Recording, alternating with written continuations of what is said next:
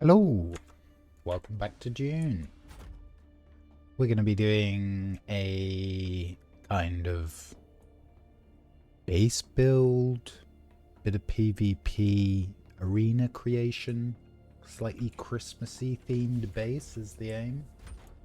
We'll probably run a few stations, and I will probably go completely brain dead because I have literally not managed to sleep at all. So apologies if the brain fog descends.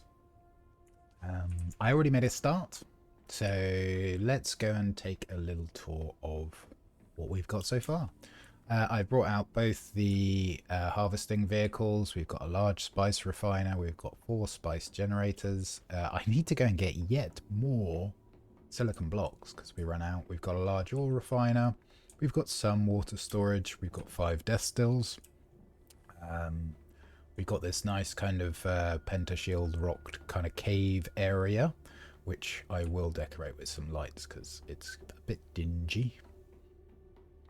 We've got our top-down hangar for our carrier and assault, which are currently parked up. The roof needed a little bit of elevating for the spice refiner, but actually it's fine. Adds a bit of character. We will take a look at the other part of the base, the Christmassy part, which I'm going for a Christmas tree, and we got a light on it. I'm going to try and put some more lights on it. It's very silly, but it's my go at something Christmassy this week. I figured we could put some presents around the bottom as well. This actually can go because it was a staging base for getting established out here. Is there another? There we go. What we have done also is we've purposely built, there's a control point over there, and if we drop down on the sands here, oh, it's already doing it. See, it's saying zone change. Oh, there we go. So we're back in PvE, but if we walk out here, we can get to about here-ish. Ish. A little bit closer. Yeah, there we go. We get a zone change.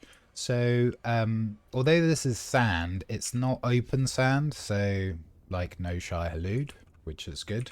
And I figure what we would do is we would do like a PvE viewing area here, and we've expanded right out to there, and we'll make something resembling an arena for people to do combat in, should they wish to. I'm still kind of formulating how it might work in my head in terms of shelter. We might end up just using an actual structure rather than a pentashield, but we do have access to both of these pillars, so maybe we'll do something clever with a pentashield. We'll see. I quite like this cave actually leads straight through to the base, so we'll incorporate this into the design and we'll have something coming out to the sands into the PvP, which I thought would be pretty cool. I do want to set up some passive water production, so we'll kind of deboxify a bit of our base from the outside with water production. So let me get my thinking hat on, which is not going to be functioning particularly well today. As I mentioned, I'm operating on 0 sleep. I don't know why, like just couldn't sleep. I guess this must be pentashield down there. Okay, let's... Ooh, that doesn't give us a lot to play with. And we can make it work. We'll make it work.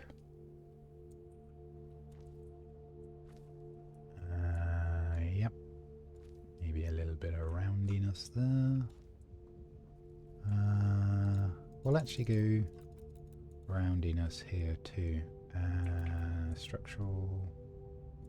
There we go. Roundy roof.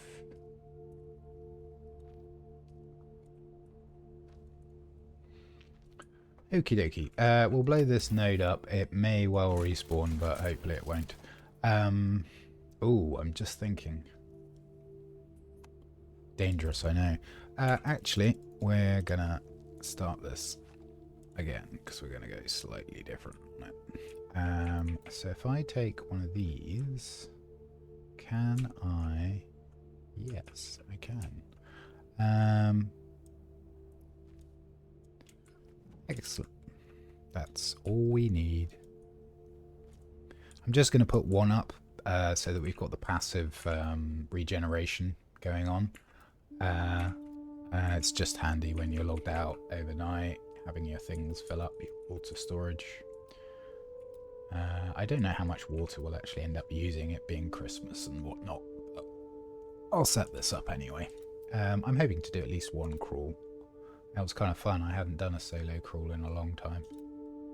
Duraluminium and silicon block. Oh man, we're gonna actually have to go back to Hagar and get silicon. Crazy. I even filled this massive thing up with what I thought was everything we would need. I've already had to go back for silicon once, and now I'm going back again. It's just so much. So I think we'll grab, like, we'll go overkill. We'll grab 2,000 silicon and duraluminium. Now, we may actually have some duraluminium. Let's see. I might just not have transferred it across. Nope, we're out of that too. Okay, so 1,000 duraluminium, 1,000... Oh, you know what? We'll just get more. We'll get like 2,000 of each.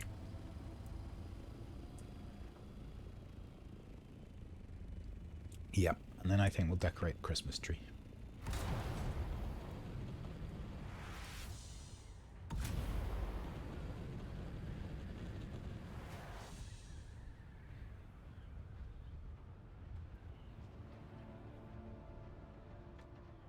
I have been out and bought crap food. Well, I say crap food. It's nice food, but it's junk food. For my Christmassy period, I'm hoping to avoid doing another shop. Our local market is open till midnight tonight. It's crazy. Crazy, crazy. Hello, matey. Hope you're doing alright. Cheers for stopping by. We're doing Christmassy base building. I know you've got, you've probably got work on, so I totally understand if you're in a lurk mode.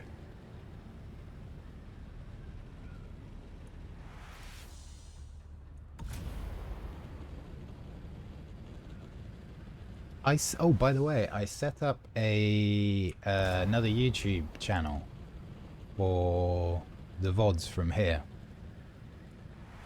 I put it in the bio from here, and I've done a scheduled thing to launch all the videos from last week's week challenge once a day, and transferred a couple of the shorts across as well,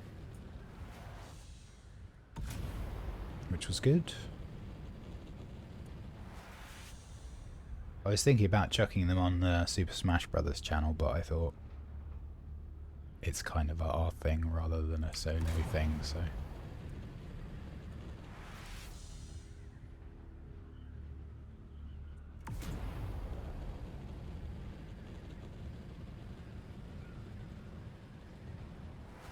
Cool Pepe.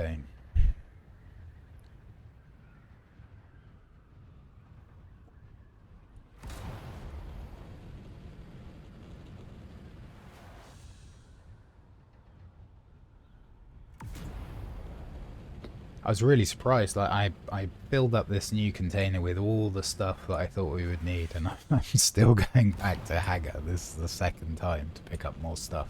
But the good thing is, once we've got everything out here, when we pack down, we can definitely fit it all in one container. And you know what? I think I'll just leave it all in that container. Like, then we've got a DD base ready to go, which will be shiny.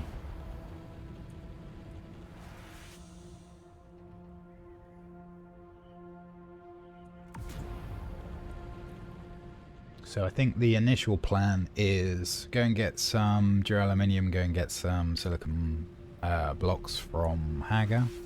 We'll then finish up doing it. Yeah, challenge complete, man. Yes, I am allowing myself to use base materials from Haga Basin, and my gosh, it was nice just popping up every single end game thing immediately. Challenge indeed complete. It was a good run though, man. I enjoyed it. It was fun to do.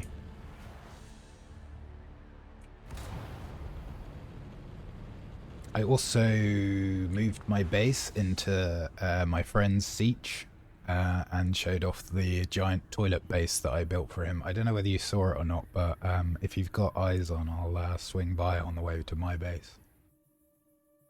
I built one out in the deep desert, called it the DD Relief Station, and my friend liked it so much he was like, yeah, you have to build this for me in Haga Basin. Alright, we can do that.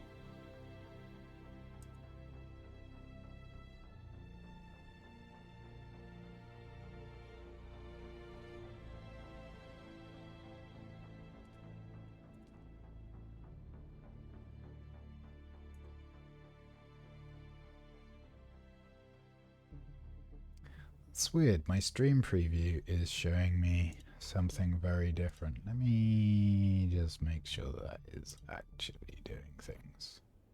Yeah, it is. Okay, fine.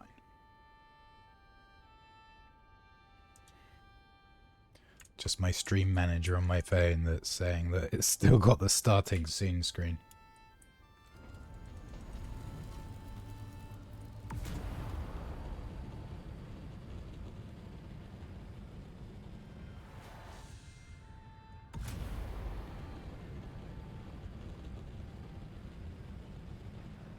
Already seen quite a few more people. It's quite nice being in a different siege. Sieges are essentially instances of this particular map.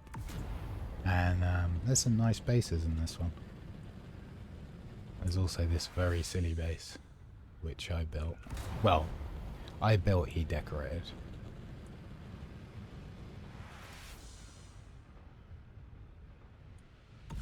Just on the t'other side of this mountain. I think this is his old guild base. He was supposed to be pillaging it for stuff, I believe. Because his old guild have all left. And here we go. Here's the toilet base. Ta-da! Supremely silly. I even put a toilet roll on the top. But he was very pleased with it.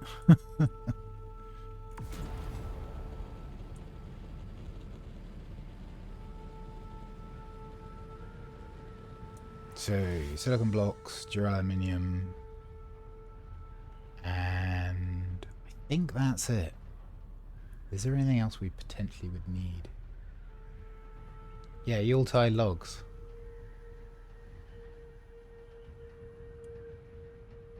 What did someone else say on the stream? They said, oh, it's looking great. As in a loo, which I thought was kind of funny.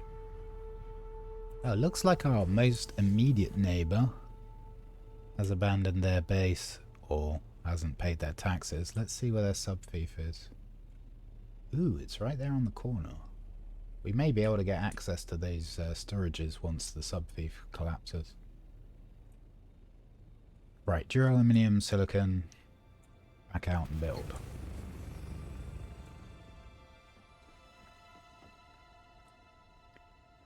Silicon.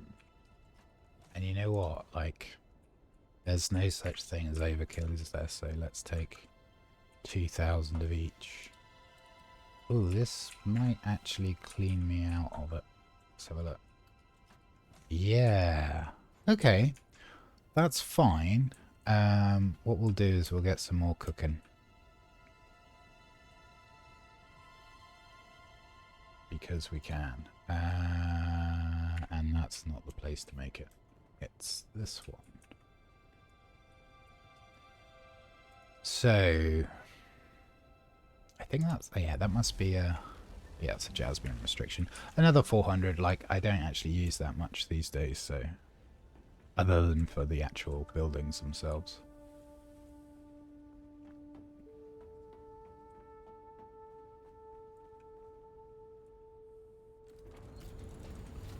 It was really nice to see Neil and it was nice to chat to Ben as well. He's kind of funny, and it's always so nice to see. Oh, and Nick. Yeah, Nick. He's a lovely guy.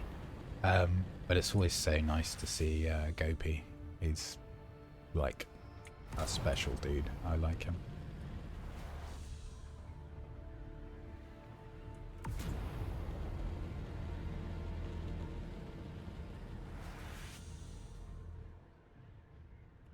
So I already didn't pay attention to how much we picked up. 1,000, 300, and 2,000 should be plenty. Ah, thanks for inviting me out, man. I mean, I would have never known it was our friend's birthday otherwise. And I am sorry that he's going through some crap, but it does, if you guys end up doing the plans that you had, that could be a great move for both of you. Both financially and in terms of company, and alchemizing what is a shit situation for him into something that could be great for both of you, which is cool.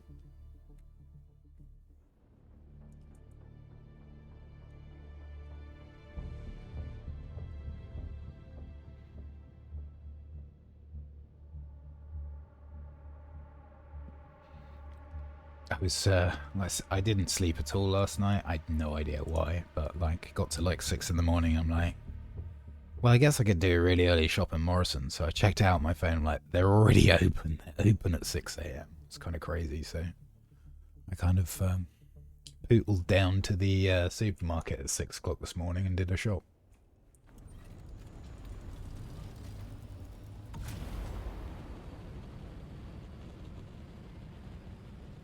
Yeah, I appreciate that, mate. If I do come over, it's probably going to be the earlier part of the day, and honestly, it's kind of going to be a little bit weather dependent too, because obviously there's going to be no buses, so I'm going to need to walk there and back. Which is like, it's no great arduous thing, but if it's pissing down with rain, I will probably not, because I don't want to come back home soggy.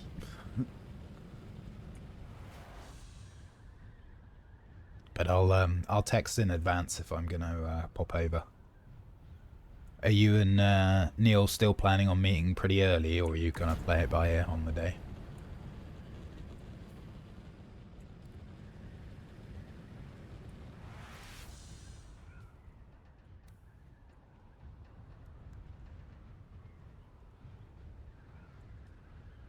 I've already forgotten what I've got. Need this silicon for. Water storage. I think that was it. Maybe it was just water storage. Oh, and the wind trap. You know what? Maybe we'll build 2 wind traps. Push the boat out. I assume they're doing kind of shorter hours, just like a little bit in the late morning, or are they actually like open doing food and stuff? Actually, knowing them, they probably are doing Christmas dinner for people.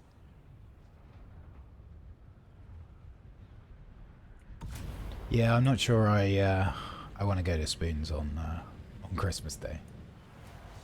11 till 3. That's good. At least the staff get most of the day for themselves.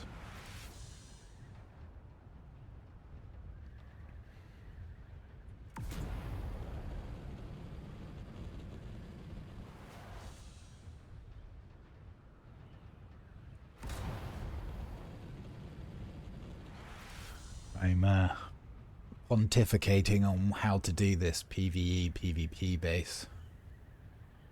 Like, I want to make something that looks pretty good, and it's going to like have a viewing area from one side.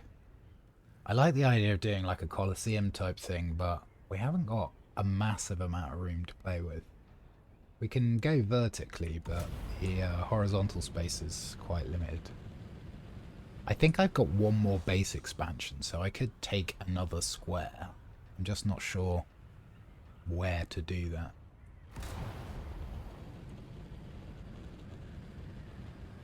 Oh, awesome, man. Yeah. I'll meet you there with bells on. Wait a minute, those aren't bells. That was a really weird experience. All round, really.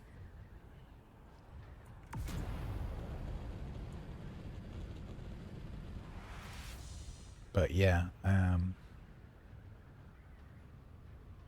main reason I ever go to the pub is to see friends, but the prospect of going there on Christmas Day doesn't fill me with joy.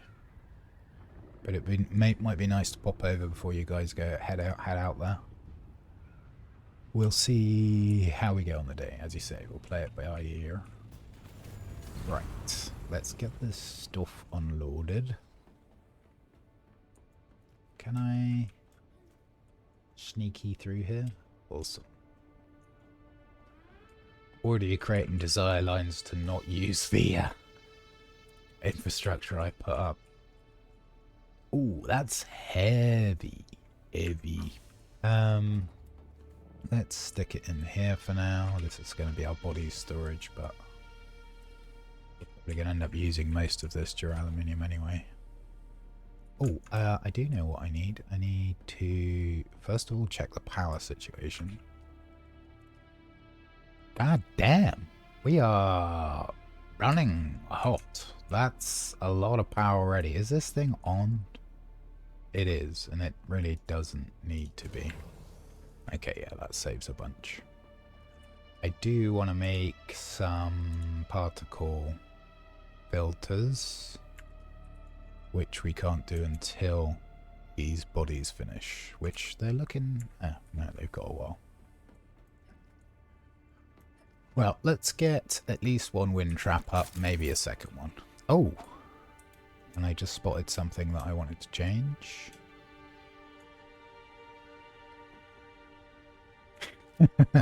Yeah, who would have thunk it? Equipment running hot in the desert. Roofs. D7. Oh, interesting. You do not want to let me replace this. Huh. Hey, you know what? That's fine. Stay like that. Right. Let's get this wind trap down. Refineries? No, utilities. So we'll have one. Don't be blocked by another object. It's that little notch there. Okay. Well, I think we'll just move the whole thing over. That's easy enough. We put it right up against this wall. See if we can squeeze it in this way.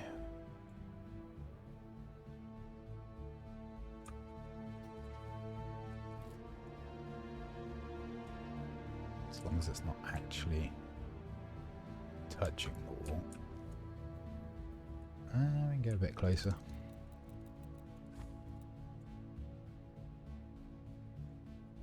You know what? Do it this way. Actually, yeah. Let's see if that's good enough. Oh crap.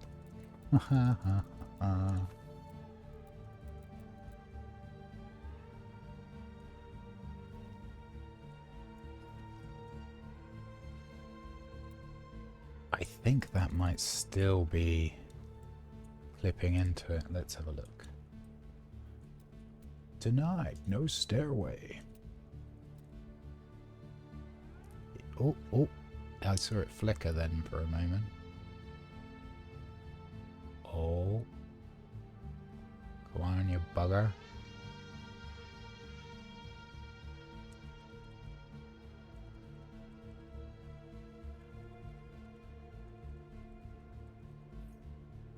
I think that's too far back. It is. So can we... There's no reason we shouldn't be able to do that a bit further forward though. Not enough support.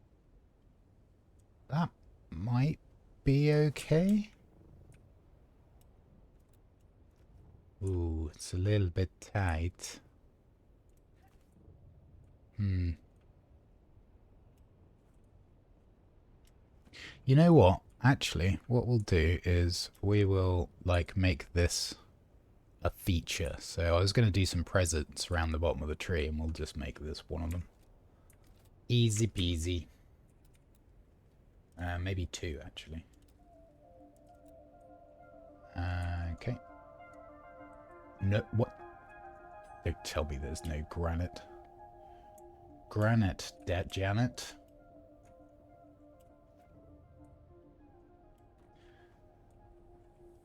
Yeah, I'm gonna see what we can do. I mean, boxes is something that definitely works in terms of what's available for us to build. I was gonna see if I could do some slightly larger ones and like do a stripe around them and that sort of thing.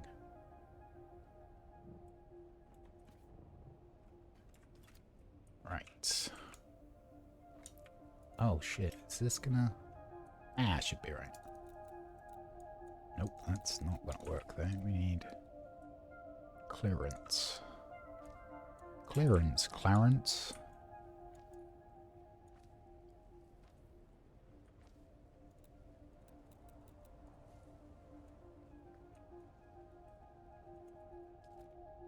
God damn.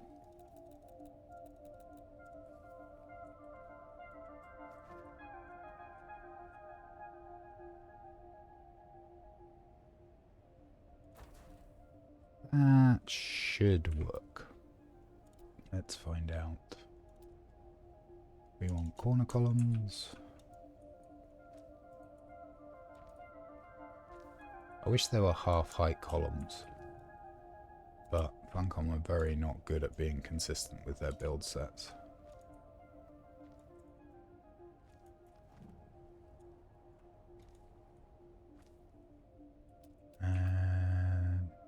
Yeah, put brown. A bran roof on. That is not how we want it.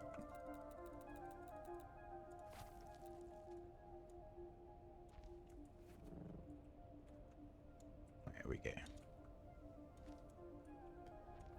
Doopy doop doop doo. I think I'll make their foundations bran too. Replace.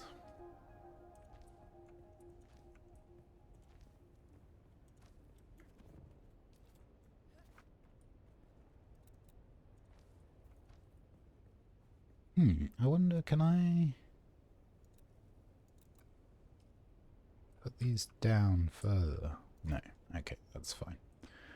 Right, will the pentashields fit?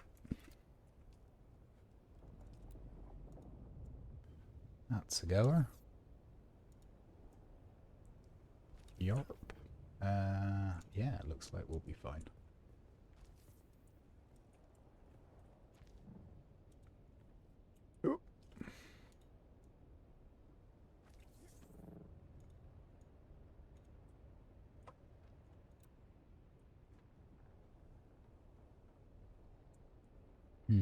Do we put a little curved lid on it?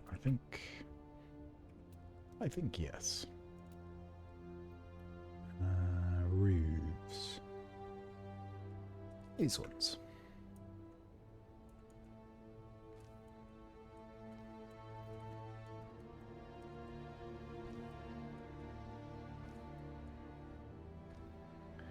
Can you make a tree or a star out of pentashields? No, sadly not. They have to be square or rectangular. There is a way that you can offset a vertical pentashield by 1 wall thickness. So you could make like a tile out of the... what am I trying to say here? You'd have 3 layers. So one layer would have a shaped hole that you wanted. The middle layer would have the pentashield as a rectangle or square, and then the far side would echo what was on the foreground one, the stencil, if you like. So, not really. It's the short answer. Let's get some presents put down. But good idea. Yeah, but no, but yeah, but no. Right, let's do 1.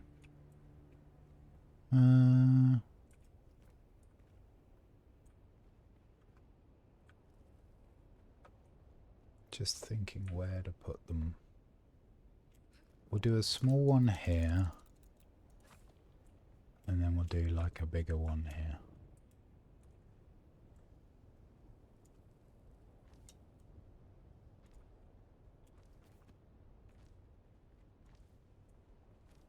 And I was thinking we'll make it... Oh, can I make it 3 wide without it looking silly? Yeah, it'll be fine. He says. Structural instability.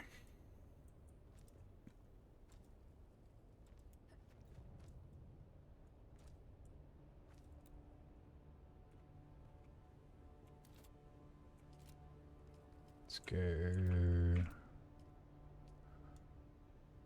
1, 2, 3, and then actually these can be regular walls.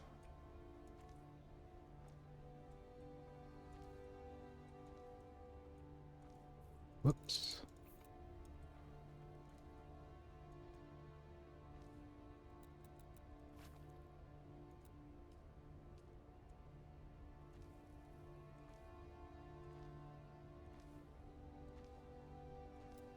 Do some roofs.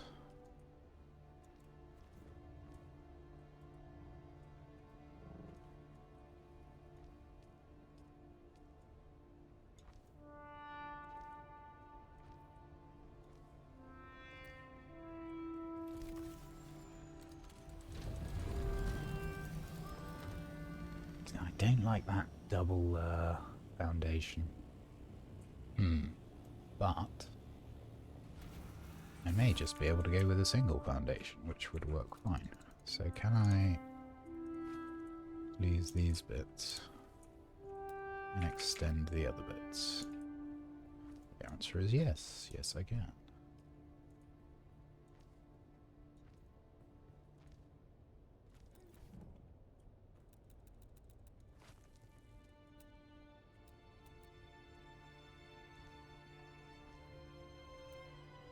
Should all, in theory, attach to this okay? Without completely destroying itself?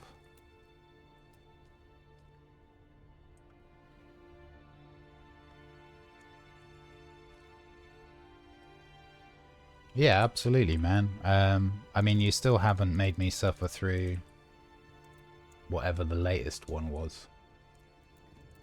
So we could just do that, couldn't we?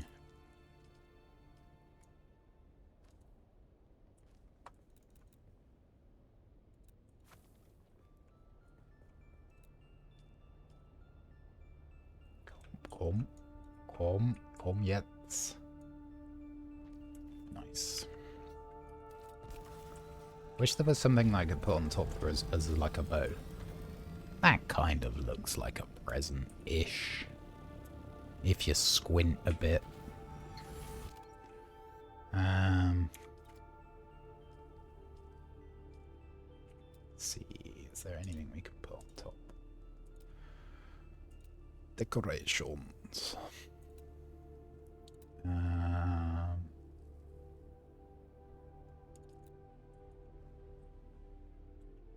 Oh, we'll use those for one of the other ones.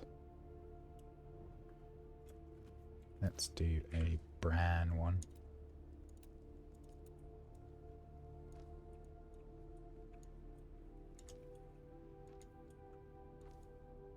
The Diary of Destiny. Oh yeah, yeah. I have managed to avoid that entirely so far. Let's change this to bran foundations too.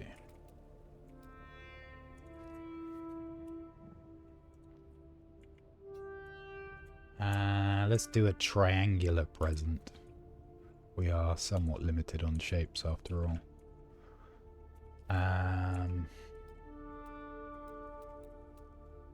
Let's see. Foundations. Ooh, we could do like a roundy present actually. Could do that like here.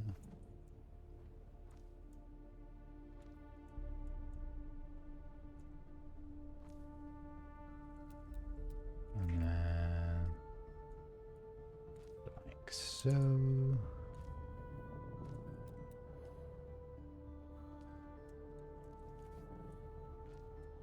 I was going to put some lights on the tree too. Should do that in a minute.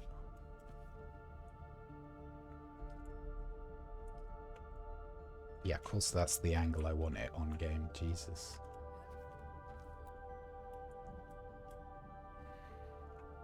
I think we will bring this down so it's not quite so floaty.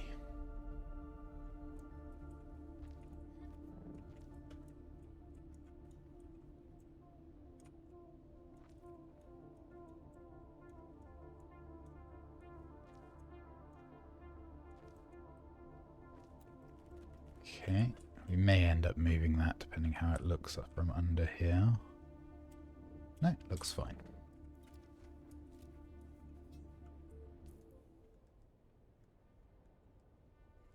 Is that Hermit sneaking in? I'm glad you join us, it's nice. We're doing Christmassy base building. Terrarium on pre-launch. And I was so scared. What if other players attack your base? What happens to the cute mouse? We may have used the rocket launcher against the cute mouse a little bit last week and cooked a couple of them. In fact, I'm going to do a post on the Discord of the food you make out of it and wish everyone a Merry Crisp Mouse. What did I say we're going to do? We're going to do a triangular present as well. Let's get rid of this one. No, not Muad'Dib. There's an achievement for like cooking 50 of him, I think. I think it's the lowest achievement, like the fewest amount of players have it. So at some point I'll have to get it, but for now, Muad'Dib shall live. Triangle present. Let's make a tall triangle present. Out of... Let's see. There's no point making out of this stuff because it's just going to fall apart. It just doesn't have the HP. Wait a minute, 4,000? Yeah, 5,600. That's what I thought. Okay. Will do. Come on, game. Oh, yeah, there we go. It's me. So are we feeling festive and Christmassy yet, people? Or are we feeling it'll be here when it be here? That'll do for the triangle present.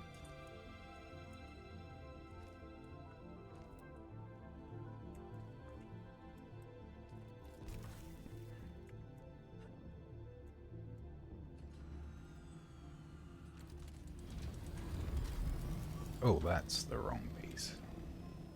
It's two of the wrong pieces. Actually, that isn't what I meant, but actually I like it, so I'm going to add it to the other ones instead. A happy little accident.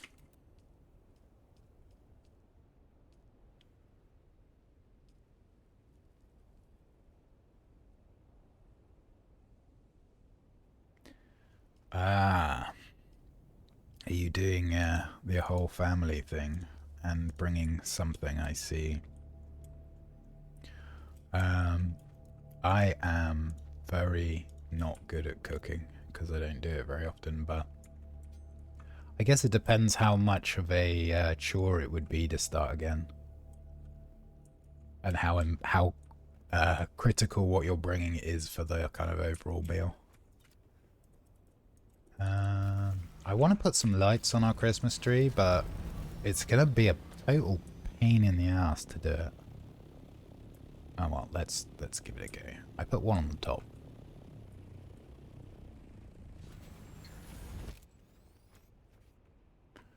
Right. Lights. Lighting. Ooh! That's good. We could do these. That might look really nice, actually. I was thinking about just doing... Oh, they don't fit on there. Neither do they. Well, okay. We'll use these then.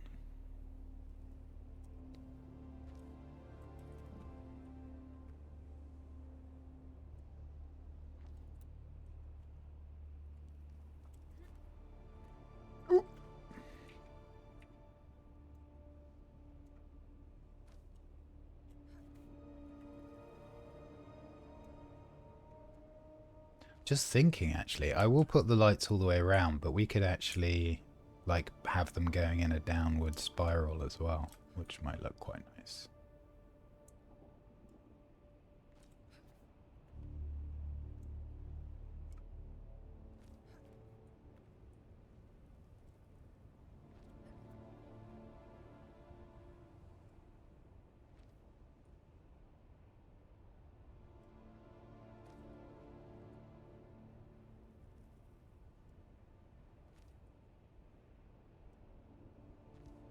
Right, now I've got them all here, I'm going to move them all. Let's try the spiral thing. Yes, it's definitely what Frank would have wanted.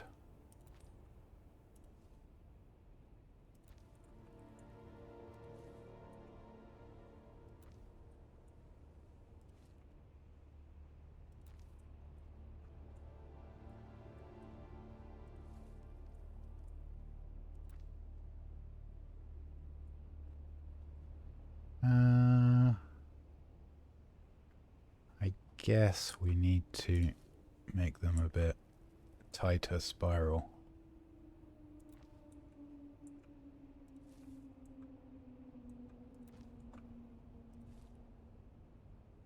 That one's there. Go here. I'm going to have spent more time decorating this tree than actually a Christmas tree for the last however many years. Ironic.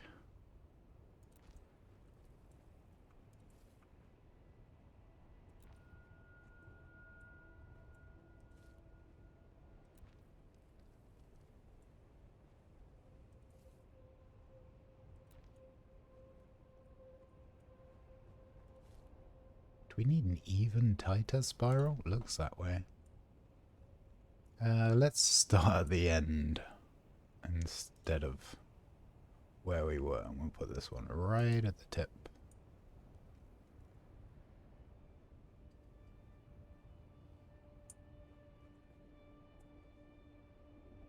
Really checked out of work. Yeah, I think most people are probably in a very similar boat. It's kind of the lights are on, but that's probably about it.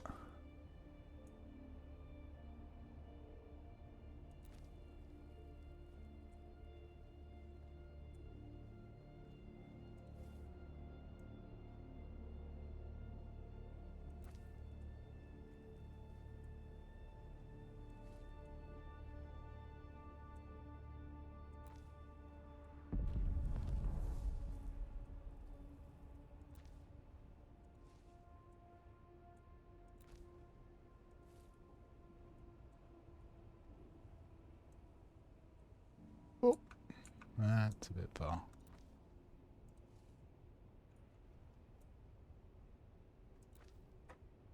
Huh. I am really not good at spacing these out properly. Let's try that again, shall we? Right, you right on the tip.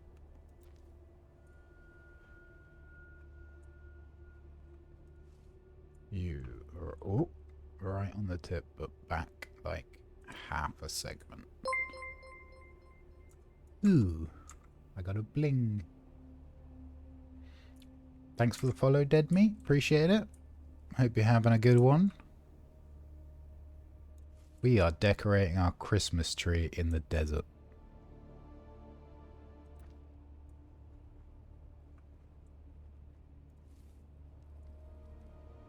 I would say Merry Christmas, but I've been telling people Merry Crisis this year. Somehow seems more fitting. Whoop. But I do hope you're having a good one.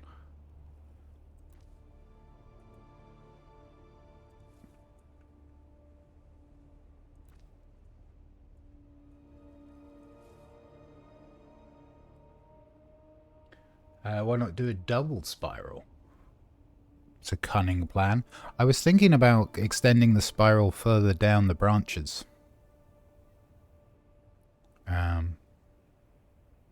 So I think we'll try and just space these out enough to do a single. Although I think I'm already fucking it up.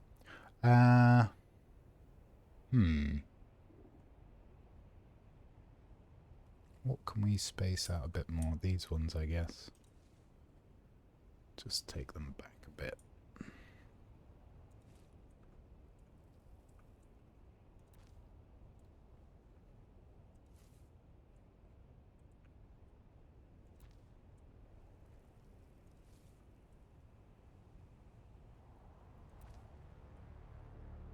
Thank you. This is about all I'm good for today, because for some reason, I just couldn't sleep at all last night, so I spent a lot of time staring at the ceiling until sort of 6 o'clock this morning when the supermarket was open. Went and did a Christmas shop.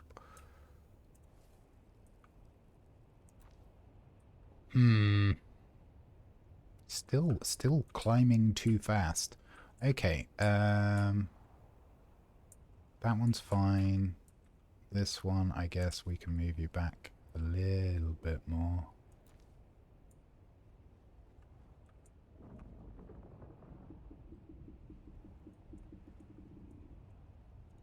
This one maybe. This one can definitely go back a bit. What I need is someone with an ornithopter that can kind of fly me around while I'm decorating the tree. This might work. We just do the last bits by very small increments.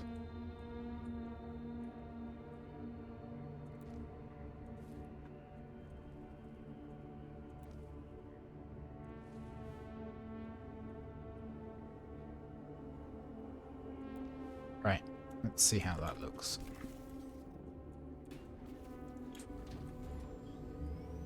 Yeah, that's the stuff. And I think we'll just continue the spiral down, right? So we'll go from this one down to here. Yeah. I like it.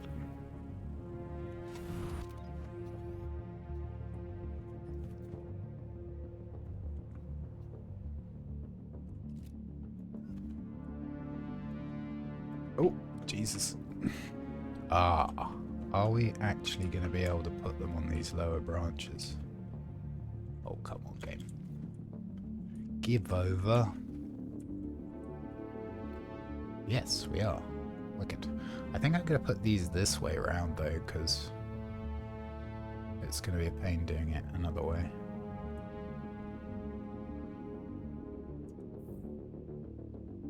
Huh? Not enough support? Blocked. Ah. Oh.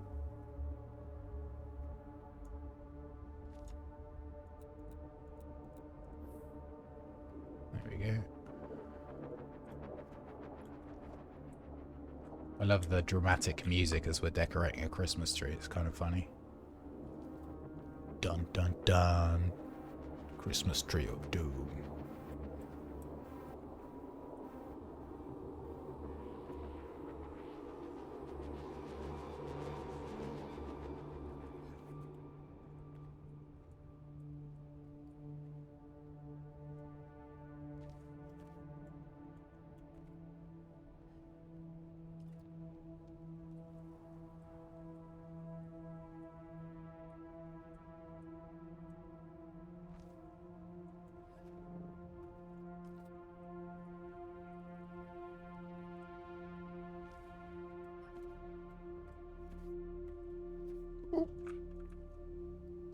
I'm gonna fall to my death at some point decorating this Christmas tree.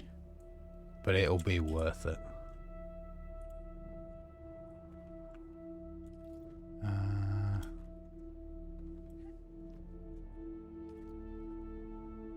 We want that one.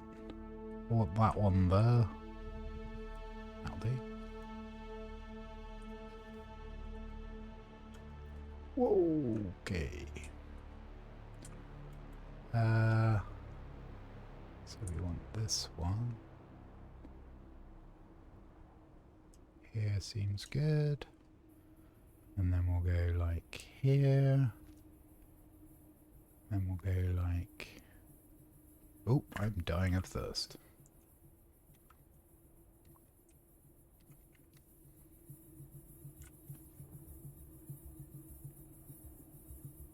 Oh, we can go right down to the edge on this one.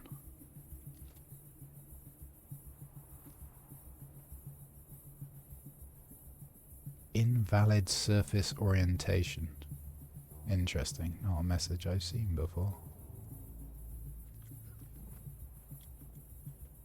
Whoa! Jesus. No! It's funny when my friend Azu and I are doing building. We're on Discord. That's kind of all you hear is oop, oop, nope, whoa, back. Alright. Then a little bit lower. Let's climb on this one. Go like here. Climb on this one.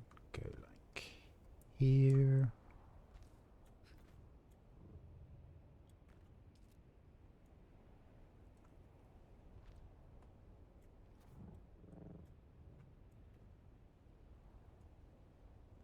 Oh, let's see how it looks.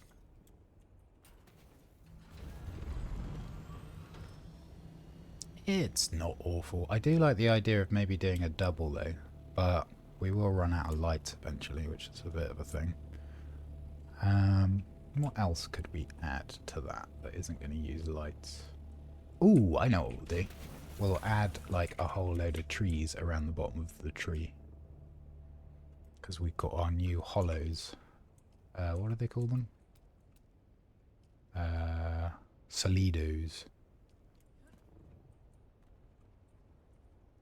We'll decorate our tree with lots of trees. Oops.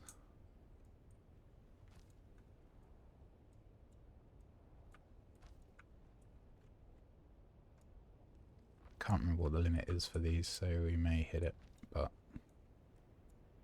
we'll try. Ooh. My balance is not the best today.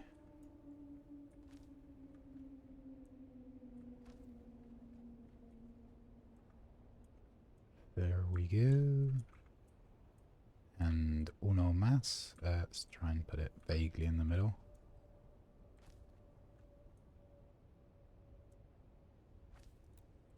Let's see how that looks.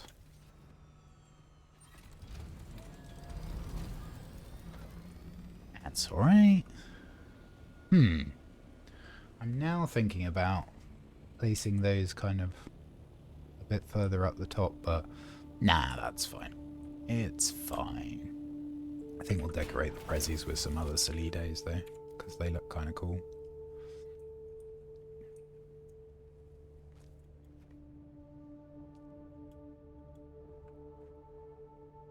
It's kind of weird I get given the Atreides one but not the Harkonnen one. Ooh, there you go, there's a projection limit coming up.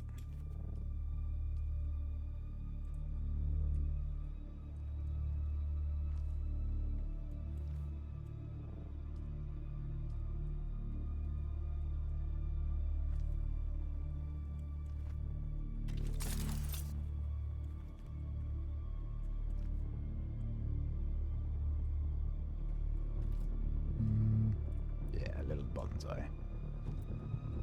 Cool. Dramatic decorating music. And it's not bad. It'll be interesting to see what it looks like at night. I would like to do... I do like the idea of doing a second, like, spiral of lights. I think that might look nice. We may run out. We may have to space them out a bit, but... Good batting, Think Man. Right. Let us create our viewing area for our PvP arena. Also, actually, let me just see if we've got any water in yet. Whoops. Yeah, we do. Great. That sounded like it was right outside. We'll have a quick look. Although I'm pretty much in decorating mode at the moment. Decorating, and then we'll go and fight some baddies in the test station. Are we the baddies? I do want to make more water storage. I should have enough stuff for it. I do. Yeah, okay. So where are we going to whap one of these? That looks like a good spot. That should extend our water storage. It's still pretty low, actually.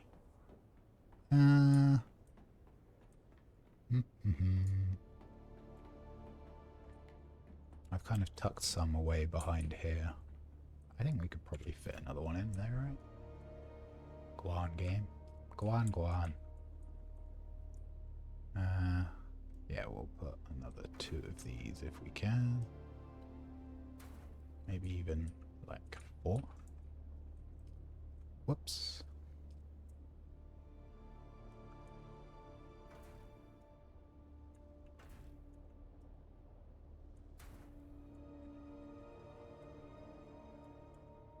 We bought all this steel out, we may as well use it. Boom. How much did that add?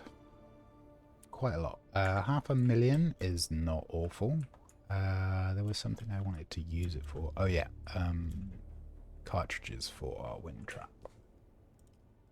These things. We are going to need more plant fiber.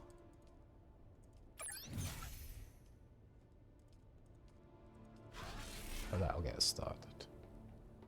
Oh, I think I might actually have some in storage already, so that might be the right amount. Where did I put it? Part of me wants to delete this whole thing and have like a little spindly upright supporting the whole thing, but I don't know how well that would actually work. Let's see. Did I put some filters in storage already? I did. Awesome. There we go.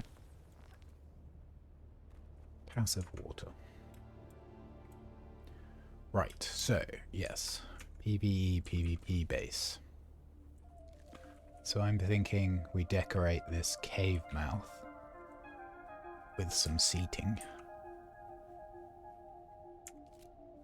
And we'll pop another another pentashield down here.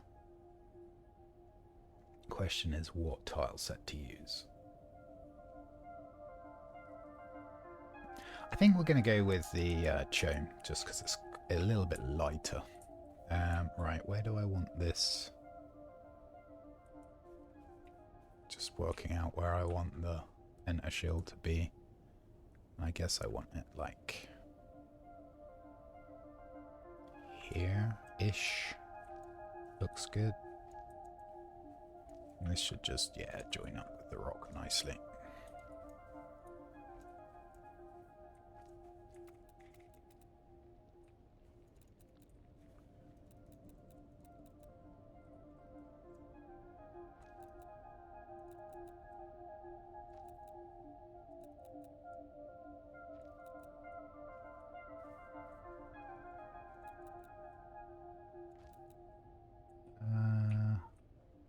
Yeah, that's fine.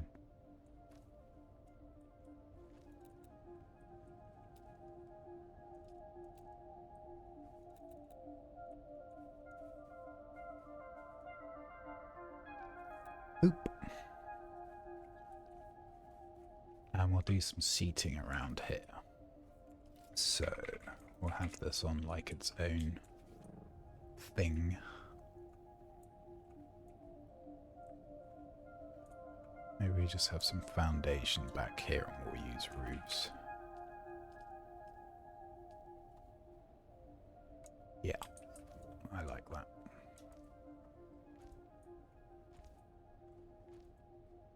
I, however, do not like that clipping through, so let's raise it up a little bit. There we go.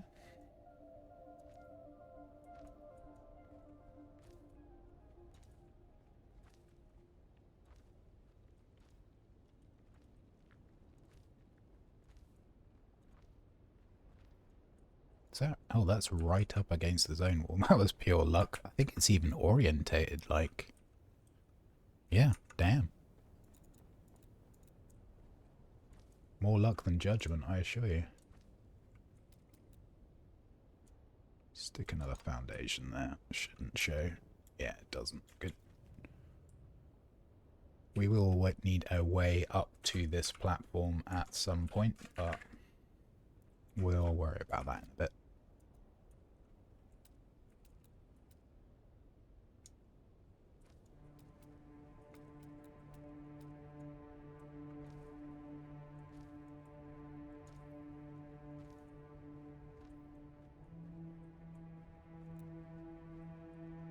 This looks good. Do we maybe give it a little bit of shape?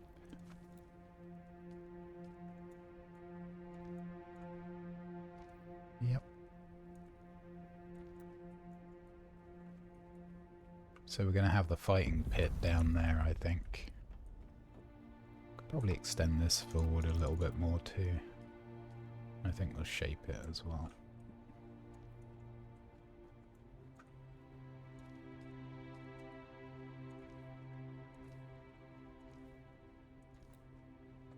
Cool. Let's put a wall on it. Yeah, plain wall's fine. Actually, let's have this go right back into the rock.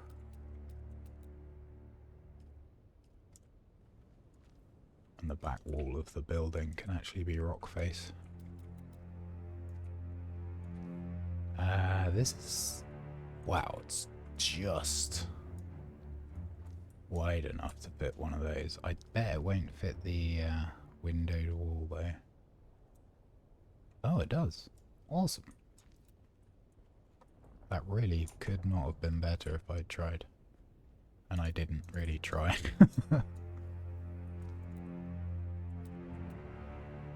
Let's go with some of this. Bit of that.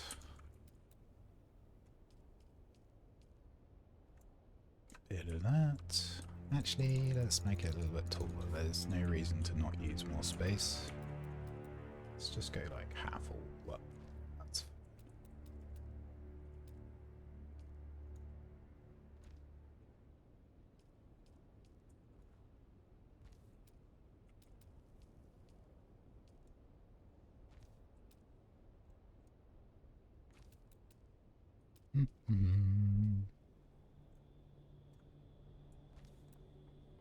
great.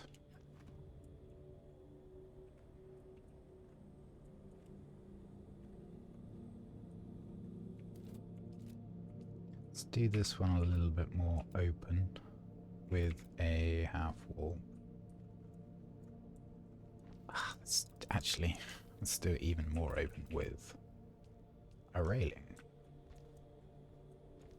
I want to do like a little roof over the top. I'll even put a little cutout thing here so people can peer right over. We want all here. Like so. I do want something at the top here. What do I want? I want this thing. But like, yeah, exactly like that.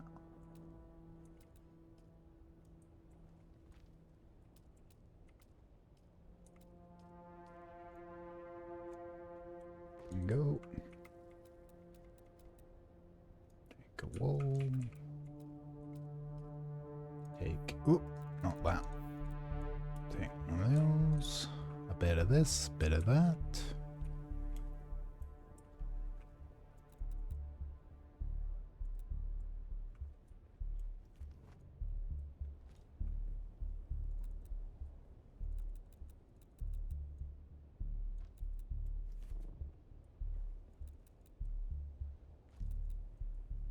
shiny. Let's get a roof on.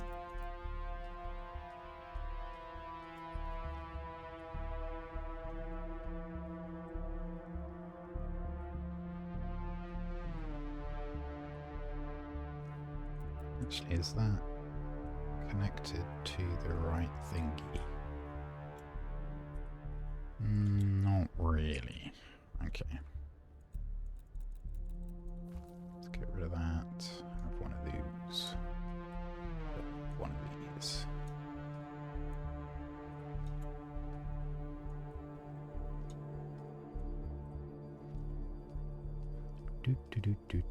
I do like building in this game, it's very easy.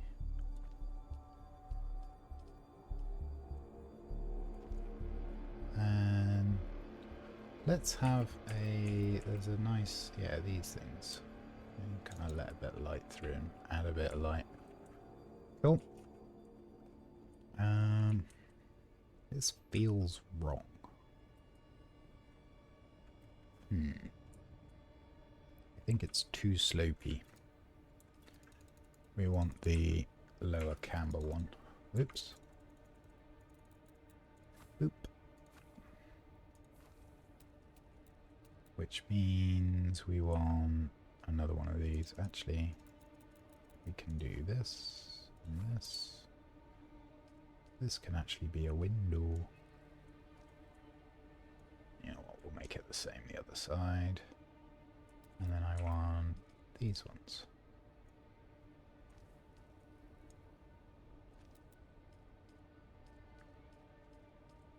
Slopey, but less slopey.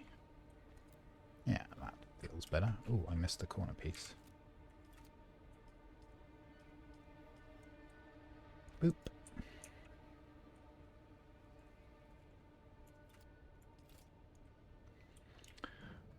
Okay, this is gonna look a little funky. How's gonna be best to do this? We can just raise the height of this, actually. That'll be fine.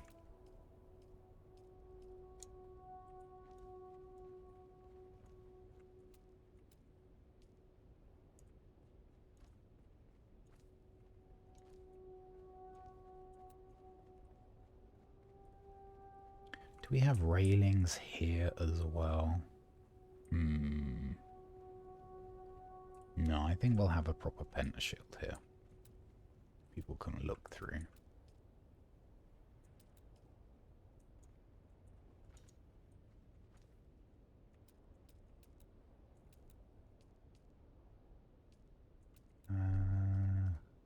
Excuse me if my brain melts a bit. I'm operating on 0 sleep. Don't know why. Just couldn't sleep.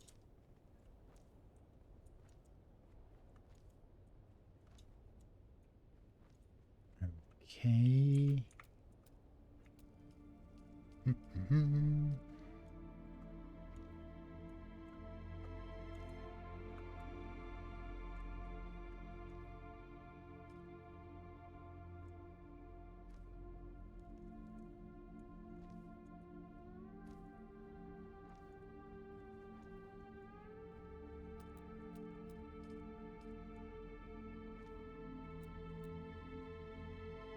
Ooh, interesting. It's actually a little bit close. Can we fit a normal roof in here? Heh. Okay. Well, you're going then. And you're going.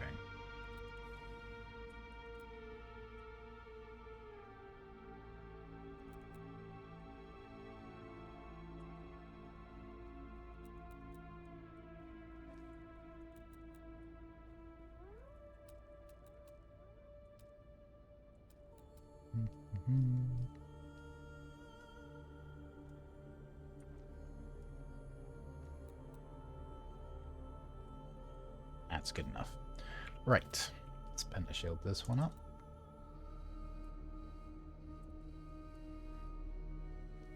Boop. Right, now we need a way up to this viewing platform. Kind of like the idea of a staircase kind of coming up to here. Huh.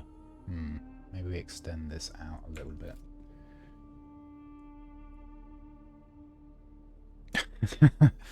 I hear you, buddy. Hey, I mean, you thought about it. That's got to count for something, right? Maybe we do just have one flight of stairs up here. Can we get up through here?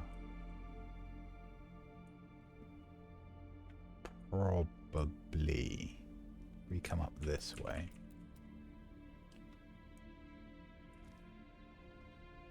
And then turn the corner.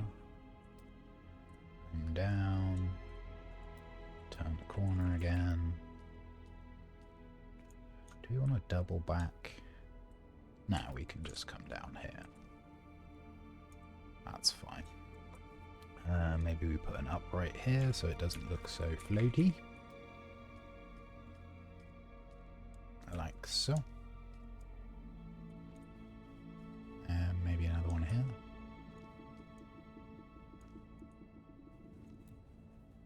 Looks good.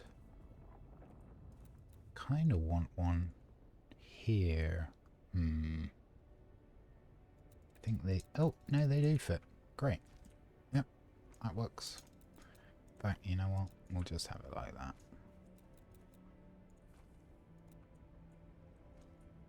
And then we'll put another one on this corner. Kind of even it up a little bit. Maybe one here.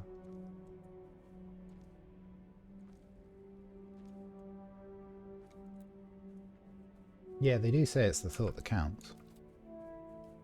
And I'm guessing if anything was actually like on the fire, you would have some sort of message about it. Or someone would have made a concerted effort to contact you. How do these look on here? Kind of crappy. Okay, in which case, we will swap it for one of these. You know what? We'll do all of these stairs in that style.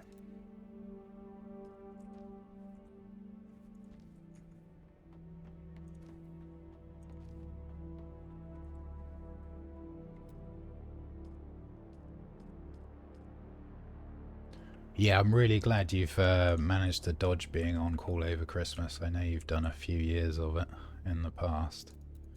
I was kind of hoping it would be your turn to not have to worry about it on the day.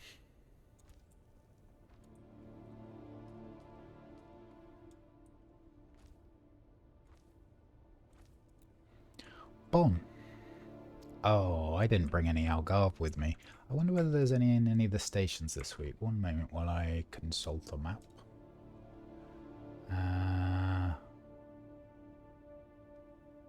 Damn, there's a... Oh, yes. Haha. Fantastic. Oh, wait a minute. Cactus Chaos. I can't remember. There's only 2 stations this week, which is kind of meh.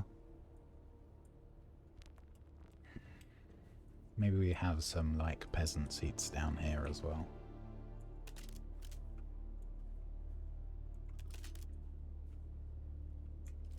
Yeah, busy time of the year for retail, right? Let's do this. Can we be sneaky and sneak one of those in? We can.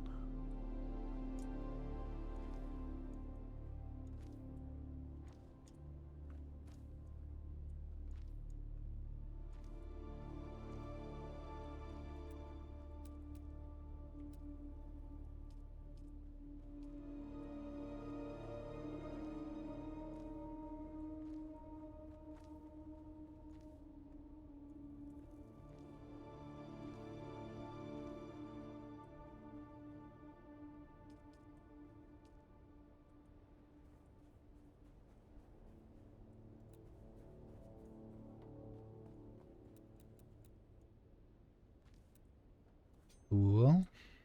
We'll actually turn this into like proper seating at some point soon. Real decorations. Uh,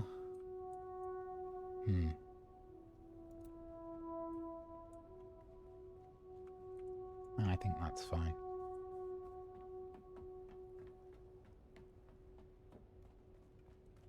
Right, now for the actual PvP bit. How to handle this. Like, this is going to be our fighting arena. Question is, how do we want it to look? And do we want to try and pentashield it in? Let's see.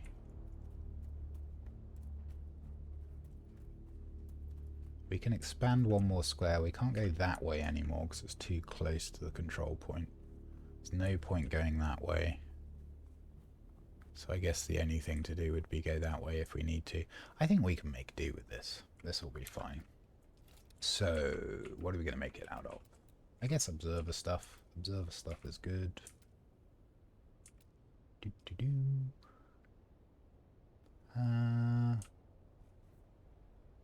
Yeah, this will be fine.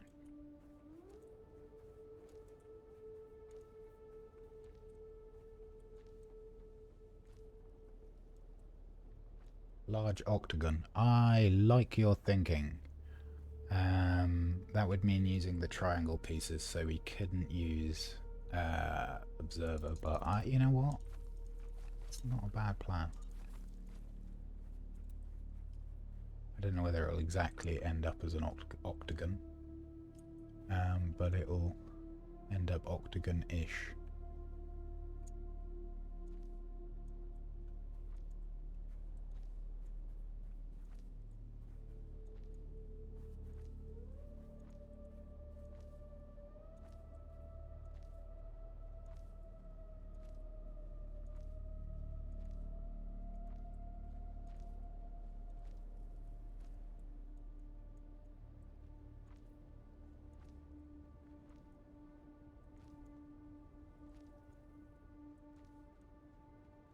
Yeah, what I'll probably do is I'll make the PvP and PvE areas, the viewing area, and this. The pentashields will just be open to anyone that wants to wander in. That's absolutely fine. But then the actual base will be restricted. We don't have anyone that's likely to cause any hassle here, and to be honest, even if they do, it's only a bit of granite. I don't really care.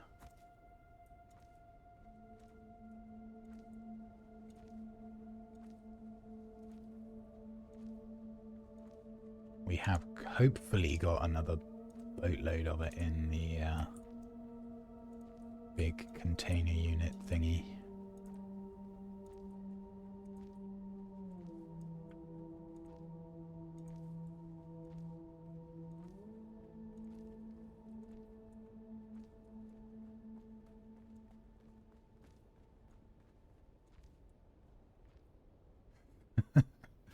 I don't encourage griefing on the game at all, but, you know, again, the thought was there. Right. So this is going to be the lower section. Obviously, this is going to be the higher section. Let's see if we actually build this out and start going up from, like, here, I guess? No.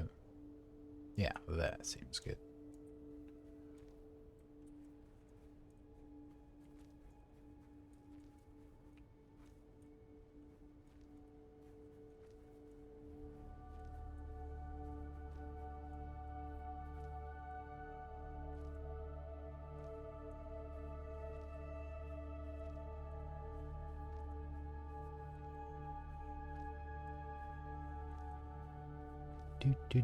Do.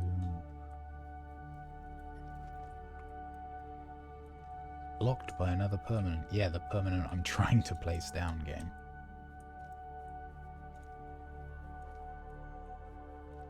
So I think maybe...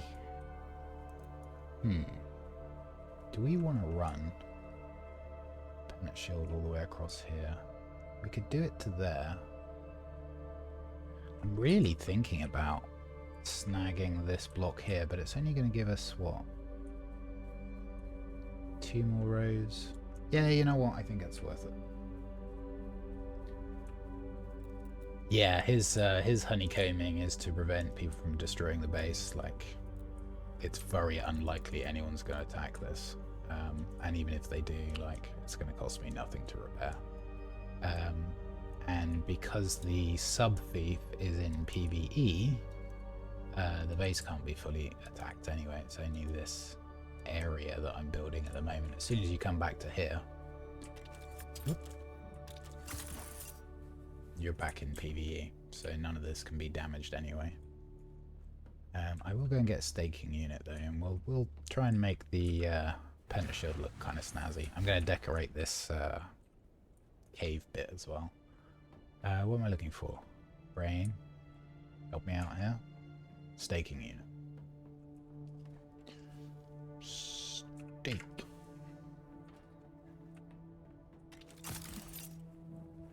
Oops.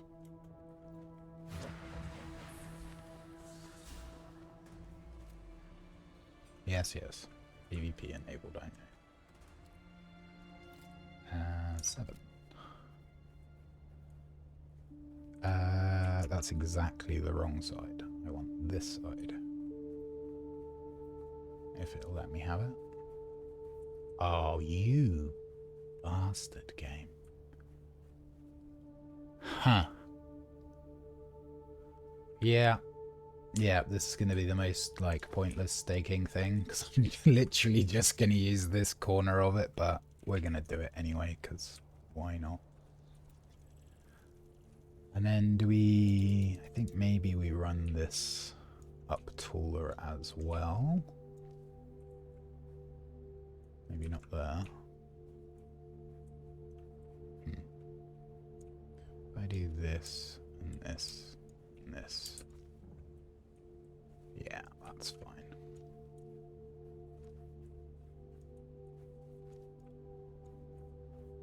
Oh, I need to put some more granite in. This is a long timer, right? Yeah, this is 15 minutes.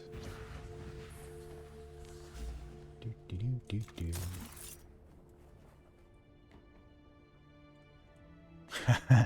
That Ball X Pit game does look quite kind of fun. I've watched Simvictor do a few runs of it. Not necessarily my thing to play, but it looked alright. I can't remember who else was doing it. I think Dex was doing it. I do like Dex, German streamer. Well, actually he's a YouTuber, not really a streamer. He sometimes streams. Brain is failing me. What am I looking for? Granite. I need granite from the shipping container. We should have boatloads. We do indeed. There'll be plenty.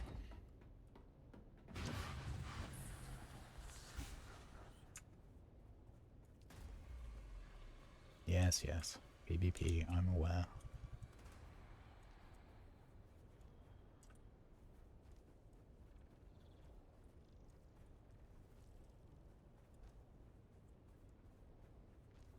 Not really a hexagon, but I think we're going to do something kind of funky with this. Hopefully.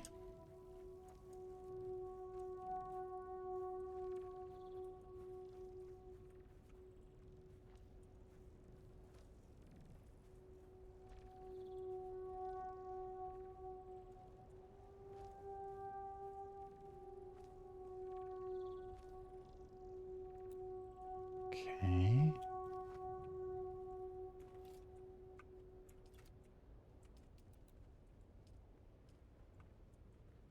Why is that placement game?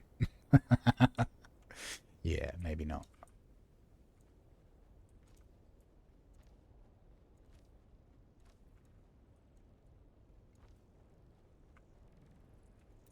We'll see about that. You know what? I think these are actually going to look better as stone stairs. Because they kind of have less of a join. Yeah, it's better. We may end up actually... I'm cogitating. We'll see.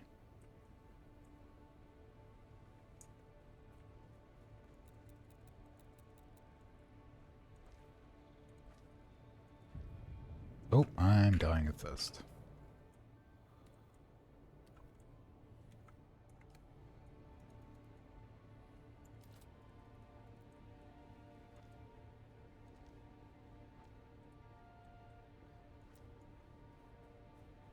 think maybe we build this back wall up.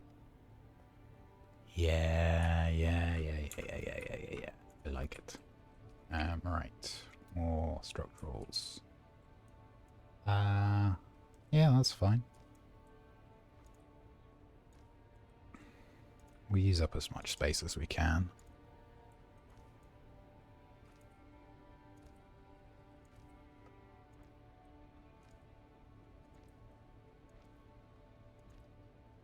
And it doesn't really matter if we end up with a kind of funky outside edge to the arena. We'll find a way of penta-shielding it anyway.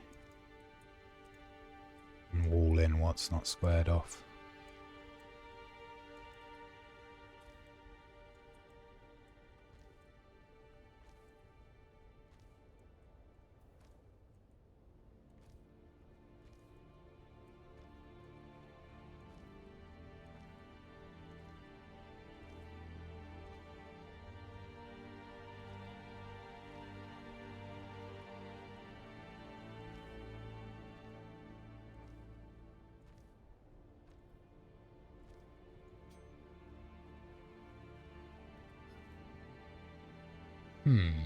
I wonder.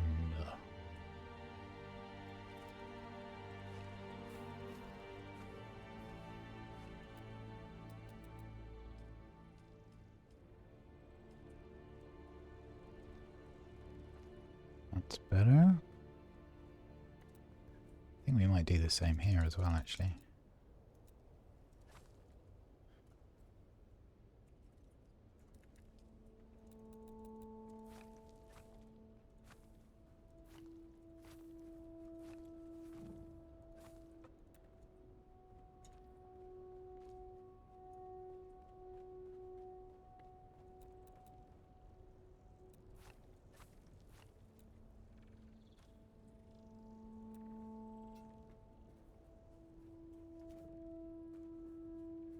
I kind of like the idea of doing a path all the way up the middle.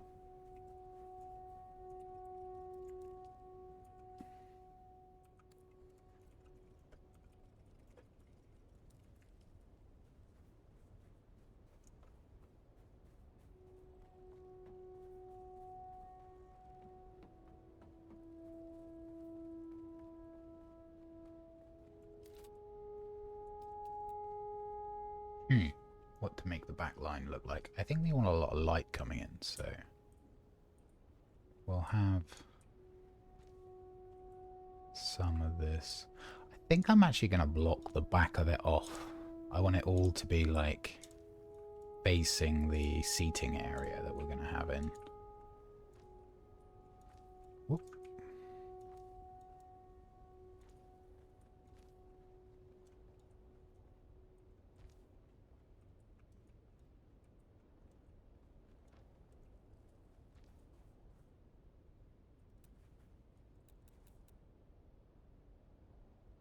It's fine.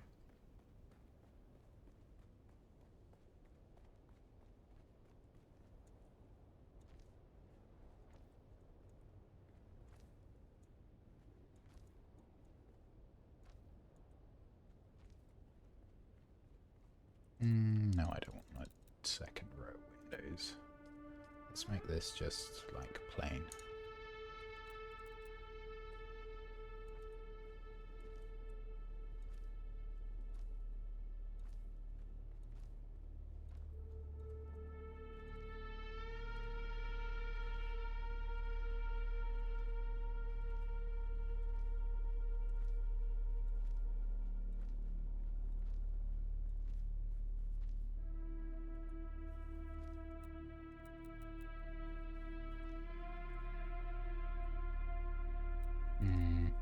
Not entirely happy with that. Can we go...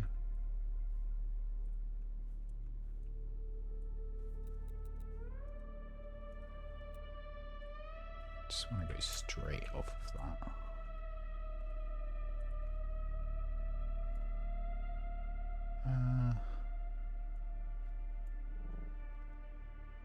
I guess we can do that. It's fine.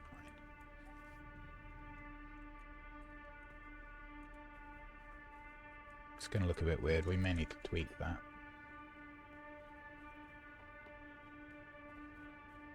How's our staking unit looking? 7 more minutes. I think we'll put a band of windows around here. I'm really not sure about that.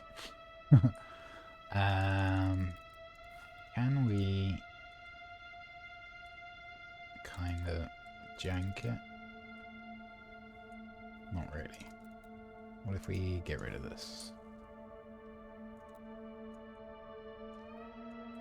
Yeah, it's a little bit happier with that. Fine.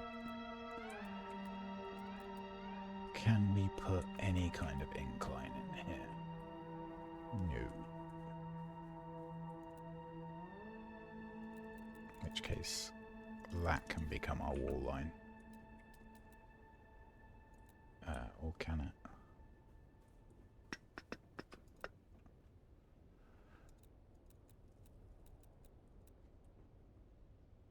Huh. That is on a completely different grid. So I will not worry about it for now.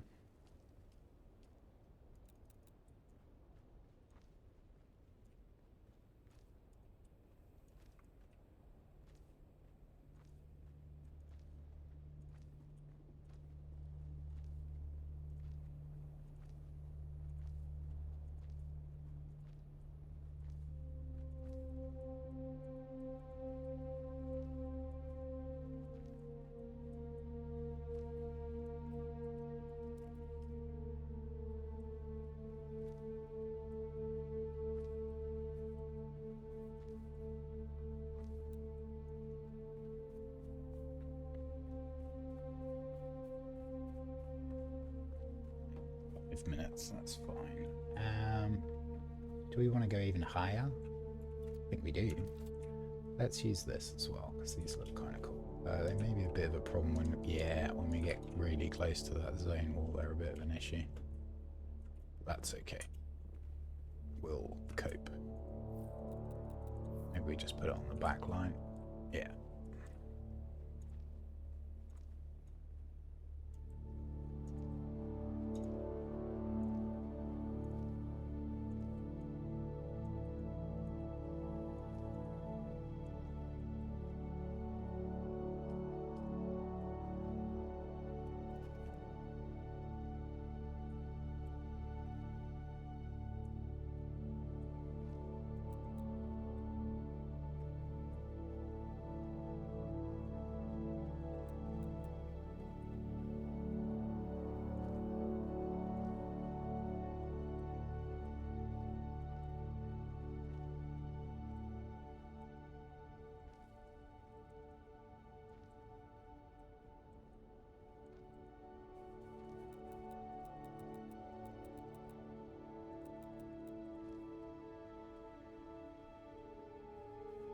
Okay, it's sort of coming together. I think I might have to faff around with these stairs, but really cannot be asked right this second. I'm not sure what angle that was going for, but that's definitely not it.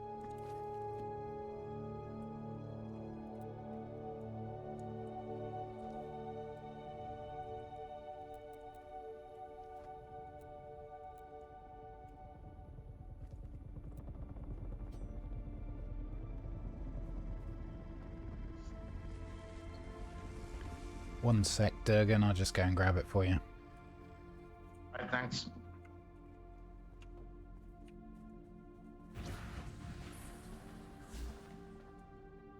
He's looking to borrow a staking unit. He brought the wrong one out.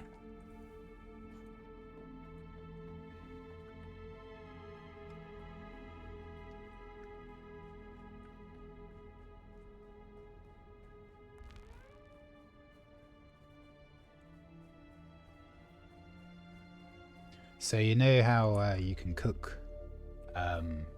muad'Dibs for food? You can wish people a Merry Crisp Mouse. Badumch. Okay. Are you building an arena? I am, yes. Okay, nice. Yeah, so Wait to see the... We'll have a PvP arena. The seating will be up there, which is in PvE. And then Okay. down Okay. here will be the fighters. So again, No problem. I'll read the. I'll grab you another one later today. Yeah, no hurry, man. Enjoy. Thanks.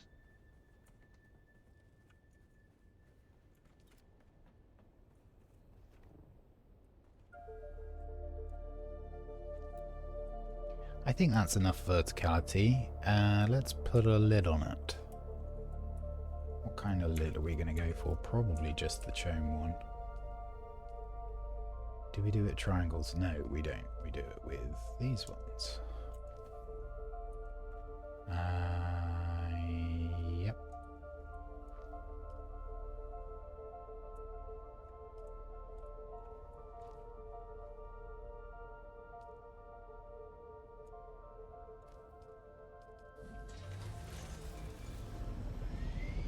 Ooh.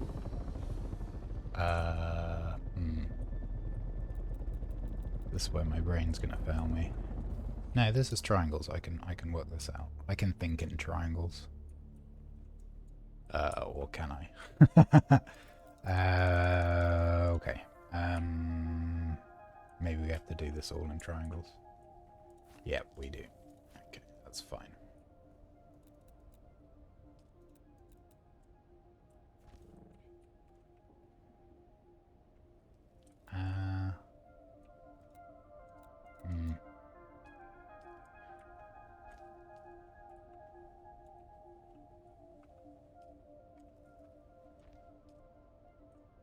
No, that's not right either.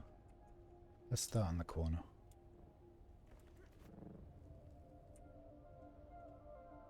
Whoop.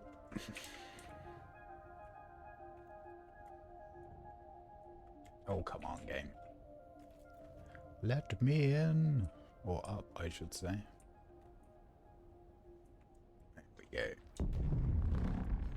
How is that not fitting on a triangle? Is it just... No, that's not right. That is definitely a triangle. And then there should be a triangle that fits here. Oh yeah, there we go. Again, apologies, I have a sleepy brain. Yeah, there we go. That's more like it.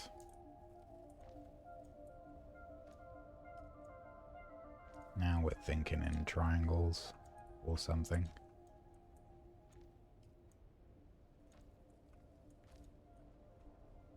Huh. Oh yeah. That is gonna be a problem. Okay. Let's remodel this corner. I kind of knew it was gonna be a bit of an issue. Let's see.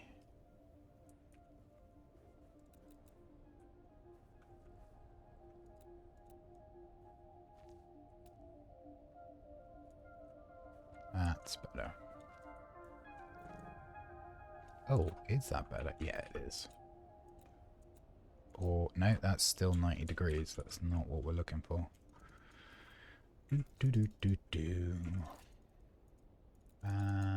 I know. Let's stick a triangular roof right there, and then one right there.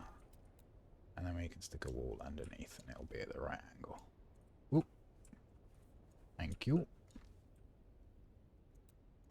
Swap this for a window.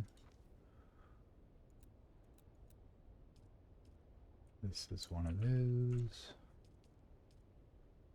Roundy bit. Good. How are we doing on our staking unit? Did I miss it already? I guess I did. Yeah, we got it.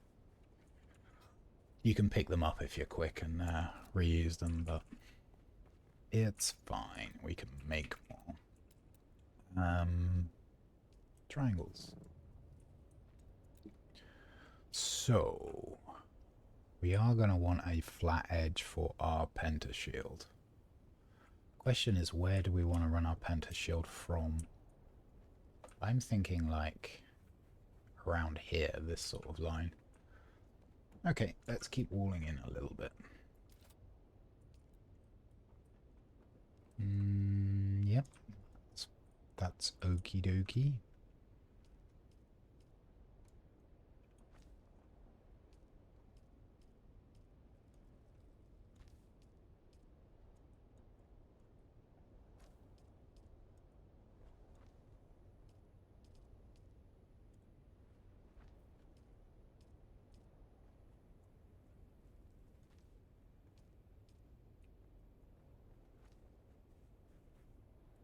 Oh, that might actually be the perfect line there.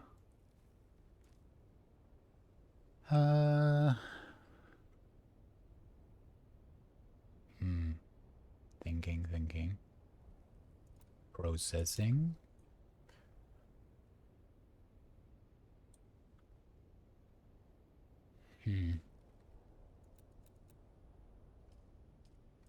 So I'm just trying to work out, because our panda shield needs to be flat. I got a bling. Hello, Lance West Walker. Thank you for the follow. Hope you're having a good day. Appreciate you stopping by the stream.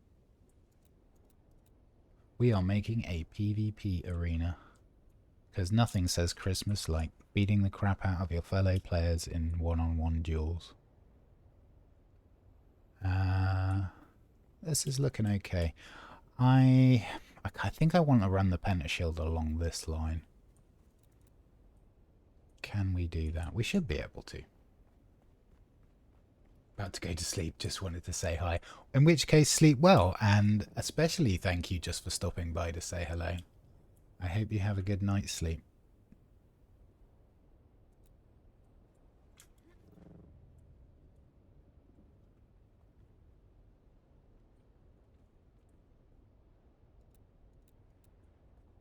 Let's see.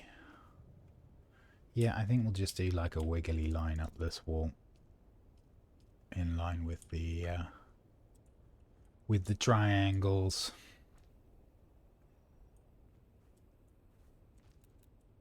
Yep, that looks right. As in, it looks weird enough to be correct.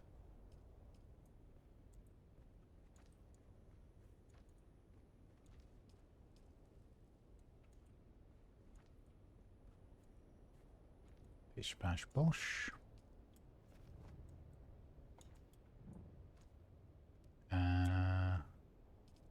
Windy one. And then a curvy one.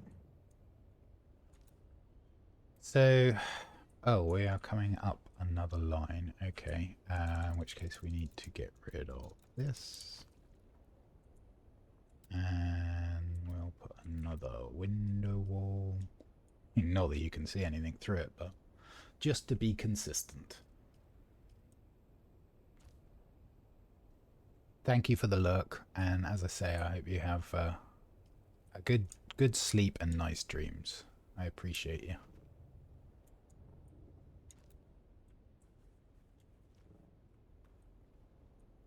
Do we get rid of this? I think we do. Doesn't look great. We'll worry about it in a little bit. So this needs to come right up to this line. We can follow this back. Chase this back into the rock. Like so.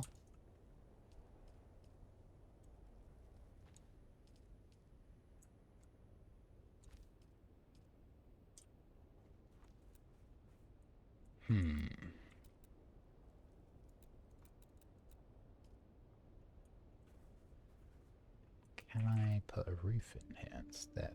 Yes.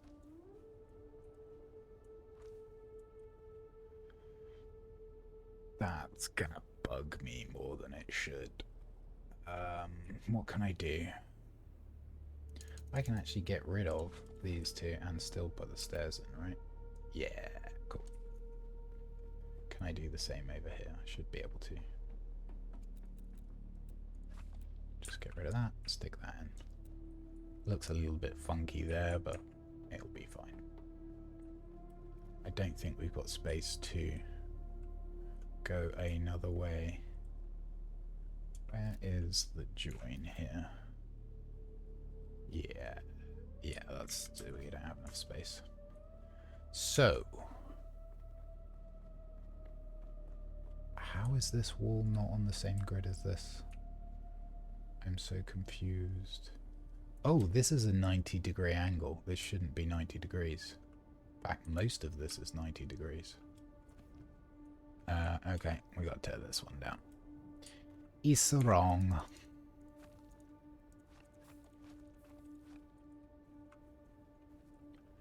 So, we can do the same tricks we did before. We'll put a couple of these in. And these will give us a guide to the line we're looking for.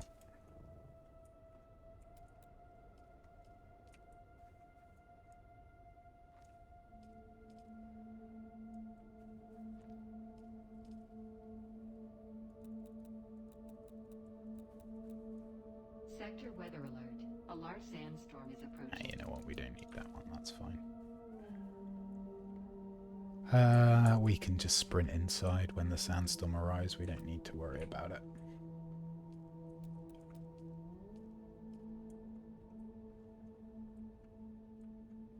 That kind of looks like the right angle. There's a little bit of guesswork going on here.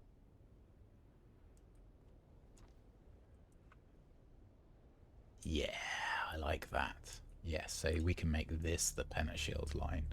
If it might be slightly too big, but we'll find out in just a sec.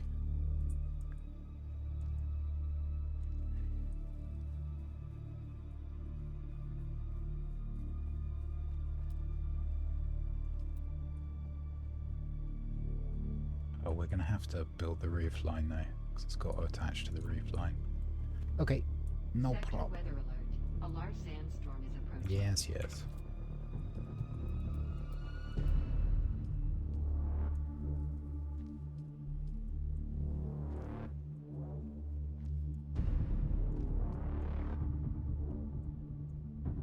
Oh, that's not right.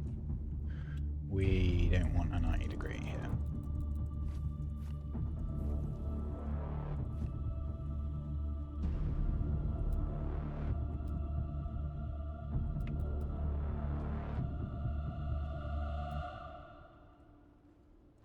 Is that still 90 degrees? Kind of looks it. Yeah, it is.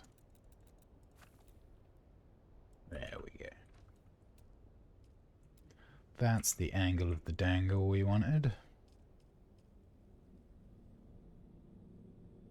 Silver is short squeezing.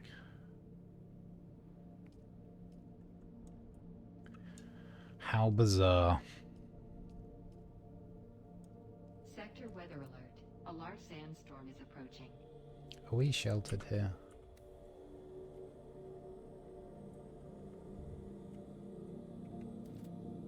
No, we totally aren't. Okay, right. We'll just have to wait out the sandstorm. Let's have a quick look at silver price.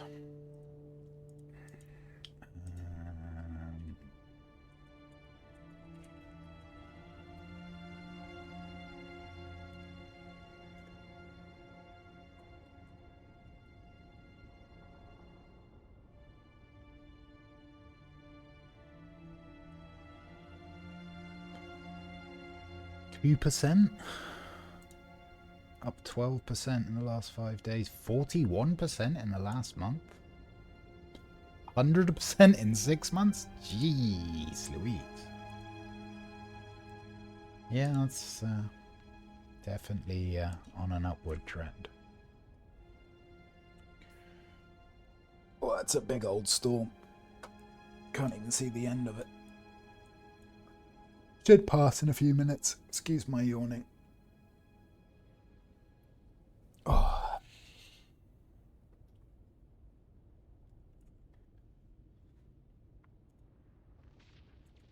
The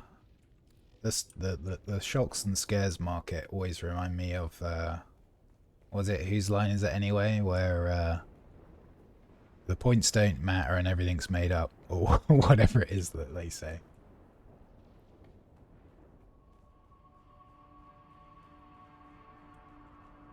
That was a really, like, good line to find for this Penashield.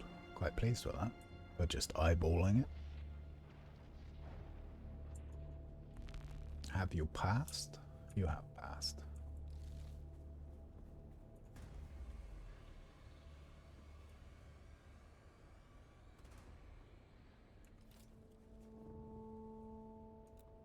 So we may well need some columns to kind of support this roof. Triangles. These ones.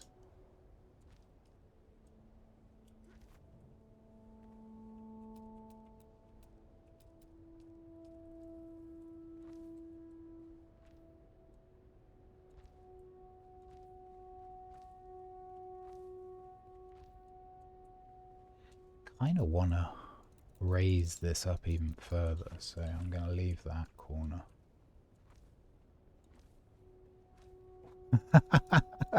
That's an interesting snap game. Oh, don't do it again. We can do some kind of like funky design stuff with this actually, and we shall. My god, are we going to go through a lot of granite?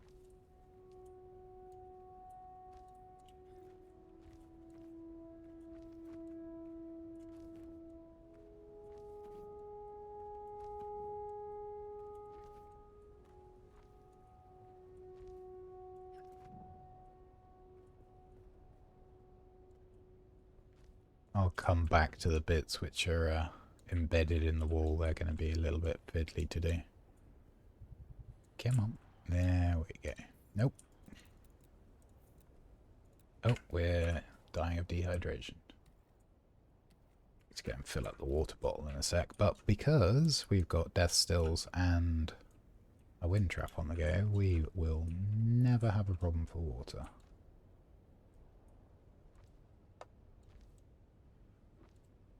Like that. Like this. Bit of that. Ooh. We got a wall here that's wrong. No, that looks right. So, is it just, yeah? Yep, seems good.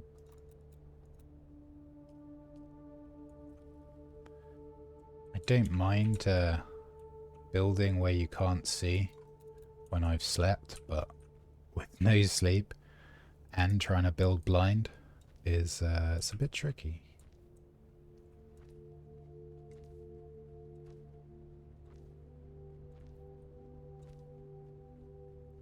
Right, we're going to do some interesting little roofy bits here.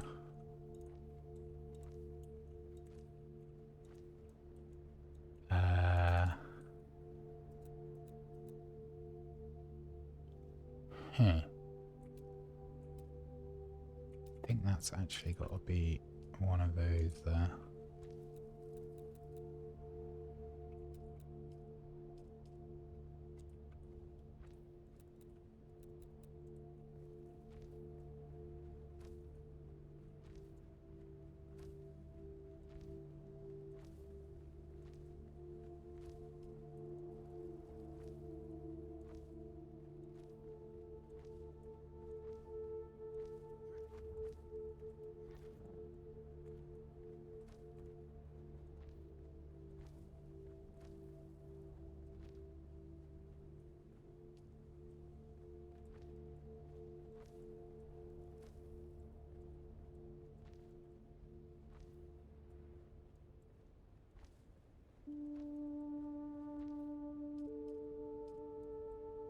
The disadvantage of building this way is the line we actually need to build the pentashield to will be the last thing that we actually get to, but it's fine, it all needs building anyway.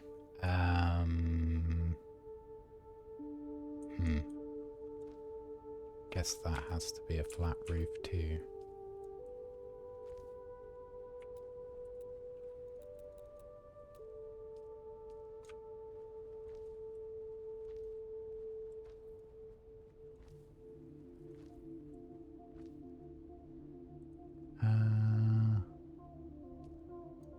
Yep.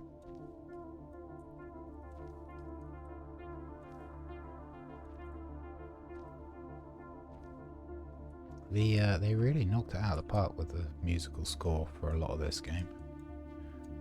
I do find myself enjoying it a lot.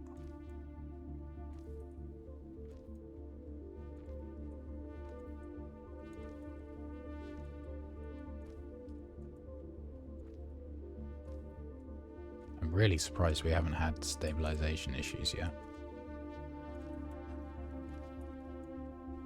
Not complaining, just surprised.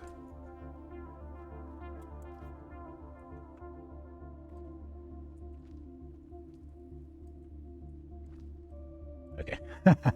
And then the moment that I say that, we get it. Of course.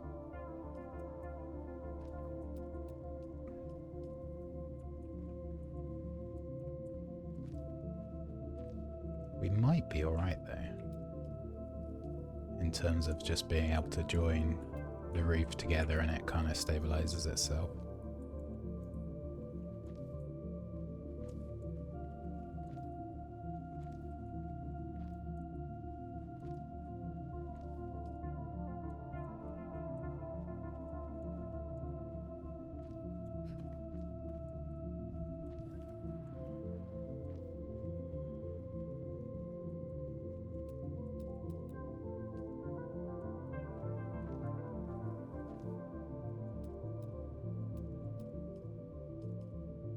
Huh.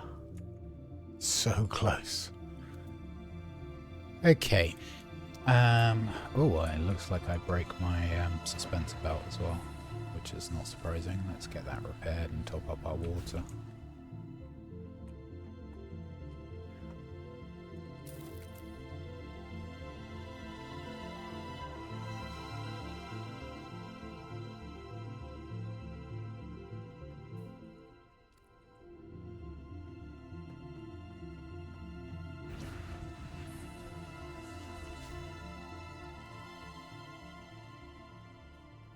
Kind of like how this roof is coming together, but it's gonna be weird with the pentashield because I'm actually gonna have to close off one end of it. Actually, no, we could have. I don't know. I don't know. We are gonna need a pillar here though to support it. So, what should we have? Let's have one of these.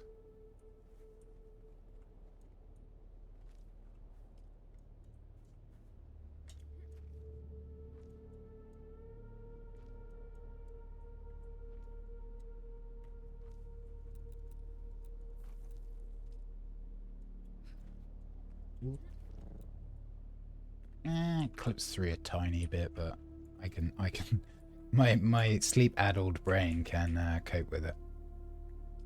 When I've had a good night's sleep and I look at it again, it may have to be remodeled, but for now it's fine.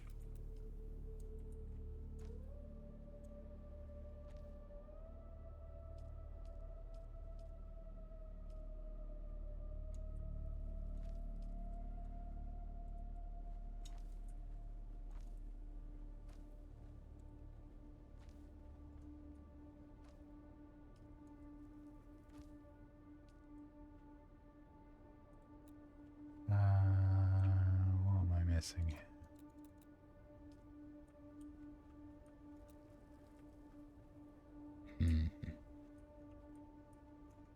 Let's go from this end.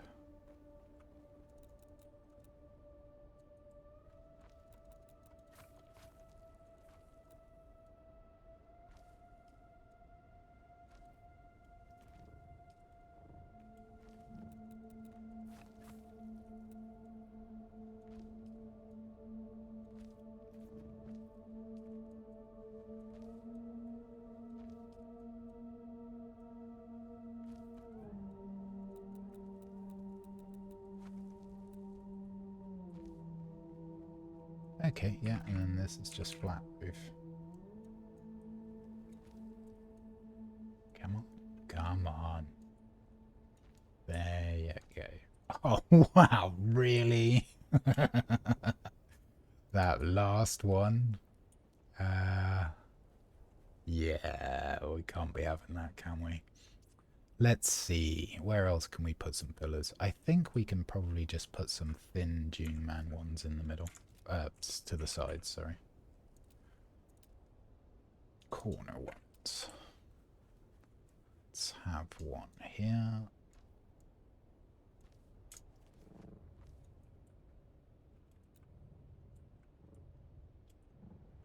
So that's 1, 2. So it's like...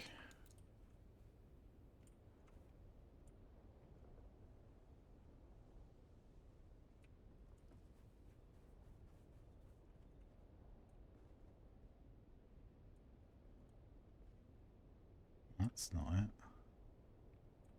That's not it either. That's it. I think. Let me just count this. So this goes steps down 1, 2, then it's the steps down 1, 2. So it should be like here. Ah, you know what? Oh, that yeah, that doesn't work. Maybe it's here.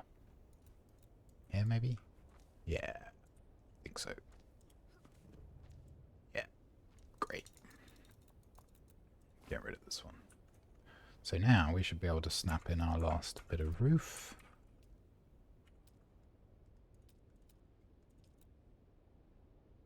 Ready?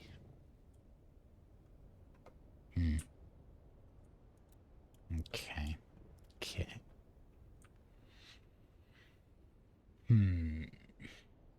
Thinking.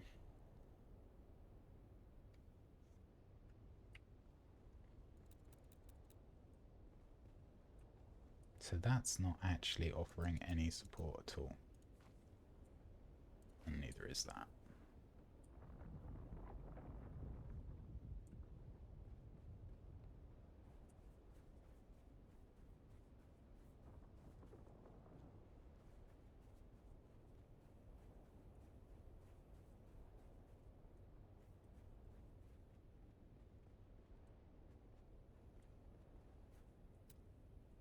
I'm going to try something. Oh.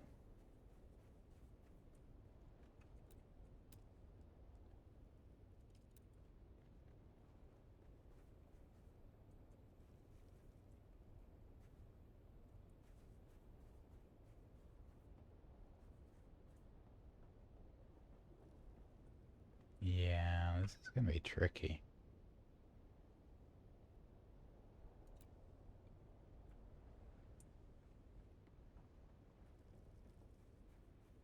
We could do something a little sneaky though.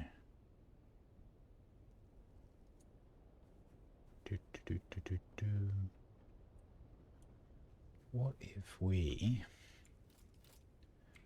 put some 90-degree walls on this?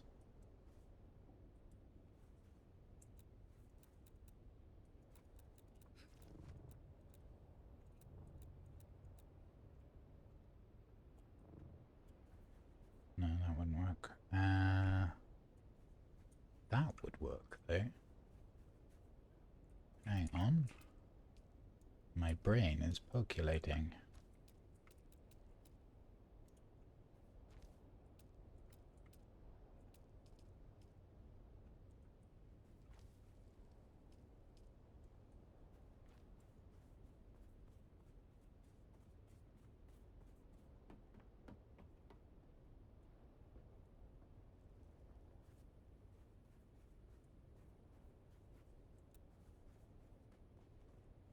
This line here. So it's here.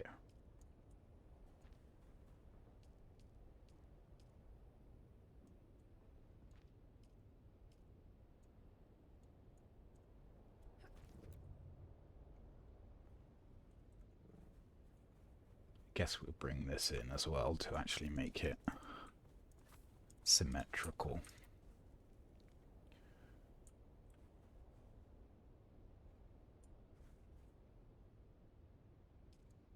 Like so. Slightly annoying because then combatants could be out of visual range if they're in these corners, but that's a minor issue really. Right, roofs, roundy plug thing.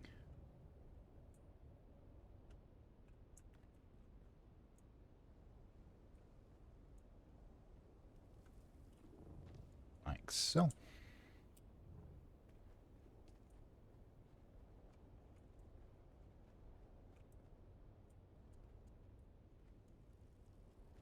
This Spanish shield is going to be huge. I hope it will, yeah, no problem.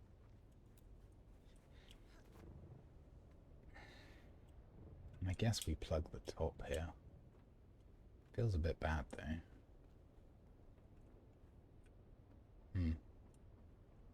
Yeah, I think it still needs to be done. Otherwise it's going to look a bit weird. Rules.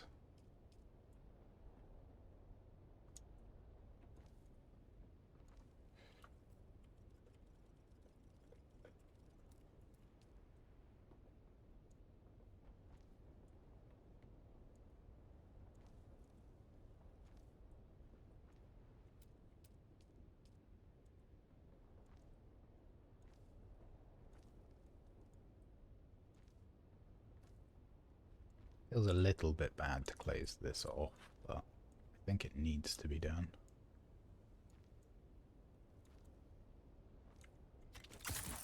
Will you now allow me to place the last bit of roof? Yay! Awesome. And maybe we'll put like a little sign up here that says PvP or something. Now the question is, how does it look from the viewing deck? So from the peasant seats, you can't see anything. We'll have to lift them up a bit.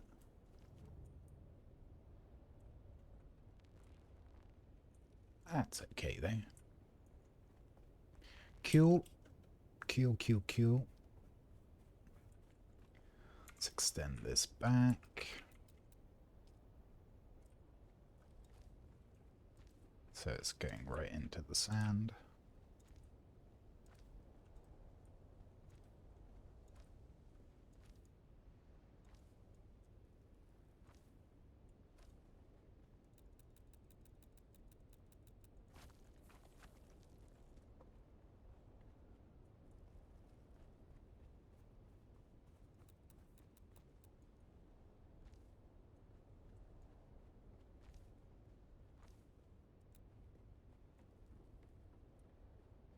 I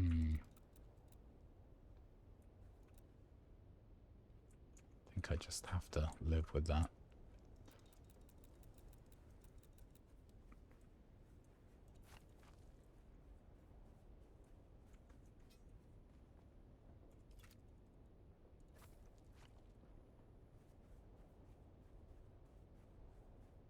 We'll decorate this a bit more as well.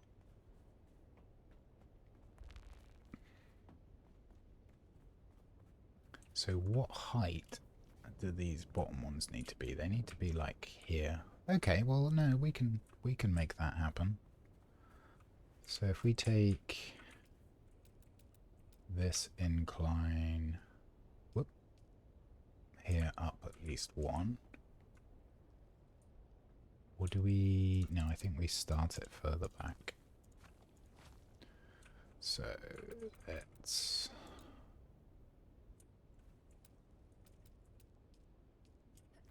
stick one of these in just so it's got a foundation nearby.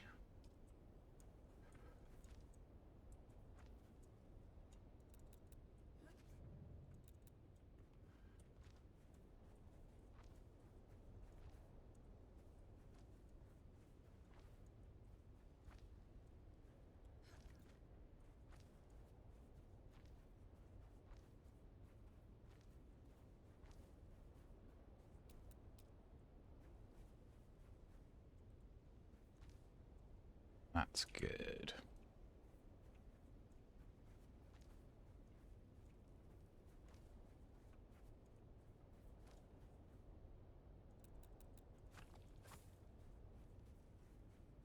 Oh, these are squares.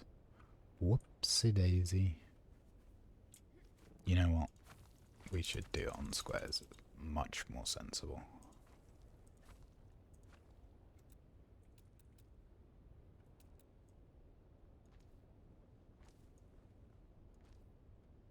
How far forward can we go? pretty far, actually. We might bring all of these viewing platforms forward quite a lot.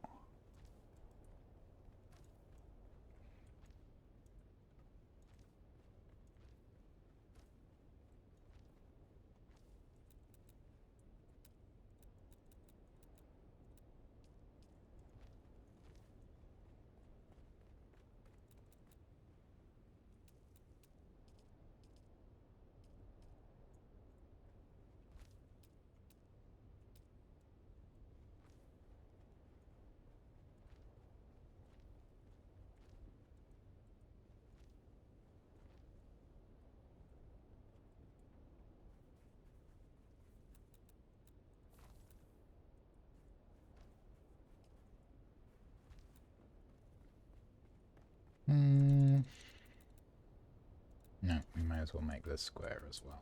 It just fit better.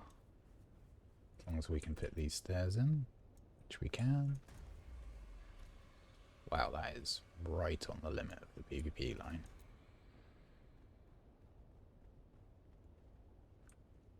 Which is kind of what we want.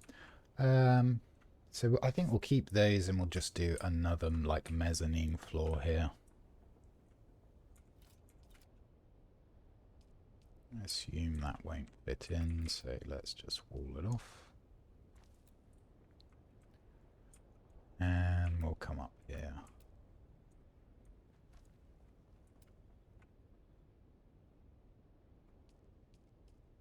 And we'll do a wiggly path around this column.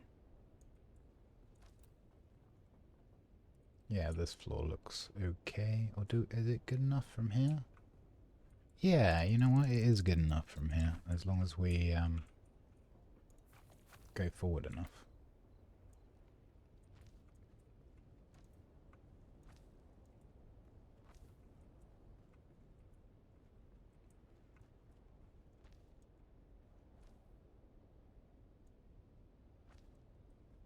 Doop-a-doo. It's going to look quite good, I think. Game was having a bit of a funny moment there.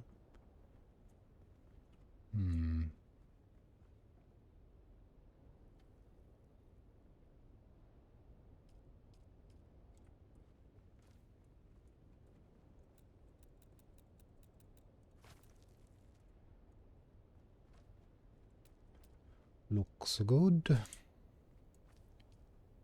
Put some windows in. I think we'll make this railings. Is this far forward enough?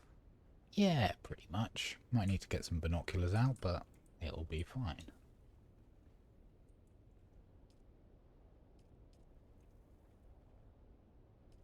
Oh, are we actually out of granite again? My god, we've been using a lot. Good job I brought loads from Hager this week. Kind of want to move that pillar, but... too many things. Right, let's chuck some granite in here.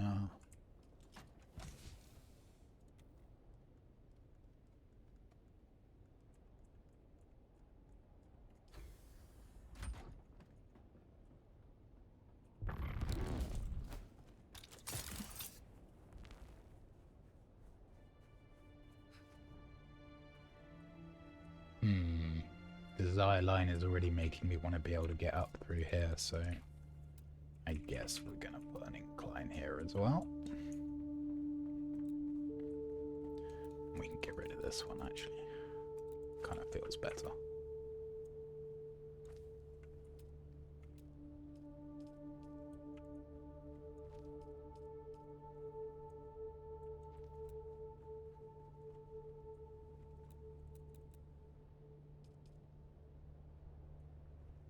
No, we'll keep this as railings.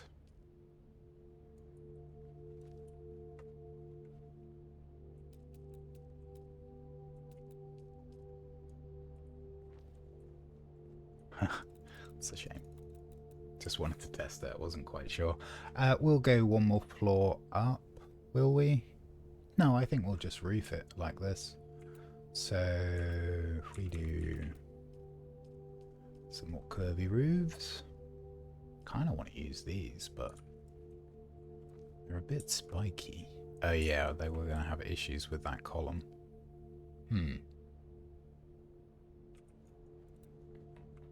How did we deal with that? I think maybe we just put the column here instead.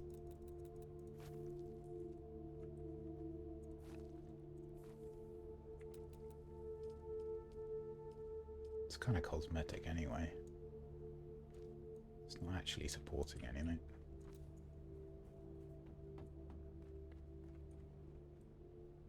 Yeah, that'll be fine. And then we can use this spiky roof. The observer set.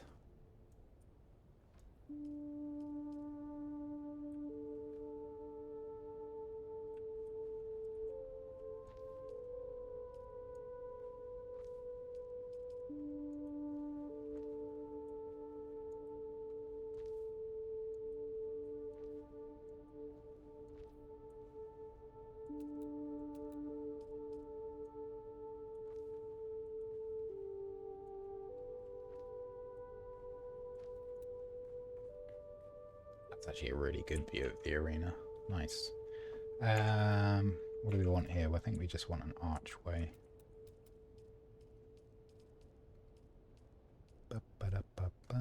Which is under walls. God, my brain. Nice. Stick some railings on here. I think we'll use the nice new ones. Boop. Boop.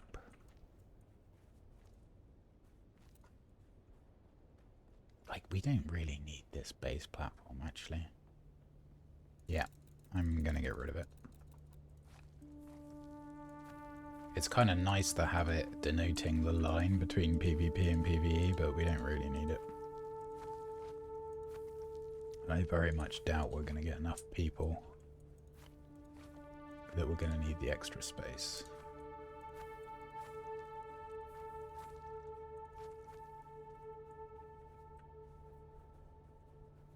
Oh, is that now unstable? It is.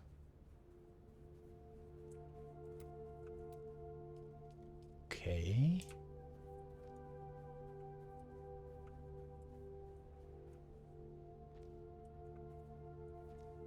So I'm just going to kind of creep these pillars over here, and then we'll remove the other ones because we don't need them all. Just kind of chasing the stability point to where we want it, so that we can build our actual anchor point, as it were. This one.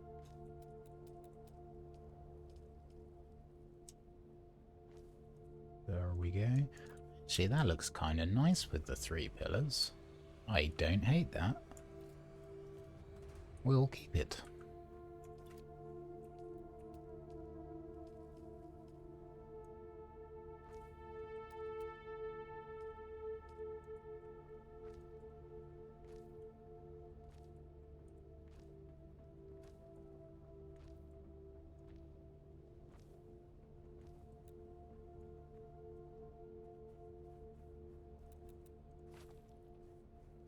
Cool.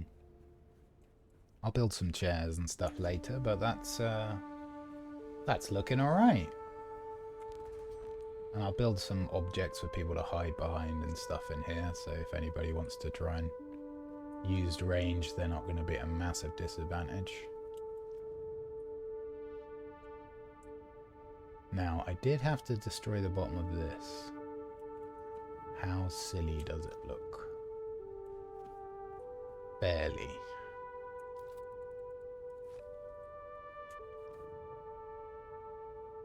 I am just not going to let it bother me for now, though.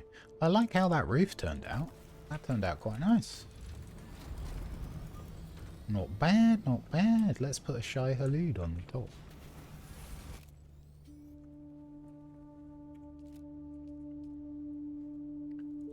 Furniture. Deco. Is it too big? It is too big. Sadness. Maybe a donkey? Yeah.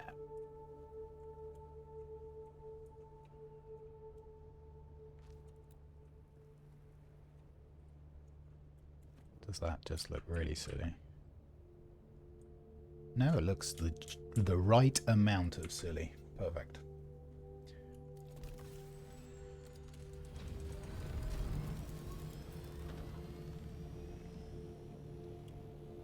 This all looks fine.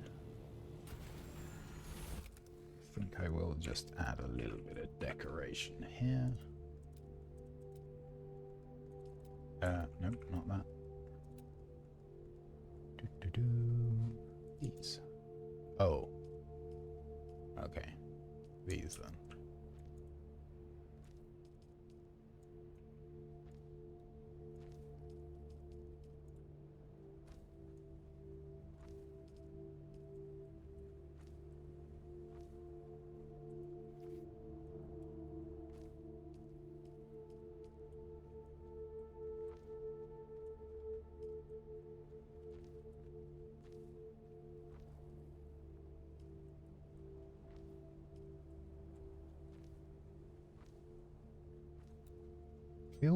Q.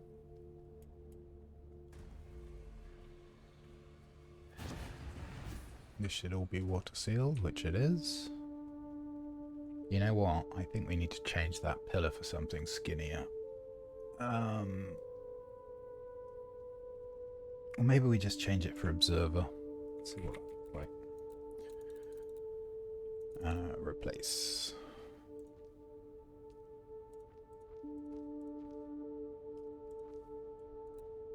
Yeah, I think that's a bit better. Nice.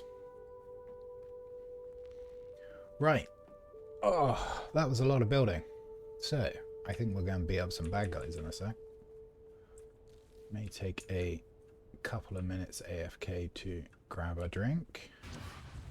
I'm so bad at hydrating, honestly, if I'm playing games.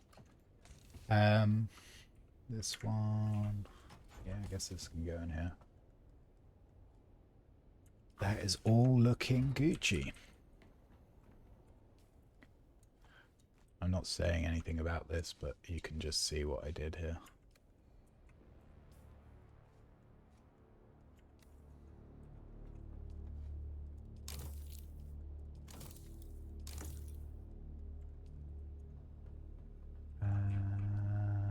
Yep, we're all full on water.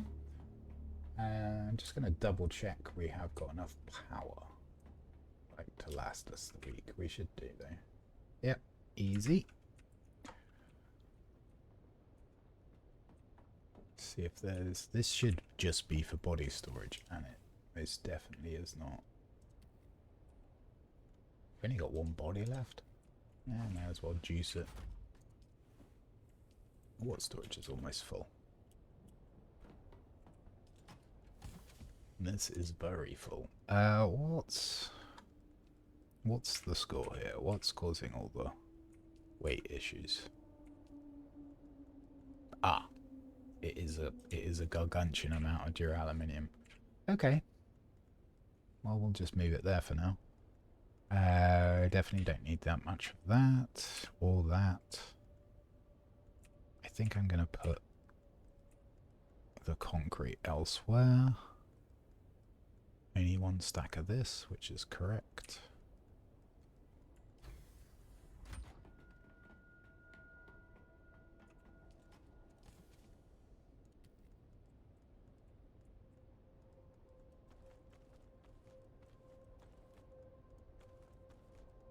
Great.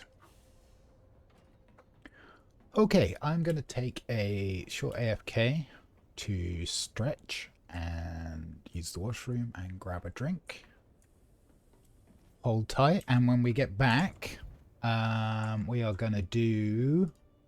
Let me consult my mapperoo.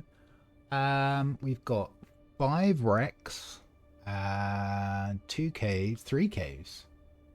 2 stations, 1 PvP and 1 PvE. The PvP one is actually kind of tricky, so that could be fun. We're in D2. There's actually a wreck in this sector.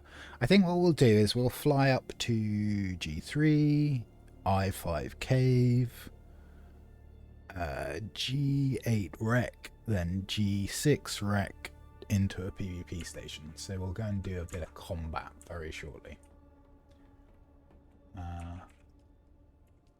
I appreciate you bearing with me while I just kind of stretch and rehumanize a little bit.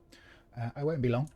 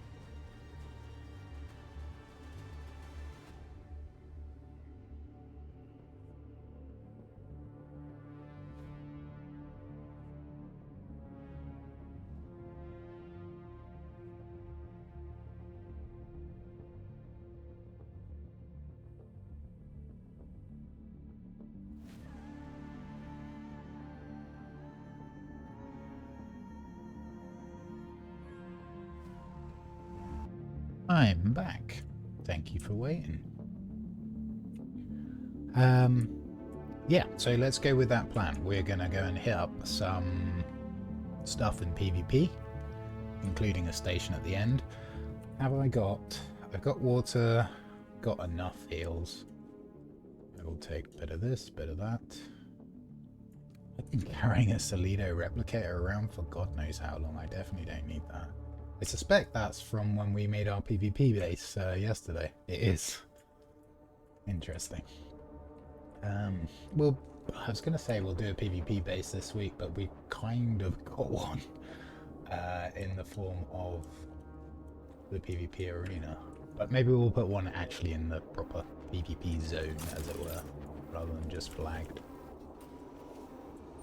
Right. So we haven't probed the desert, as it were, but I'm just going to use method.gg maps. So we're looking at G3, west side, sorry.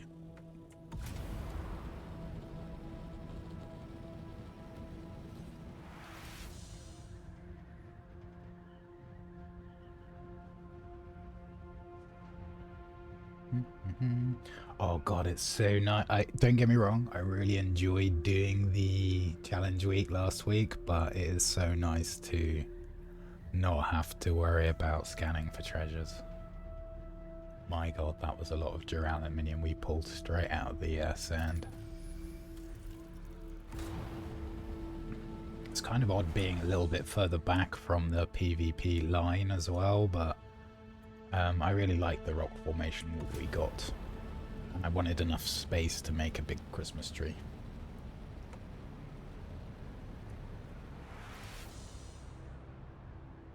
I have to see if I can think of some more present shapes we can stick underneath the tree.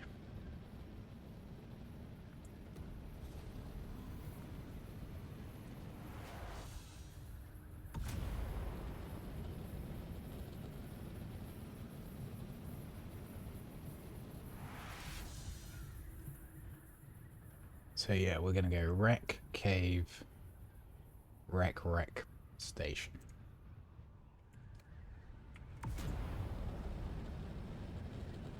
And I guess we're going full loot goblin with schematics again, because of the fact that you can recycle them into some sort of useful material in chapter 3.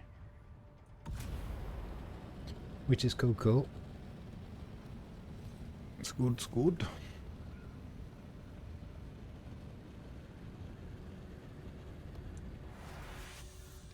We will be doing this first circuit a little bit blind. It being white day, so the maps have reset, the locations have reset. But it shouldn't be too tricky. The PvP station this week, actually doing that one solo, is a particularly tricky one. So I may even, in a rare turn of events, put down a respawn beacon, but we'll see. Hopefully it won't come to that. Oh, actually, I'm going to get some metal from cutting open these doors, so yeah, I guess we will.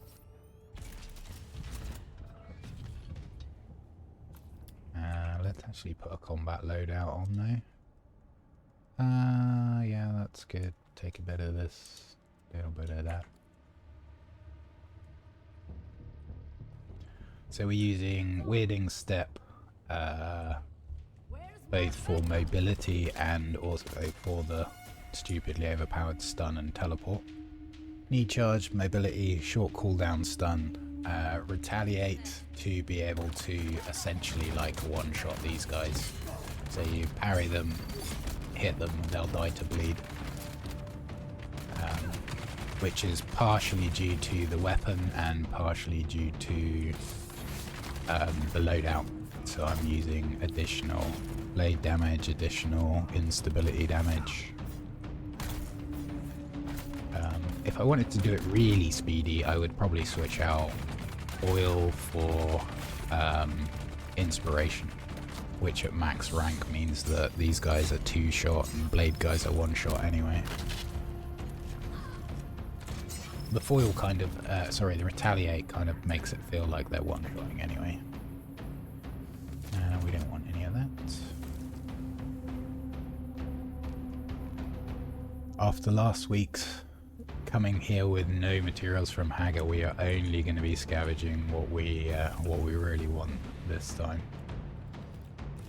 which is pretty much just going to be schematics and blast. I'm going to pick up the knives that we find, or the blades I should say, because they do, as we found out last week, they do actually recycle down into diamantine dust and carbine scraps, which admittedly are easy to get in Hager Basin, but why not just grab them while we're here, right? Like if we got space, we can just recycle them. Come back with more than we used. I-5 on the south border of I-4, H4 even. There-ish? Seems right. We'll keep our eyes peeled for a possible location for a PvP base too. So we're looking at something that we can relatively easily kind of wall in with Panther shields.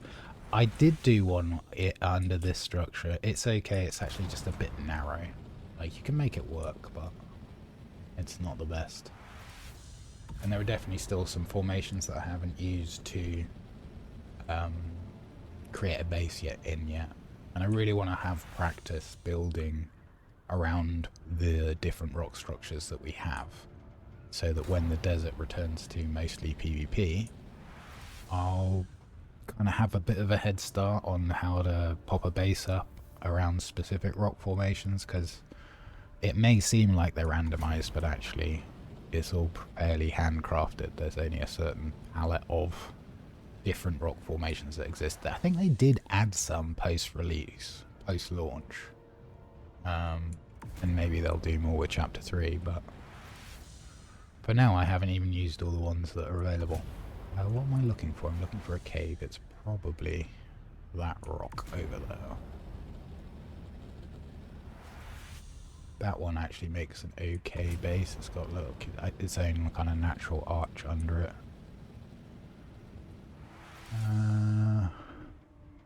This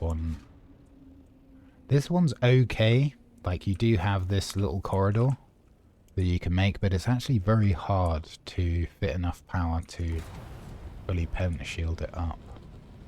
I did do it, but it was essentially just a corridor you could walk down.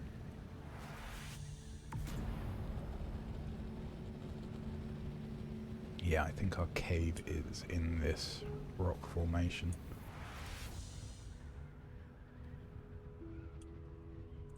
And this is not a bad place for a PvP base. Like, it's quite deep out here in the desert. We have got a control point here, so we wouldn't be able to build too close. But, maybe down here somewhere. We'll see. The cave also will place a restriction on where we could potentially build here.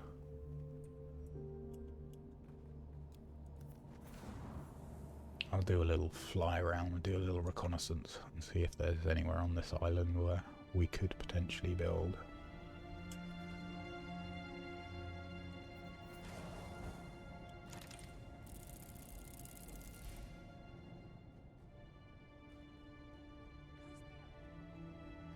There's just no point fighting the guys in this cave.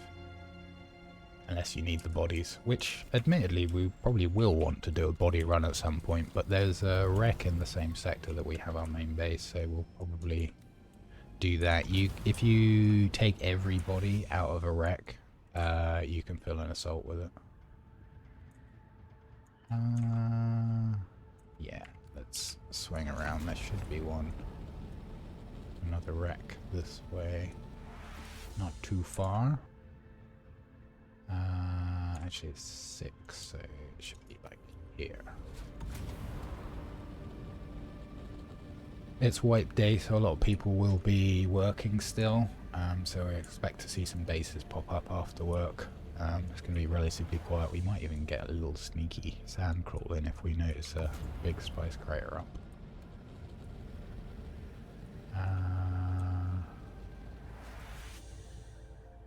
Is that might be it there actually. Nope, that's rocks. Let's see, it is G6 on the G5 G6 border. Actually, that might be it. Yes, it is. A good way to identify the quickest way to get to the key in these big wrecks. I've mentioned it before on our challenge week, but as you look at the crashed wreck, there will be one corner which is lower than any of the other corners. And if you go from the center point of the wreck, look towards the lowest corner, which in this case is this direction, you're going to look for the big tear in the top, and you're going to go through this port hatch. And that will drop you down right in front of the key door. You can pop it open, grab the key, and then run past all of these mobs, which you don't need to kill, because they can't follow you through a locked security door. Whoop whoop whoop. Bit of Zoid bug. And into the lock room. So everything behind us is now locked out. It can't come after us, at least until we cleared this room anyway. See if we can encourage this melee guy to come at us.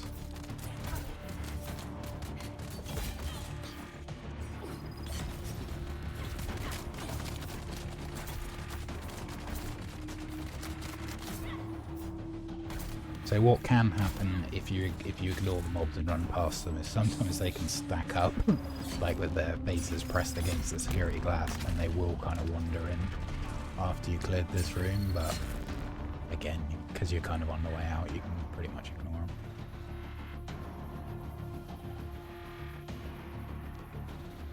Let's just break our run and get our stamina back, because you never know, it is a PvP, you could find a person in here.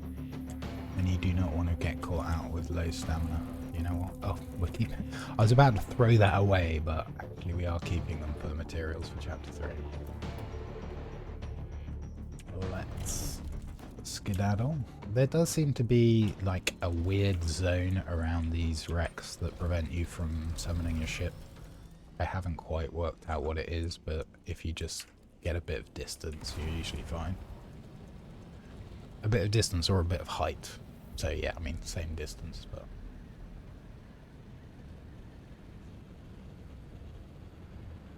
Which, if you're trying to make a quick escape, can be very frustrating, seeing that you cannot summon your Thopter here thing. But just pick a direction and keep going in it.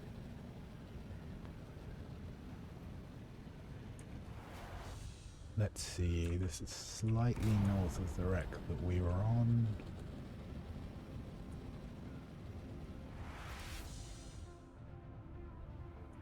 Maybe that one in that direction?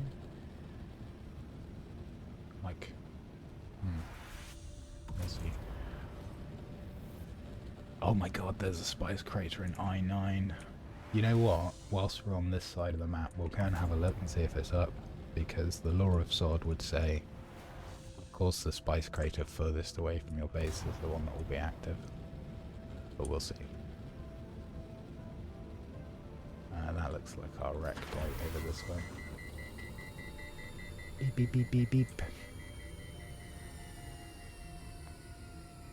I'd love it if I could just, like, edit the audio file for that and just have Homer go, "Doh!" And that would be it, rather than the beeping.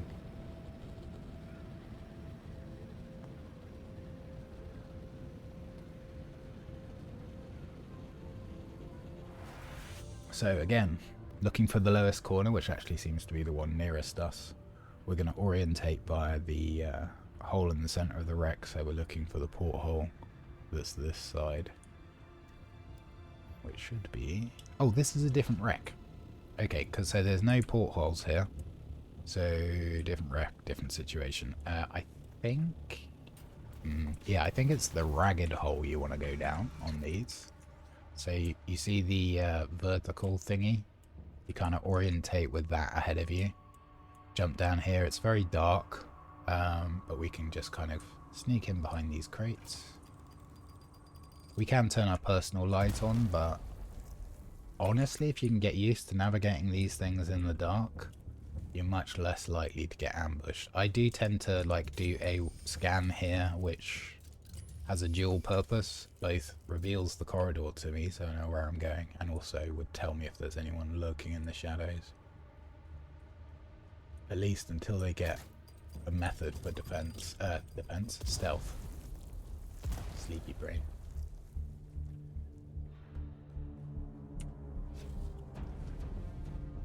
Other than actually just for the sake of having a fight, of course there's not really a massive incentive to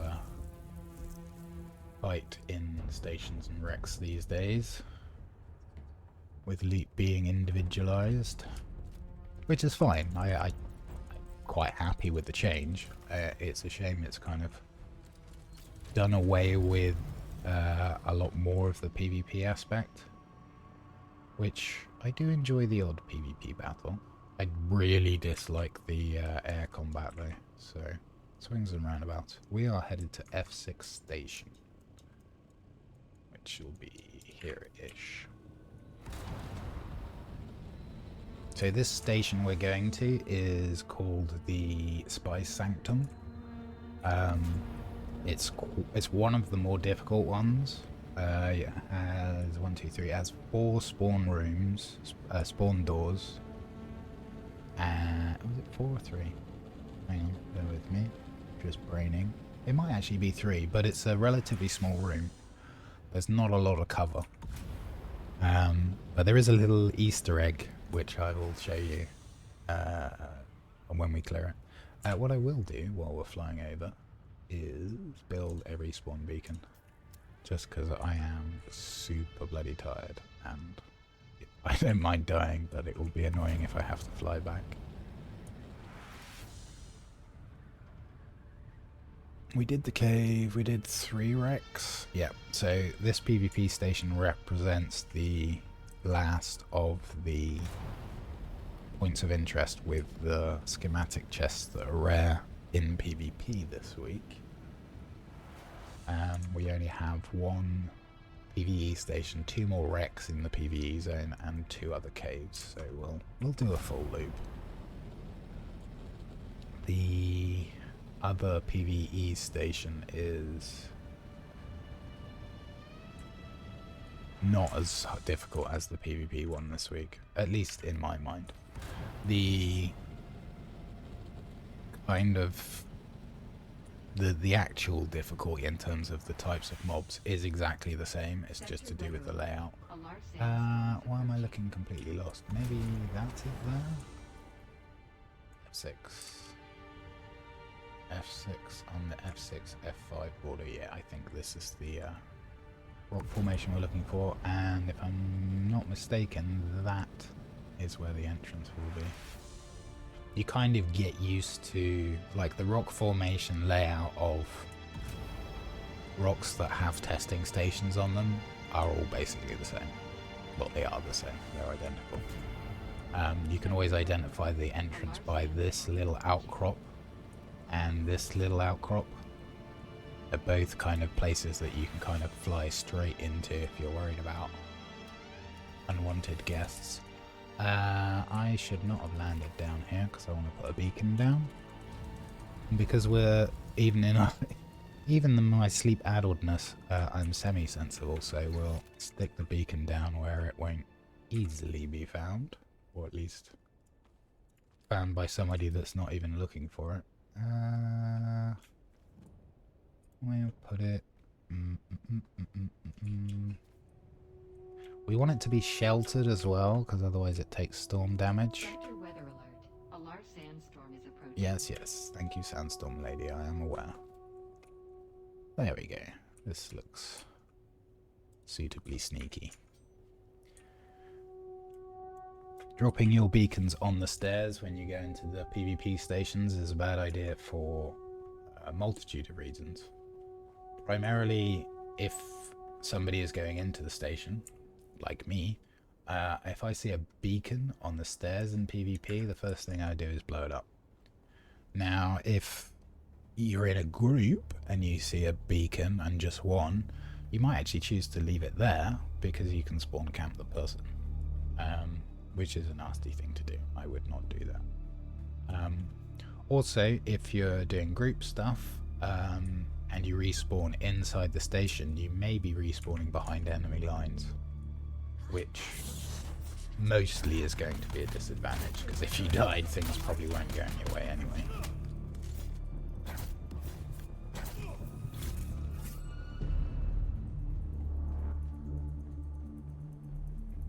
And it's quite nice being in these stations whilst the sandstorm's on, because you know that if anybody comes in, they're locked in there with you.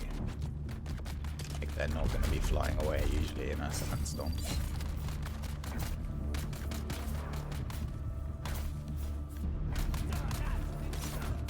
Whoops. That's a lot of AR mobs. It's quite annoying.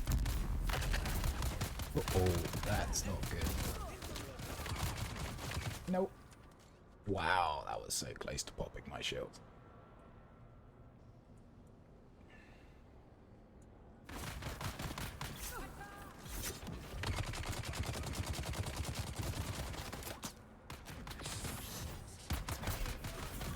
Oh, damn it. I'm having to dip out because their melee move is got no cooldown.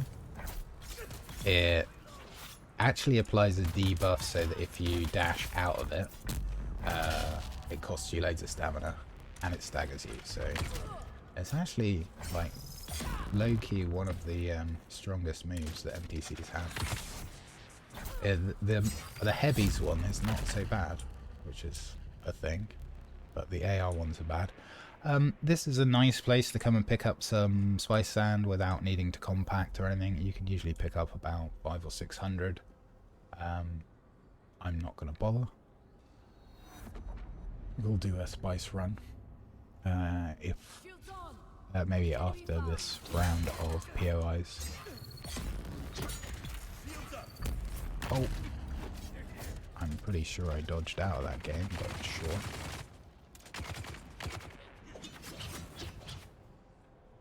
Come on then.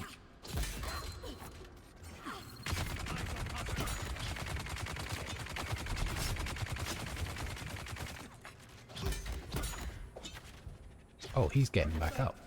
Oh, hell no.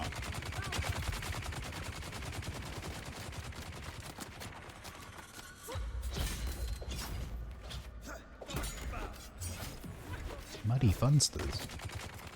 Alright, come over here, form an orderly queue around this corner.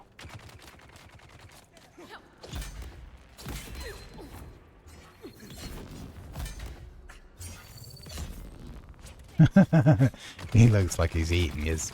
never mind.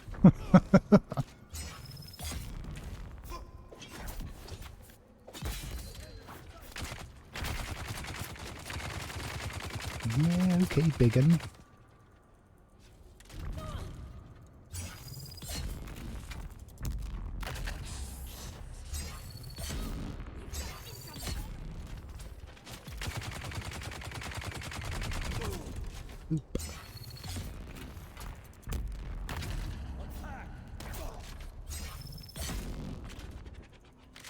Hey, meat, says the vegetarian.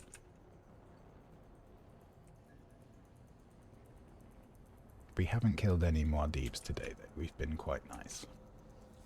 Admittedly, we've mostly been building, but... that was everyone, right? Normally, if I get my scanner out, that's the exact moment that they come out of the door. Oh, no, there's one left. Hello! Hold my knife. Hold my knife again. Thank you. Why this component has a durability bar? Who knows? Something definitely not quite right in the code there.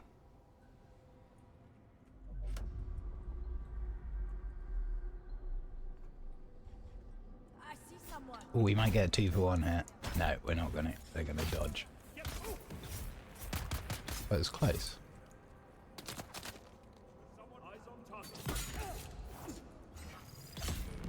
Bleed.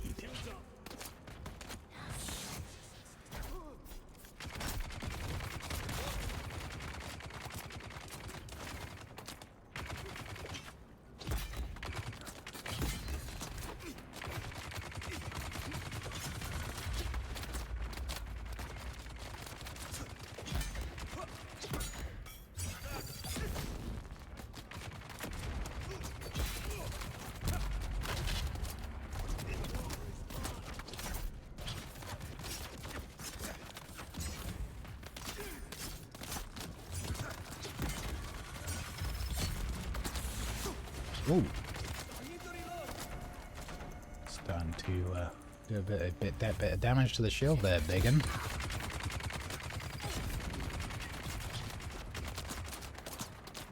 Let's take out the air mobs though, because those are the ones that actually do damage to the shield. 2 Vulcans aren't even that much of an issue as long as you're attacking one of them. Motherfucker. Mother trucker. Whoop. Get him. Get him. It's really nice you can get 2 slow blades off the back of the Bene Gesserit skills. And with the quick cooldown on the knee, it makes it relatively trivial to finish these guys off. And even the Bene Gesserit skill hasn't got a very long cooldown.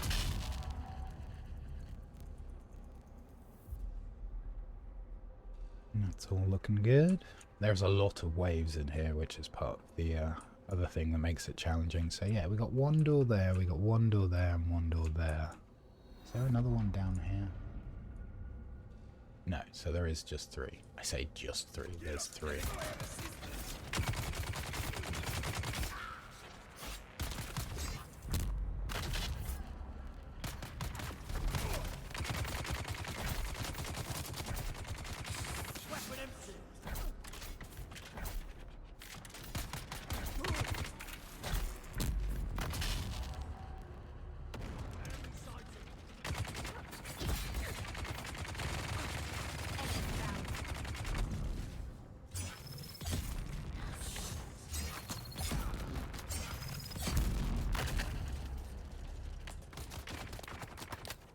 I'm expecting a second wave to spawn in any second.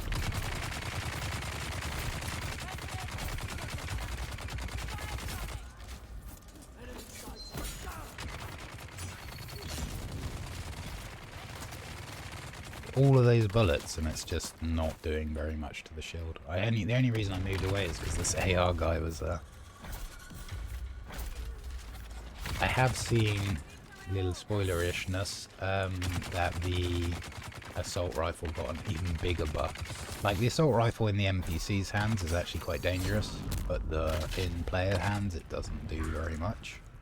But on the PTC server it is fairly deadly. It'll bust shields open faster than a pistol or a SMG apparently. Not that I particularly like using guns. If I wanted to be shooting things, I would still be playing Once Human, which is a great game. I had a lot of fun with that. I'm looking forward to them finishing the map, but for now, June is keeping me suitably distracted. Are we clear? We are clear. Oh, are we? Is that someone lurking? Nope. He's just hanging through the railings. I see dead people. I'm gonna have to dodge. Yeah. Mighty fun stuff. Oh, I didn't even see that guy. Lost in the flames. Again, form an orderly queue around the corner, please.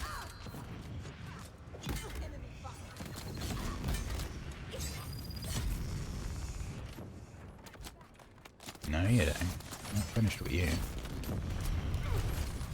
Got a few ARs on us here, so I shouldn't do that.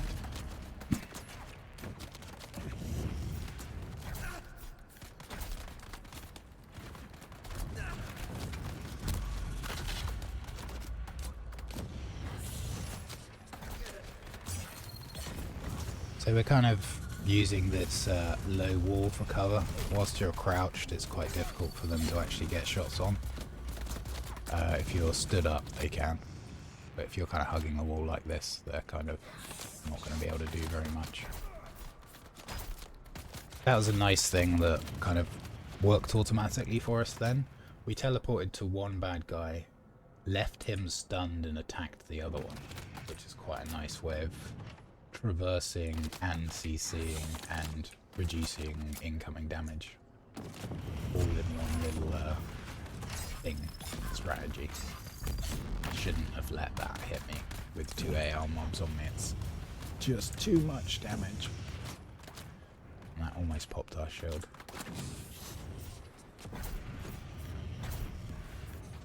Come back here.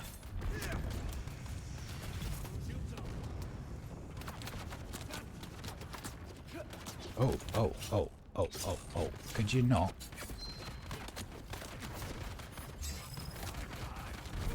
Let me out of the corner, bastards.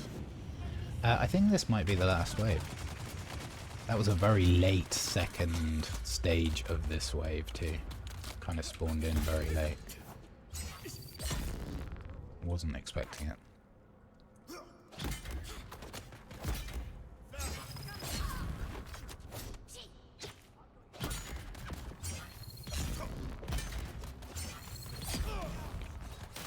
I did mostly like the change to AI in terms of them dashing out of stuns, but it didn't really make it harder, it just made it longer.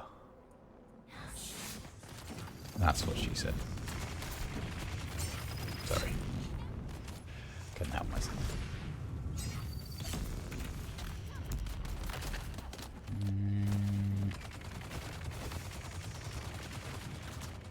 I think they'll circle around and try and thin out these AR mobs.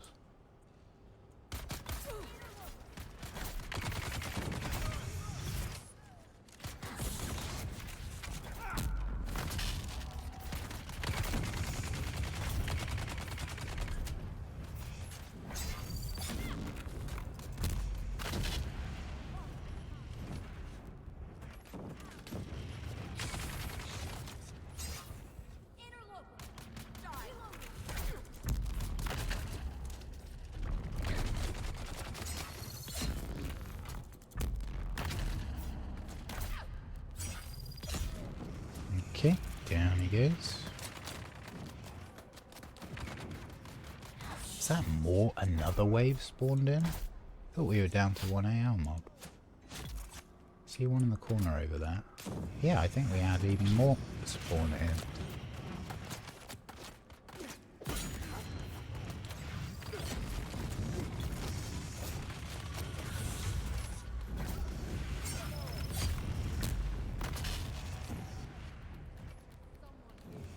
So we're just using basic bandages just to kind of top up our health a little bit.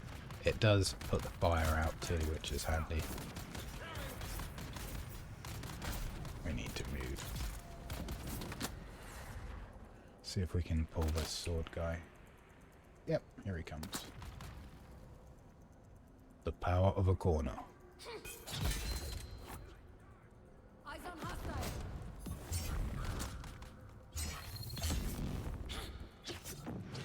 You should be dead to bleed, sir.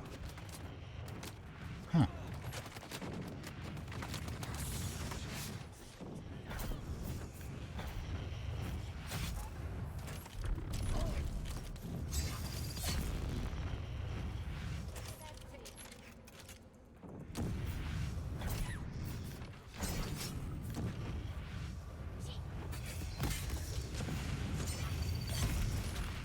Seems like the flamethrower should be a little bit stronger though, when you can just stand there and take it.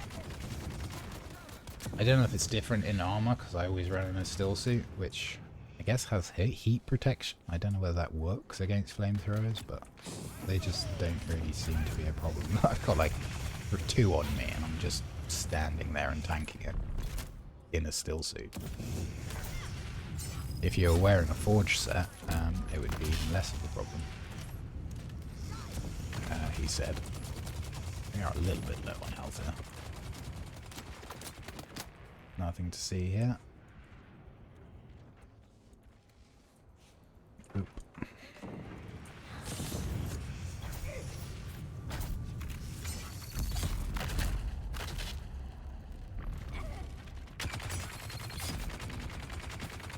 Dang, nabbit.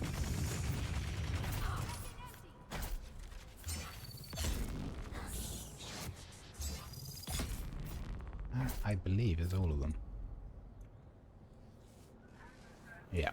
So, not a lot of people know about this, but if you come up here, well, not a lot of people that I've shown it anyway. he said. This poor fella, he's definitely had too much spice. I don't know what that is either. Spice inhaler maybe? But yeah, a little bit of an OD there. I am gonna drop this because I don't need it.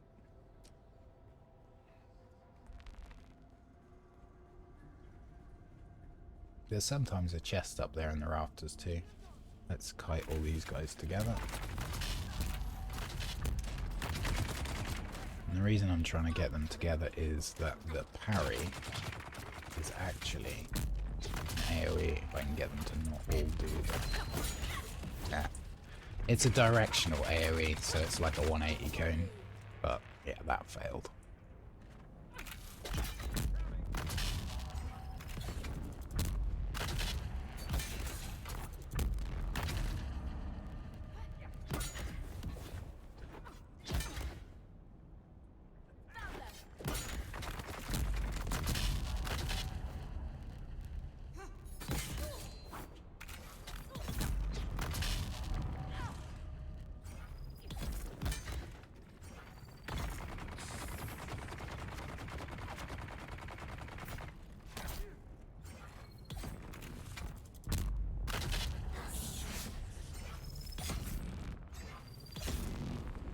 Boop.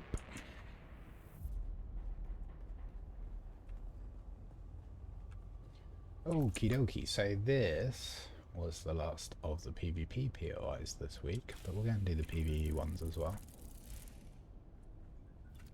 Give it a little flash, make sure there's no one here. I don't think there's anything down here, but I'll have a look. There's maybe like a basic loot chest. Yeah, there is, which has garbage in it.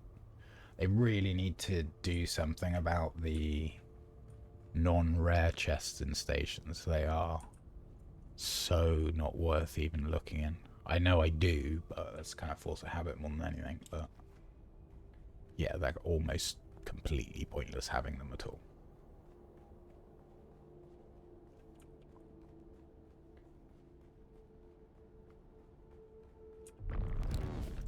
Whoops. If you time that right, going into your suspenser floaty thing, then you can sail all the way up the stairs. Which is a feels good man moment.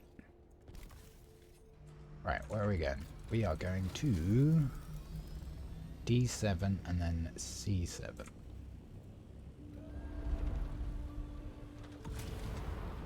And we are in F6.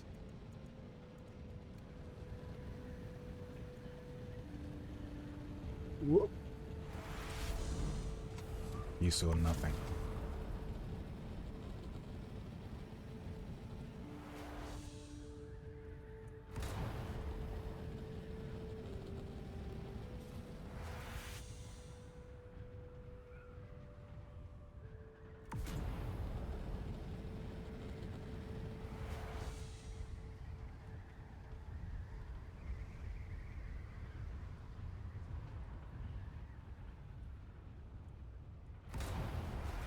We'll see. Oh, it's only Durgan online. That's a shame. We will see if we can get some people to come and do some dueling practice with us, in order to use the PvP arena, or like to help people use it. I tend to put some basic chests in there, and I will stock it full of respawn beacons and basic bandages, because we don't normally finish each other off when we're doing dueling. You fight to a prone status, so your character will go down and take one knee, which point they are one hit away from death, but you can allow them to get up and heal up and go again. Saves quite a bit of durability on your weapons and armor. Well, your entire loadout basically. That is what a spice patch looks like before it goes boom. You do not want to be flying over it, in case it does. It will evaporate you. And your vehicle, I believe. So I think this is the same as the first couple of wrecks, so we're just going to identify the lowest corner and come in via the port hatch at the top.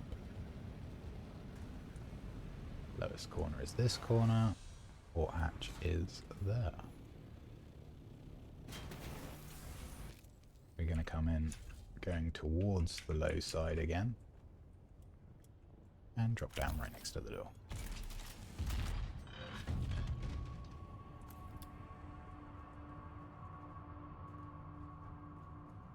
Do a quick little knee charge. Floaty float float.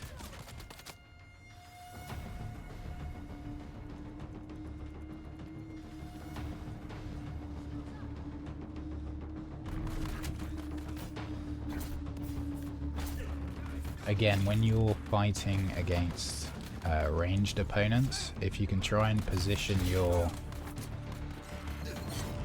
target that you're fighting between you and the other ranged mobs, they're going to be putting bullets into the back of their friend instead of at you.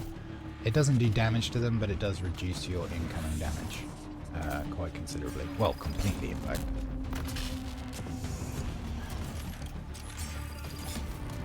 Whoa, I thought he was going to die then. I was not counting the stabby stabs.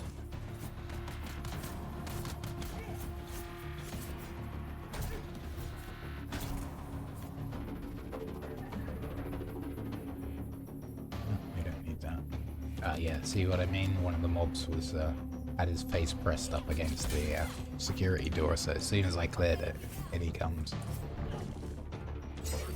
Goodbye. Hey, careful. I might hurt someone.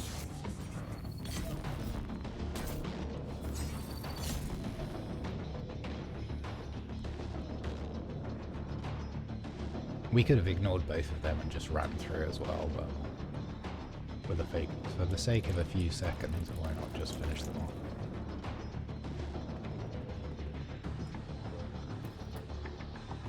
If you time picking up the wristband there, you don't actually need to break your sprint. You can sprint past wristbands for security doors and pick them up all in one go.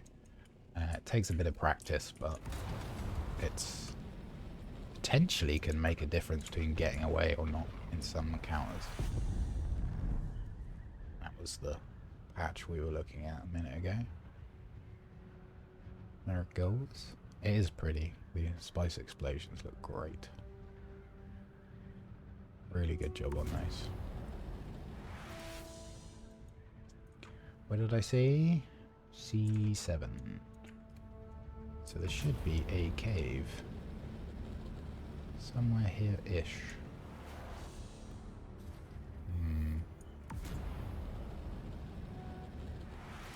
Where is it? It is the southeast corner of C7. So it's going to be like here-ish. Oh, it might be that rock formation here, actually.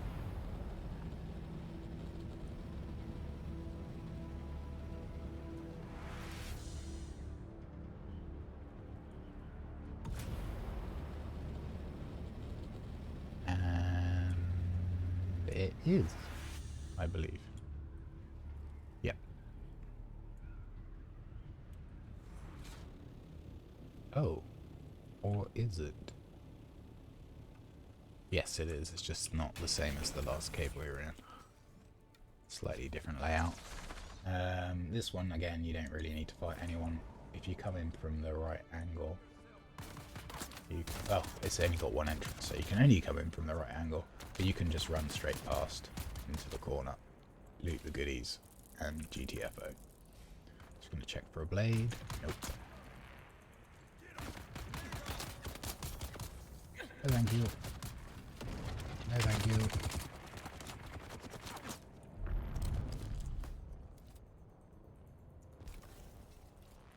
So they introduced a thing where if you're using your suspenser and try and get your Bopter out, it doesn't work. But it only doesn't work the first time. Second time it's fine. Let's go straight across to C3. So as long as you know it's going to fail the first time, you can allow for it. C3. Whereabouts in C3? In the southwest corner. So it's probably here. Whoops.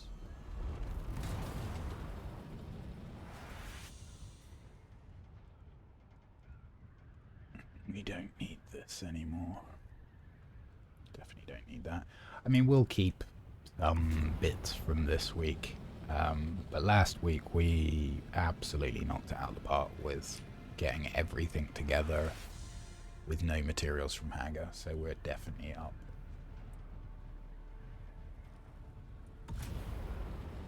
It's a good time of year to learn something new or sort out issues that are tedious, as opposed to the rest of the year where you don't want to sort issues out and don't want to learn anything. Yeah, that is a great bit of management nonsense.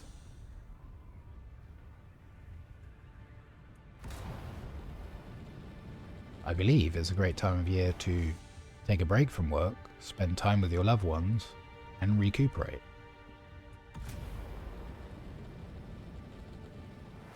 But you'll get that message maybe on Christmas Eve.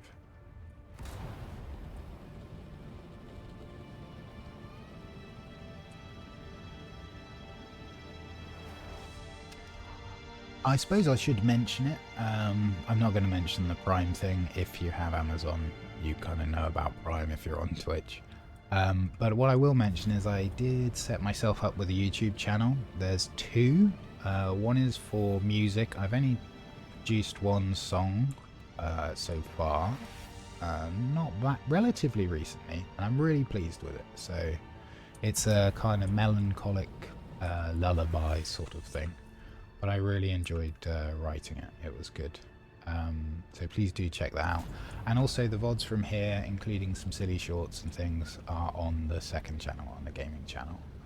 So if you prefer your content skippable, which honestly I quite often end up watching VODs because you can kind of skip to the bits that you want to see.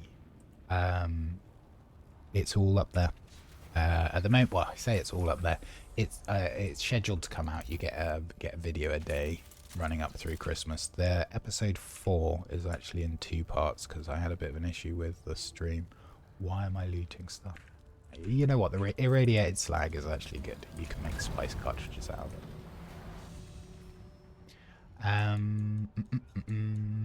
Yeah, so we're headed to this one. Then we will cycle up and hit the testing station, D4. I quite like the cactus testing station. It's also a really good place, if you're not using up a lot of bandages, of course, to top up on bandages once you've cleared the bad guys. There's 2 patches of like 5 or 6 grass, or maybe 4 in one and maybe 5 in the other. And just like outside, they respawn super quick. So it's also a good spot to do some dueling with a friend when that station's in PvP, but this week is PvE, so not so good for the dueling practice.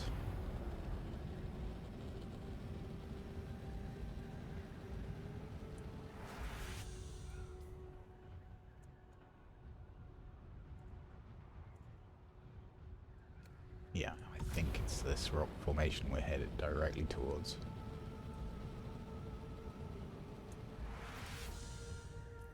Kind of zoned out when we looted that thing. Did we get anything useful? Nothing that we're going to use.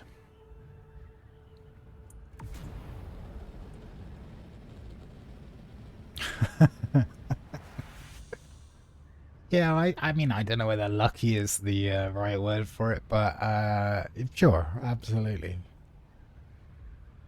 And I'm sure you're giving them 100% of your attention. I appreciate you being here, buddy. Chatting or otherwise, I do realise you've got real life stuff going on. This is not a cave. I just noticed it should be here and it's not. Interesting. So, oh, it is a ground floor one. So, whoops. Oh, I think it's just over here. Yeah, there we go. So actually we've got all 3 different cave layouts this week in the DD. This one you're looking for this ramp, and you kind of want to come in this side because you can just nip up here, grab the stuff, and be done.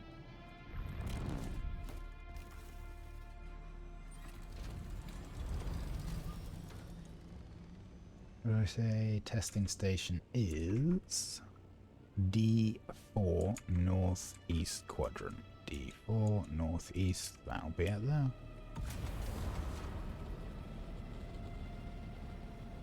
And purely coincidentally, but quite handy, we have a wreck in the same sector as our base, so we can go and top up on bodies when we need to.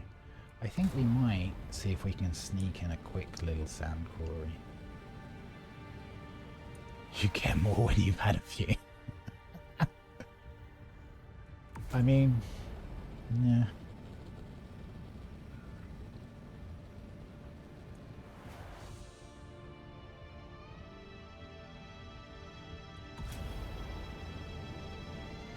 I did have a very rare moment when I was going out and buying junk last night.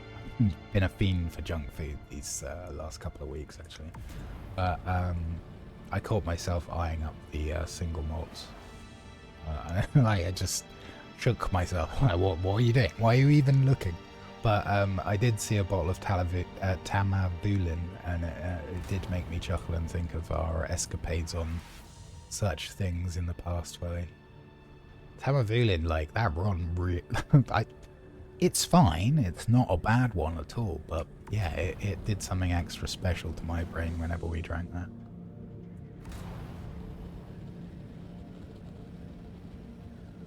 Kicked like a mule. Went down real easy.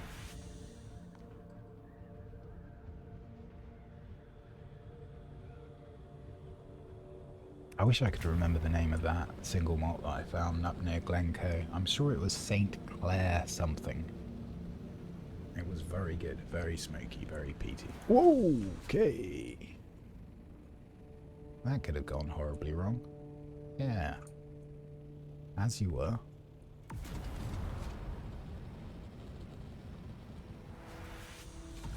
So again, station entrance, identify this little cave here. This little cave here tells you that the entrance is between these two. And you can see you get 200 experience. You don't even need to clear the station. So you can literally stay in your Thopter, fly near it, get 200 experience and be on your way. Same with the caves. You can kind of, I think you might have to pop them open, but you can pop them open, grab the XP and move on.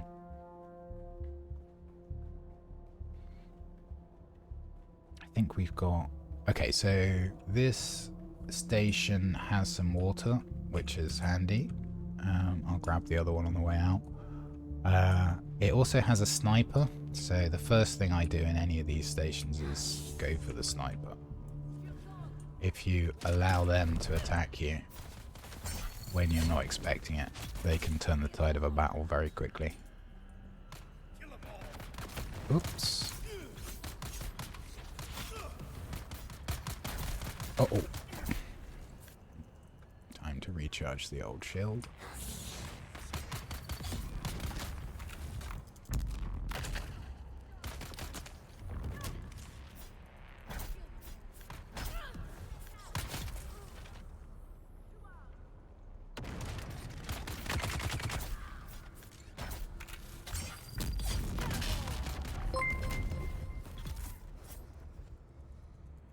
Thank you for the follow, appreciate that. Hope you're having a good one.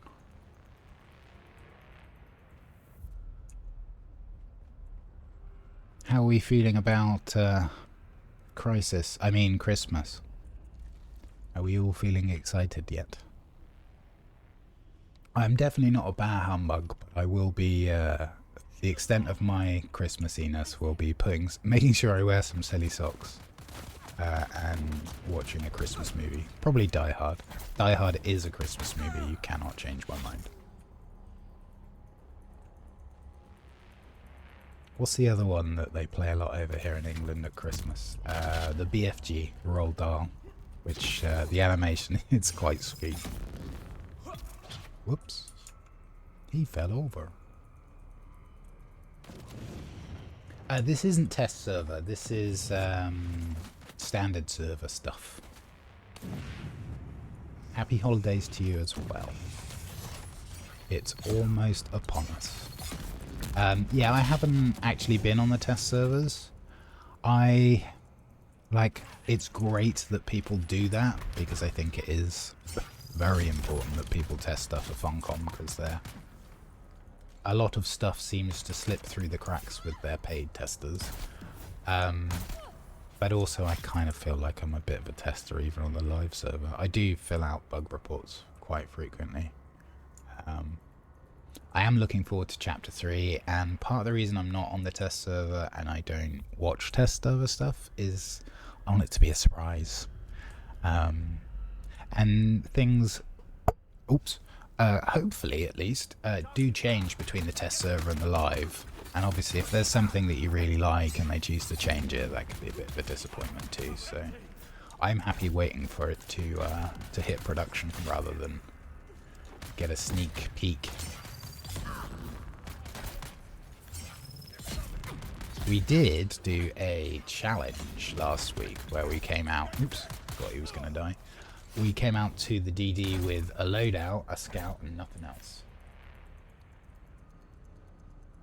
And by the end of the week, we had not only created every refinery, every storage, and every utility, at least one of, we also created a carrier, a sand crawler, and a buggy, and an assault. So we kind of did the full experience with no materials from Hagar. It went remarkably better than I was expecting. We are quite fortunate on this server. We're on the EU cluster and we're on the Martajo's server, and our little community of Sieges here is for the most part extremely friendly and nice.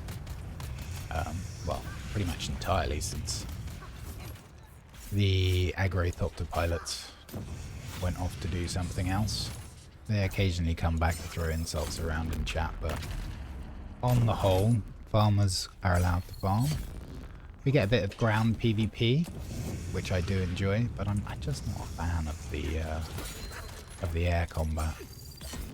I'm not very good at it because I haven't done a lot of it, but what I did do was seem to be very much flying in circles and seeing who can get on top. Which I guess may just be the nature of dogfights. I'm not what you would call an experienced air combat pilot.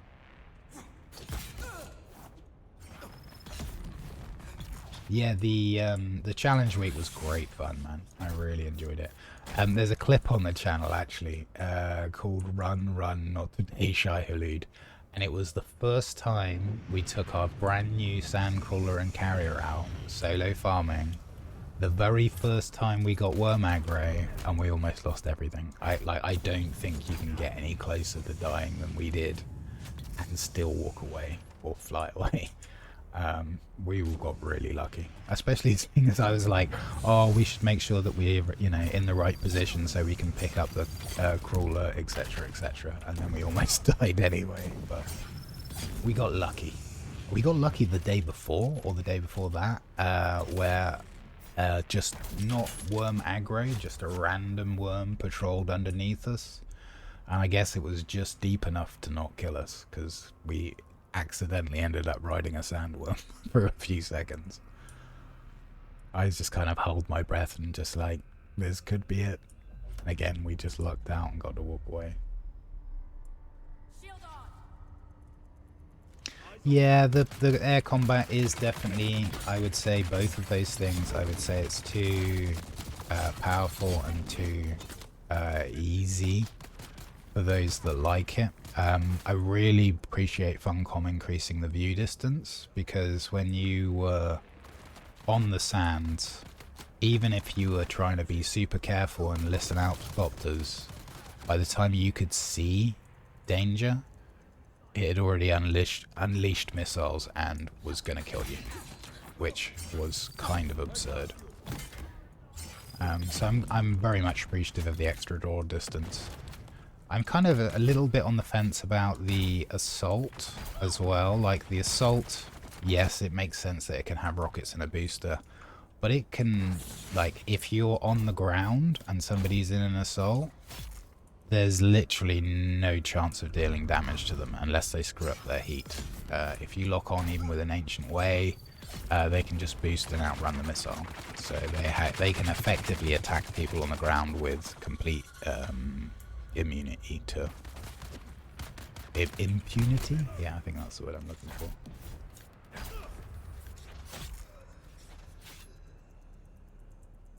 Yeah, I think they've made some really solid changes to the air, and who knows, you know, I haven't ruled out doing it entirely, just in its current incarnation. I'm more interested in the ground PvP. And actually, when you start to do dueling, especially in melee, there's a lot of subtle layers to it, like faking people out. Like if you have a couple of people that you like to duel with, you're both in the same sort of gear and you have the same sort of experience. It's very much playing the player, not playing your loadout, which I really love, and it has this subtlety and finesse to it, which is great. And you can have those poker moments where you're kind of faking, or you'll lead your opponent into thinking that you're going to attack a certain way, like you repeatedly attack that way and then you change it up. Like, all of those little bits I really like.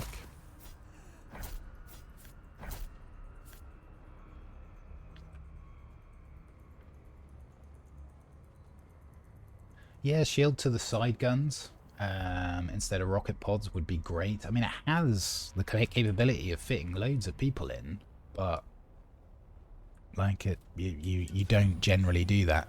I did find that I was out in the PvP, just kind of cruising around, minding my own business mostly, and I saw a carrier that was just floating around on the breeze. It was not carrying anything. It was deep inside PvP, and I thought, that's a little bit suspect. So I flew ahead of it and landed on an island near it. And sure enough, the moment they saw me land, two or three people jumped out, unpocketed their scouts with missile launchers and tried to find me, which was kind of fun. The ground PvP, like the air PvP, it's very different, and it is great that it kind of caters for those two different styles of play. I really like it. I also came here from Once Human, so I kind of got my fill of range stuff in there. So other than a lasgun for Thopters, rocket launcher for Thopters, I don't really run any range stuff. I use my butter knife and occasionally a spiked hilt blade, which actually I should have on my loadout bar. The adrenaline stuff with PvP, especially on the ground, is part of the reason why having a friend you can duel with really helps. It means that when you do get into an actual combat situation with a player that's genuinely trying to kill you, you've got more experience. You're not going to be worrying about that like adrenaline surge for very long. And you can also learn to counter a whole variety of different styles.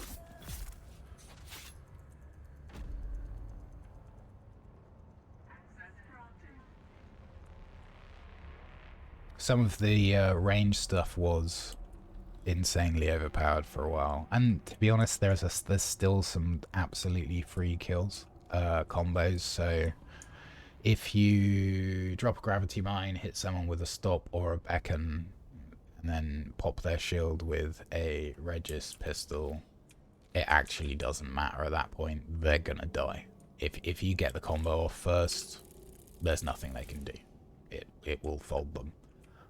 Obviously that's a 1v1 situation. When there's multiple people, that changes the dynamics significantly, but they reduced the effectiveness of both Suspensor Blast and Crippling Strike to allow people to get away.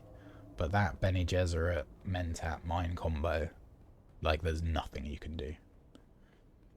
I think they nerfed the attractor field as well, because that could do some really stupid things as well. Kind of just basically lock you out of playing long enough for you to die. And I'm not a fan of any of that. I did, don't get me wrong, as a melee, of course I enjoyed the crippling strike as it was, rather than the tickling strike that we have now. But I also understand why they made the changes. They want people that find themselves in a PvP situation and want to get away to always have the capability of escaping if they don't want to fight. Which, on a certain level, I think is really interesting way to do it. But also on another level, it's supposed to be high risk, high reward. If you're going into PvP, there's not a lot to risk anymore, and everyone's got access to the same rewards, so I don't know. I'm excited for Chapter 3. I'm very much PvE most of the time, because that's the only option, and the scalable dungeons should be fun. I'm hoping, I don't know if you caught any of the live stream, but they were talking about different types of dungeon. There were like particular damage types, electric, poison, etc., without getting too spoilery in case you're trying to avoid it. But I do wonder if those testing stations are gonna be exactly the same layout but with a different damage type, or whether the different damage types come with a different layout, or whether there's perhaps half a dozen different layouts and you'll just randomly roll one of them. All that kind of stuff I'm looking forward to seeing.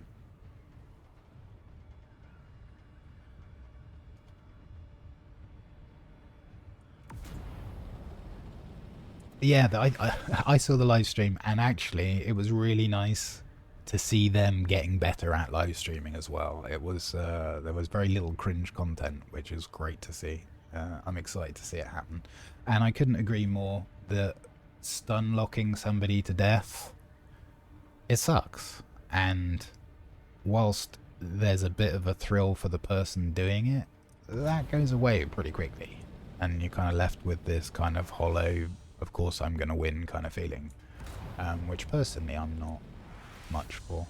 We're going to go straight past our base for the wreck here, but we could come and I'll give you a quick tour of our Christmas tree, which has some lights on it. I think we're going to try and add some more. They're definitely too grouped at the top. I think we can spread those out. We've actually got a PvP arena, which I still need to decorate a bit, and a viewing platform in PvE, which I will put some seats out and some binoculars and chests for people. And then we've got our actual base, which is unusually boxy for me this year, but we're putting some boxes underneath the tree, so I don't feel so bad.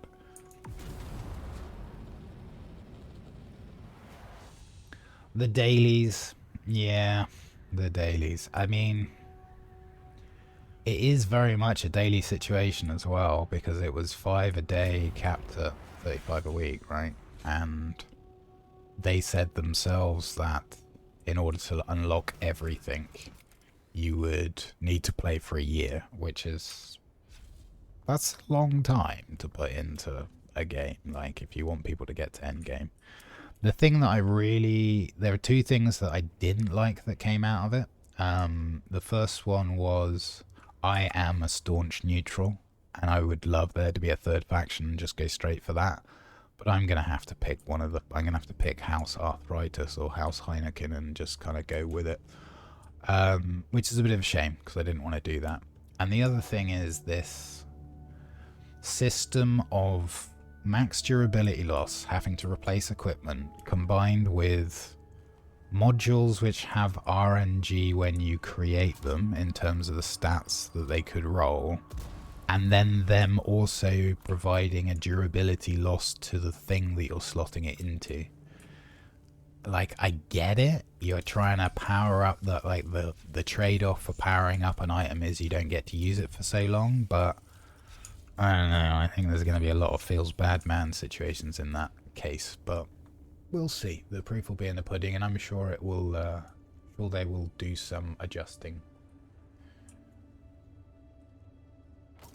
35 a week. Oh, so yeah, I wasn't sure whether that was like 35 is the max, or whether your allowance would stack up. But I guess from what you're saying is that the allowance stacks up. So if you've only got time to play on a day or a weekend, then you can kind of crunch through them. 35, no way you'd do 35 in a day. Yeah, okay.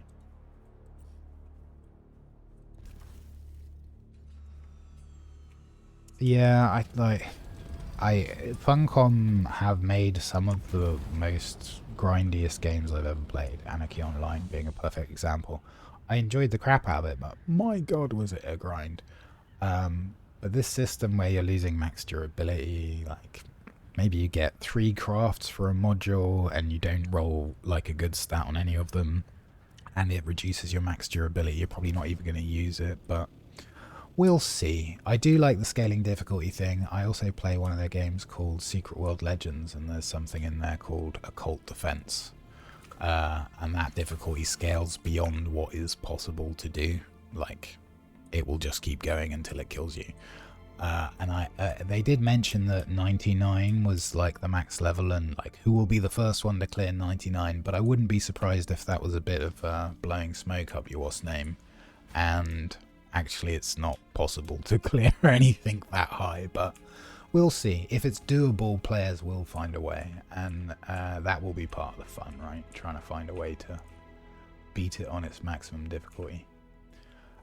We do want a schematics chest because of the new update, and they told us that schematics can be crunched down into stuff that you might want to use, so I need to find somewhere suitable to stick another storage, which you would think would be easy because I've actually got quite a sizable base, but I guess I could put it outside in the PvP. No, doesn't make sense. Whoops. Yes, scaling to the amount of players was really nice to see. The last game that I saw that did that really well, quite an old one, was Lord of the Rings. And rather than scaling the bad guys up with extra players, what they did was if you went in solo, you got this massive buff. So you were effectively as strong as a team, which actually was really fun to play. I enjoyed that a lot. I think what we'll see with this one will be less bad guys, less HP, they deal less damage, those kinds of things. But again, we'll kind of have to wait and see. I really can't decide where I'm putting this. You know what? It's going here for now. Right, we'll faff around with it off stream. Right, in you go, schematics. But yes, I will probably end up doing those dungeons until my eyes bleed, but we'll see. I really hope there's a way of doing them without joining one of the great houses. If there isn't, I'm probably going to end up with Atreides. This server particularly is very Atreides heavy.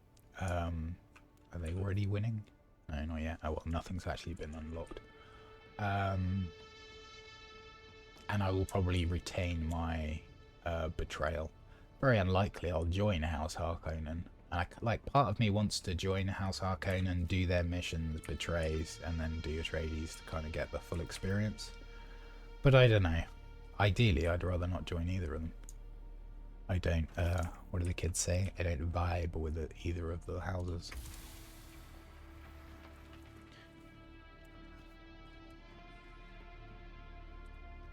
That you can do, like, you can start down the path of some of the missions, but it actually requires you to commit to continue the quest chain, and I haven't, like, where is it? It's here somewhere. Join a house. I have done nothing. Like, I haven't even spoken to the recruiters. And perhaps that's something that I'll just run through. It'll be extra new content for me when Chapter 3 comes out. If it is going to be a requirement that you join one of the great houses, which at the moment, based on what I'm sort of seeing from the PTC chatter, is absolutely going to be a requirement.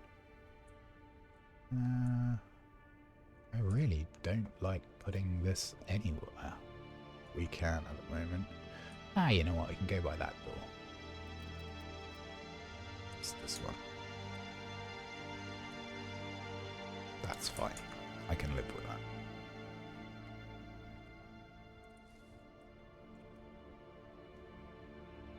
Yeah, I have to say I'm kind of with you on that. The Harco building set is much more interesting to me too. But then you can, yeah, as you say, you can buy it and use it whatever faction you are. It just costs you a bit more Solaris. Which I think was an odd decision too. Like, out in the DD, you can be running your Ornithopter and your Buggy as Harkonnen flying Atreides colours. Like, there's really no way to identify what house somebody is with other than ask them and hope that they're not lying.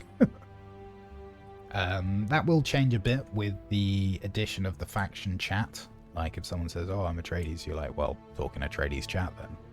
And that will kind of seal it. But as the lady that was doing the stream pointed out, that will also open it up to spy and espionage stuff.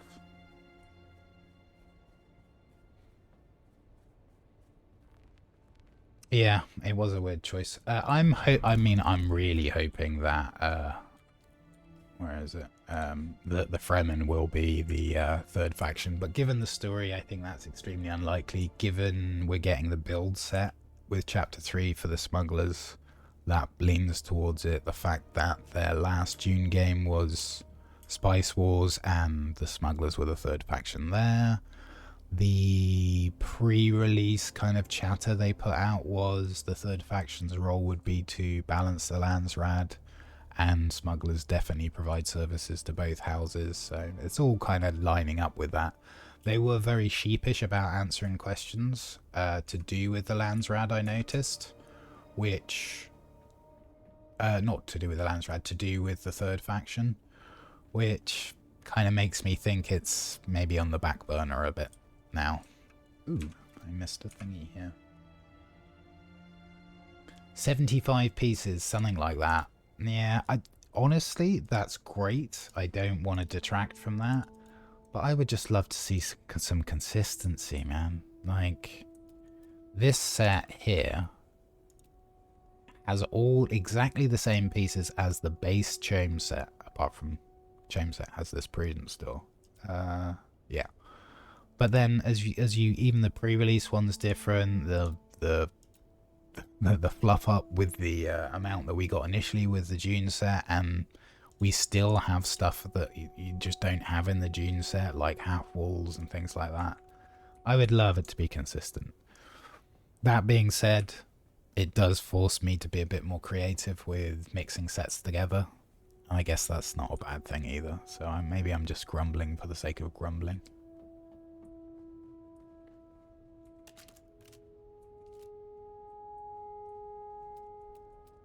Yeah, it's all kind of lining up towards them being another faction, isn't it? Right.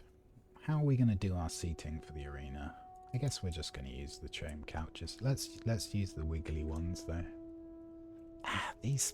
You know what? We can just change this for a low-profile one. There we go. And we can put some seats around this.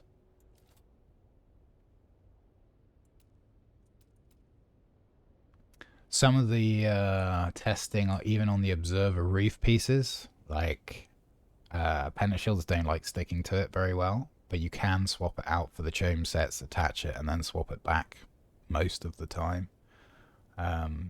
Like the high profile on these roofs is really weird. It's great that we've got these corner pieces in this one and the rounded one, but like I really want an inverse rounded one as well. But it's one of those things. Whatever you get given, you're gonna say thank you. Can I have some more, please? Sort of thing. I'm trying to remain grateful for what we've got and try not to pick the bones out of what we don't. How much plant fiber we got? We got a bit. We certainly got enough to put some rugs out.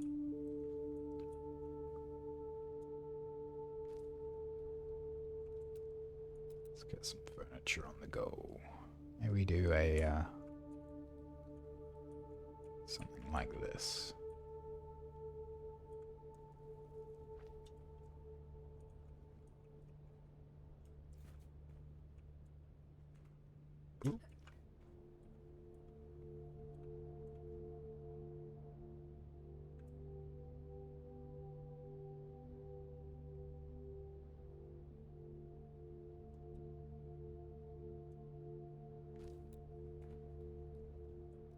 God damn, it's not centered.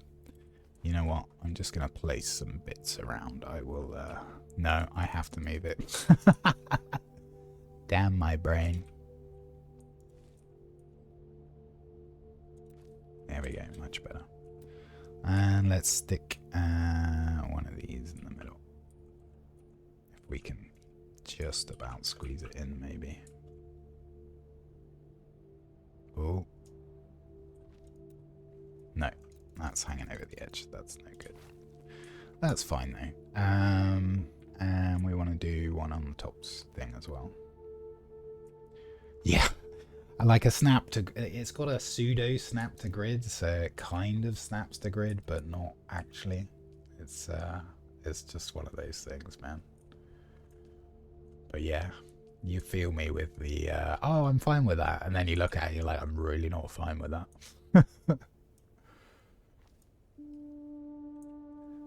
I want it to bother me less than it does, but it bothers me.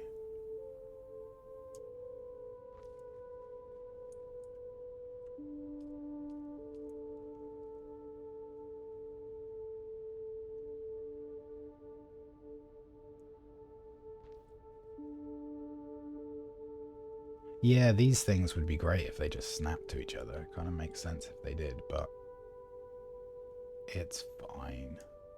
So yeah, trying to practice my gratitude that we have it at all. I think it's really weird. There is a lot of copium that goes around with Funcom games, especially on the Discord. It's like, oh, everyone's always complaining about the same thing. It's like, well, it's because it's an issue. And there's a lot of people that feel the need to rush to Funcom's defense in a very bizarre way.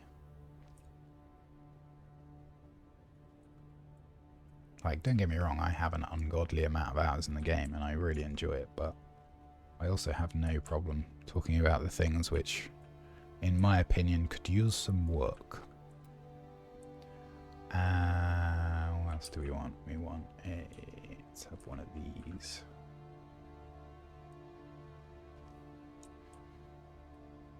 Should have seen the beta. White Knighting was insane. Yeah, I believe it. The forums do have some, what's the kind way to put it? Some people that like to champion Funcom's causes. I think that's the nicest way I can put it. Ooh. I might have to bring some plastane. I kind of like this banner thingy, but we'll see. Ooh, we need some walls here too. That don't look right. Yeah, whenever I see these posts that are like standing up for the poor developers that just made multiple millions of pounds out of their game, I can't help but kind of chuckle really.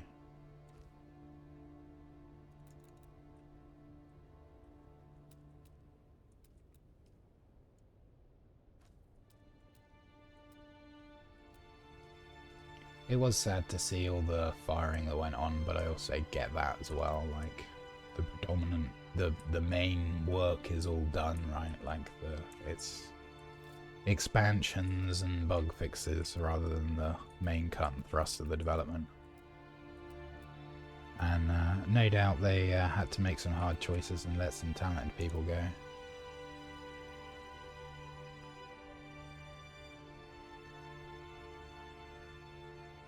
Yeah, well, let's hope so. That if they were to ship it, if the next one feels like a proper 1.0, it certainly kind of sounds like it, with more of an emphasis on cooperative stuff, scaling difficulty, like better kind of design of the end game. The way it was launched kind of smells of investors going, we're looking for that return on investment like yesterday. When can we have some money, please? But I think that's probably true of all game development. It always ends up being released before they really want it to, but you've got to let it go at some point, all that kind of stuff. Yeah, it's not easy choices to make. I have to say their monetization does leave me kind of somewhat curious about longevity. Like, don't get me wrong, they did really well off initial sales, and in my opinion, quite rightly so. Hager Basin was a wonderful experience to go through, and strongly recommend it for the price tag for anyone.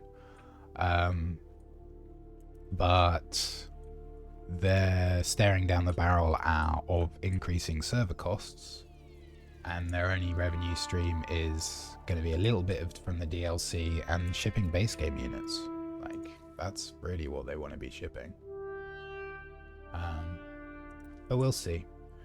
They do have a good history of keeping the server lights on, so like Anarchy Online is still running, The Secret World is still running, and both of them have very small player bases, but Funcom keep them running, keep letting them play, which is awesome. So I don't think June's going anywhere for a while. Yeah, I mean, I guess if you're being brought in to do a project, you kind of know that when the project's done, you're kind of that's the end of that bit for you. Do you know what I mean? But it's still, especially for the teams that have got to know those people over what, in some cases, maybe years, and just have to part ways. It's just a little bit sad. But it is the way of things. Right, so we've got a bit of seating everywhere, I think. Whoop. Yeah. You know what? Let's stick the map table up here, just because we can. That was another, like, nice thing. I gotta say, they definitely didn't need to do this and give us this cool thing, and it very much was just a nice to have. But I think it was a cool thing to do. Cheers, chap. Or lady. I do a new build every week, so I've usually take a snapshot of the bases that I build. I forgot to snapshot the one I did last week. But yeah, I kind of like to do a fresh build each week. Let's put some minis down.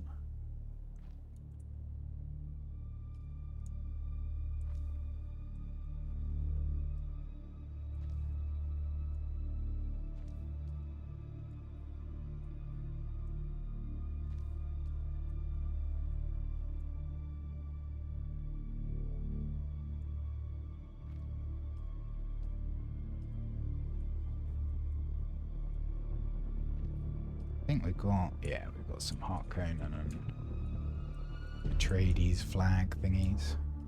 Let's get a real situation thing going.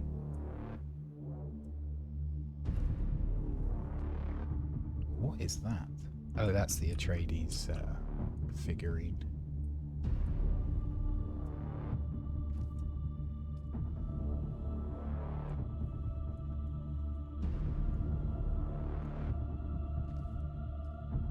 Do we get a buggy? No. Okay. That's still kind of cool. I like it.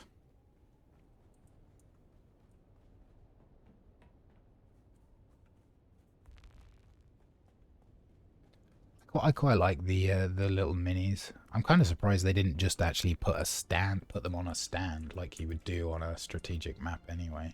But hey, it's future sort of sci-fi thingy, so hovering's fine. But yeah, it would have been cool if they had the like little blue suspensor thing around them. There was something I was thinking that I needed, and it's completely gone out of my brain. Oh, we'll put a Muad'Dib down this week. Hey, little fella. We'll be eating some of your comrades at some point, no doubt.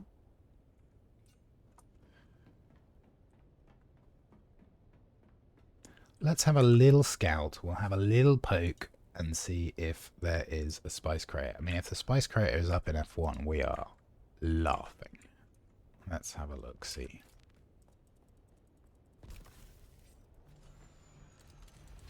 Oh, you know what? Before we go back into PvP, I will be a sensible sausage and repair up.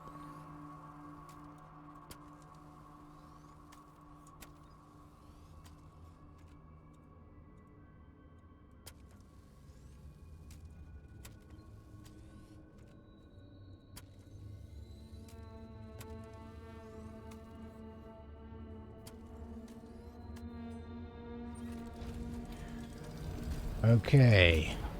Let's hope we get lucky and it's just right on our doorstep. F1.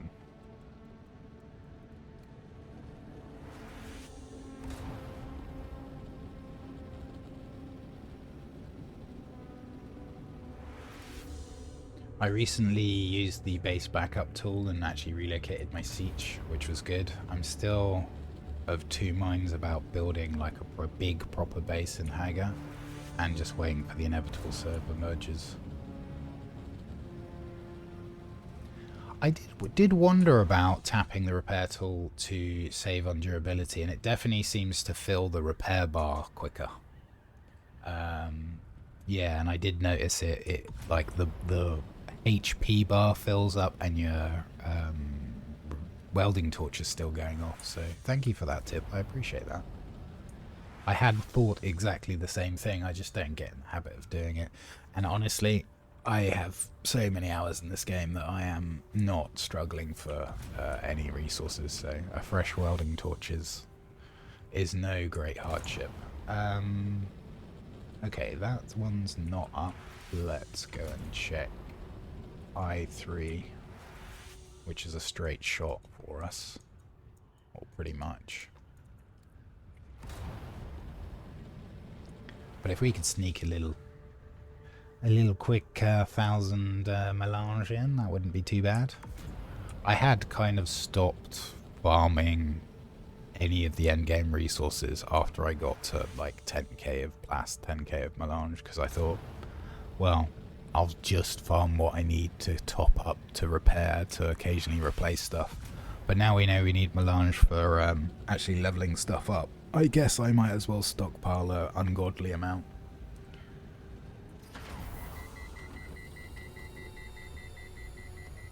Yeah, I mean 5k is enough to do everything you need to do with, right? Like, that's still a really good amount. But once you get a carrier together and you're able to crawl, like, you can really ramp up the amount that you have. But it does depend on the server you're on. Like, if every large spice field is always contested and you've got to bring a contingent of 10 people with you, and that means you're cutting the spice 10 ways, like, all of those things are a factor. And we have a pretty chill community out here. The getting the large refiner up is a bit of a game changer, isn't it, in terms of efficiency? It's huge. Last week, because we brought nothing with us, we had to ladder up, so we started off with the little refiner and then worked our way up to the medium one and then built the huge one. Same with the ore production. I have everything in Haga built in like, I hate little cube bases, but I have one for portability. And as I say, I'm trying to decide, do I just go, well, I've in a siege with a few friends that play sort of semi-regularly. Do I just make myself a really big base, or do I wait for the server merge and then do it? Because yes, you can use the base backup tool and snap to origin, but I think when the server merges come in, it's going to be like, you're not going to have a lot of options, I think. I did have a massive Haga Basin base. Haga Basin base. And I kind of jokingly said it looked like a treehouse designed by a drunken 4-year-old. It's just like lots of platforms and bridges connecting them all together, all using the basic chome set, because I'm kind of neutral Fremen kind of thing going on. And it was good, but I wanted to test out the base backup tool as soon as we got it, so I have a very compact and efficient base, but it isn't much to look at. It's like, this is my shoebox. It does what I need it to do. I am in the wrong place. Hang on. That was... Oh, that was I3. Okay, so yeah, then we want H5. So, like here-ish, probably. But if you're part of the Discord for Dune Awakening, there's a share your base design, and there's a few on there that I've posted. The Sands of Time Hourglass one was really cool, using like a shaped pentashield, because you can offset walls by 1 thickness and do some quite cool things with that. I also built a giant toilet, which was also very silly.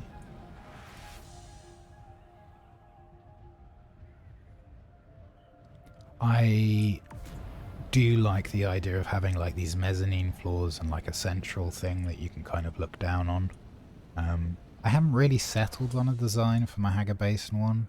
Part of me wants to do, like I did a really nice like temple to Shia Lud one week up here. And that was really nice to make, but it was very much an outside thing. Like when you get inside, it's just a giant floor. Like I probably could have done more with it, but I don't know.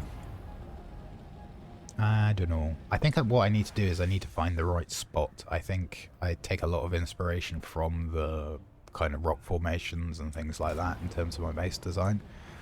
One of the things I did see on Discord was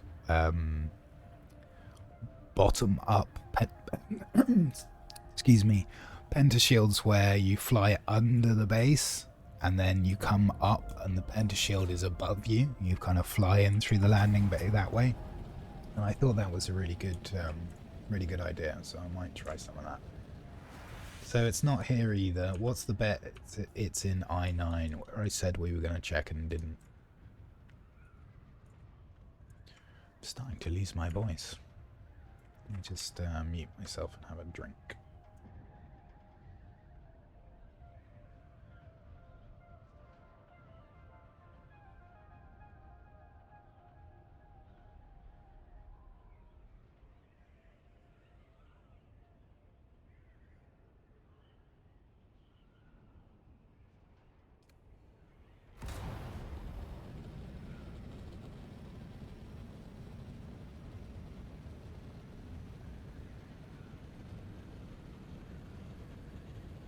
One of the things you can do if you're not quite happy with the base placement, as long as you're quick with your staking units, is actually just destroy your sub-thief, replace it immediately, and then re-expand out. And that can allow you to take advantage of spaces that you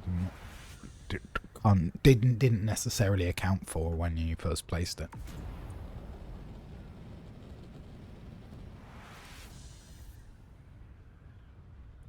Half-wide ramps would be great. I'd like half-wide roof tiles, like inverse rounded stuff.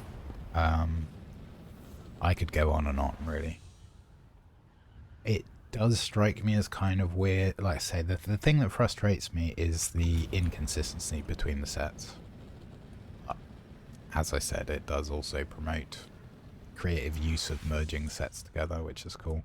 And for me, who am neutral, I will be able to have effectively 3 new sets when Chapter 3 comes out. I'll have access to Harkonnen, Atreides, and Smugglers, so my creativity side will be able to run rampant for a few weeks. Yeah, you know what? We will stop here.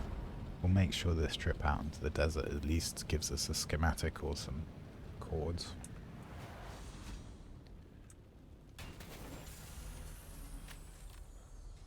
I hope the observer set, they kind of indicated the observer set was done. I really hope it isn't, and we do get like the railing for the slightly lessened slope, so the one at a shallower angle, because that was missing out the railings tiles. The door was quite nice. It'd be nice to have an observer prudence door. It'd be nice to have a Dune Man normal door as well, not just a prudence door. It's those kind of things that they bug me more than I should let them. But I do recognise that's mostly a me issue.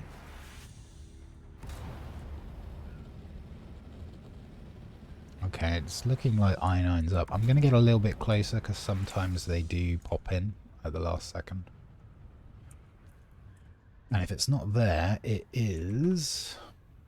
Let's see, it must be an F9.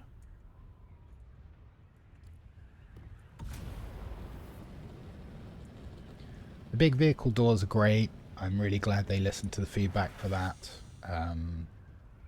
it's not going to be a huge issue for me because most of the time I run a top-down pentashield and I'm picking stuff up with my carrier either. Either it's a buggy or it's a sandcrawler, and both of those tend to normally come out of a top-down pentashield. This week I have an unusually different design where I'm actually going to have to drive them outside, then grab the carrier and pick them up. But it's kind of a cool little place to build, so I'm pleased with it. I've already forgotten what I said. F9. There we go. Yeah, like even the... What was it? The hamster wheel thingy didn't really go through the double door that smoothly. It was odd. I really like the roll door animation. Like, the animation on it's fantastic. What they could have done is had that as the top of the door and then have another 2-tile set that just extends the door down as much as you want. And then you go near it and it rolls right up. That would have been a cool thing to do.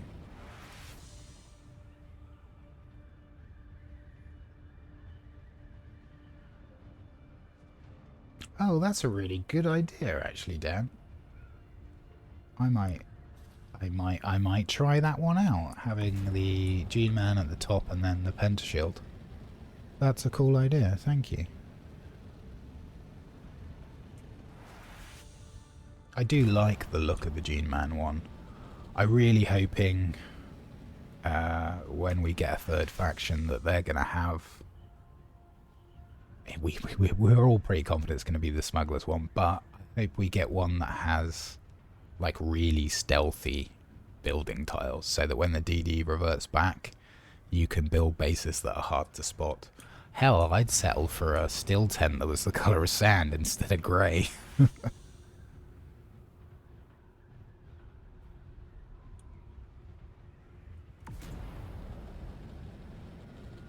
Yeah, the buggy going through, like, it clips through. There was a weird issue as well. If you connected a ramp... Oh my god, none of craters are up? That's weird. There was a weird issue where none of the...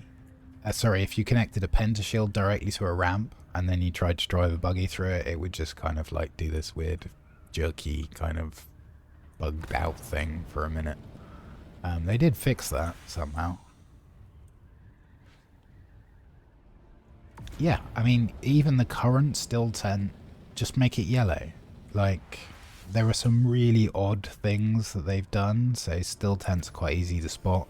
Whereas if you're looking for treasures, and you've actually scanned the location marker's the same colour as the sand. Like, make it make sense.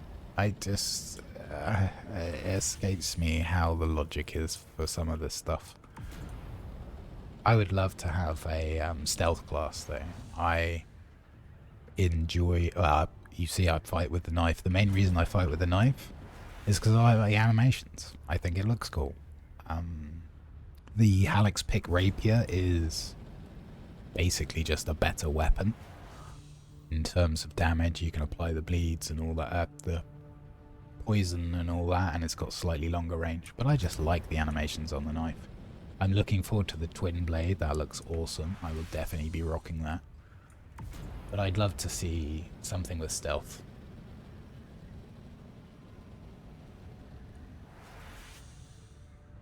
I'm also a staunch user of still suits, so I do all of my combat in a still suit. I suspect, along with my ability to stay neutral, that will end up being a thing of the past once we get into scalable dungeons, and I'll end up in a pincushion or forge like everyone else. Which will be a bit of a shame, but we'll see. I'll probably still just rock the still suit when I'm out and about. And again, I like the look. I think the native still suit set looks great. I would have preferred the Dune original movie with the single side on the breathing tube, but you know, beggars can't be choosers.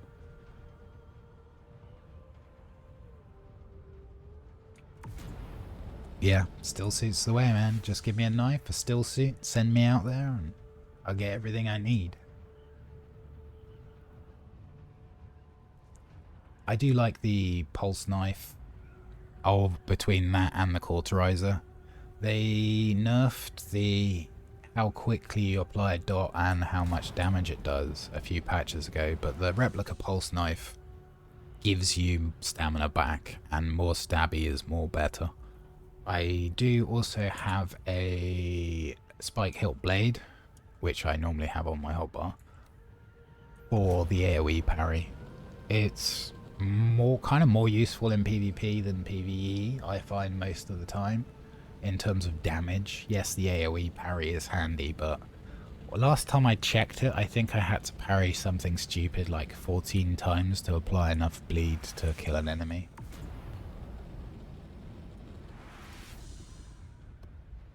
The cauterizer is a good blade.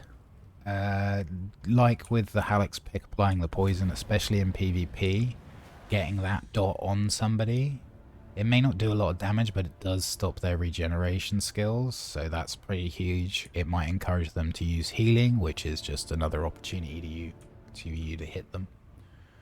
Yes, the Eye of Storm Swordsmaster can hit like 3 times, so as long as you're close enough, it will just instantly proc, which is kind of cool.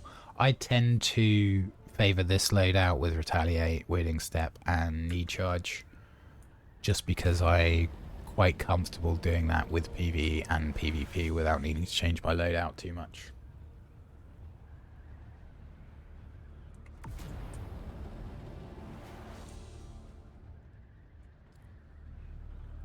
I'd love to see, like, because we got our customization, we've got the June 2021 still suit mask. Like, the fact that they've put 2021 on that suggests they might do the older one, or maybe it's just because they want to differentiate if things progress with the later chapter, the one that's coming out next year. I also actually prefer, in terms of headpieces, this one, but I don't like the fact that it's actually pretty shabby and the neck piece doesn't match up with this. And actually, while we're talking about it, the chest, like, it's fine. I like the actual still suit itself. I don't like the cloak particularly. It's okay, but I would rather not have it. And I kind of get how it would be practical out in the desert. And I quite like again, I don't have access to swatches and things because I'm neutral, but this desert color, this is almost useful enough for somebody to perhaps hesitate. If you haven't got your shield on, they might not spot you. Most of the time they will, but they might not.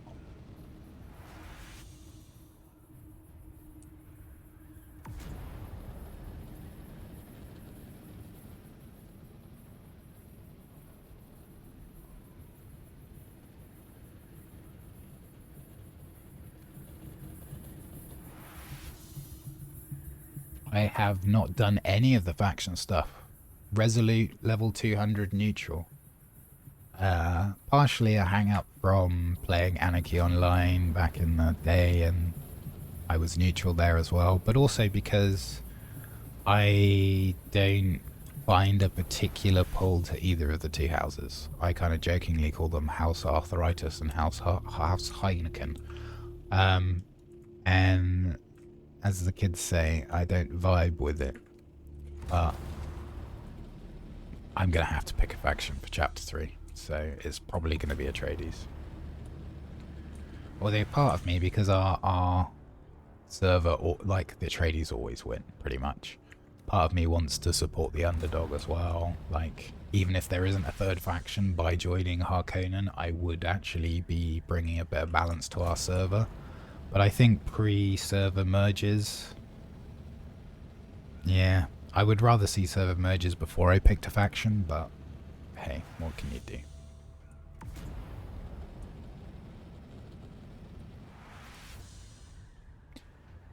Do you mean farming for the materials without the, like, crafting cost bonuses and stuff like that? Is that what you mean?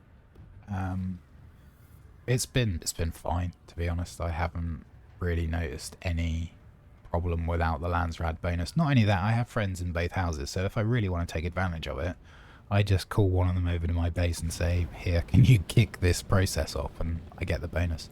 That's the big one. Right next to our base. Let's just check it out, see if there's anyone there. If they're not, then... Oh, the Landsrad reward mat. Oh god, no.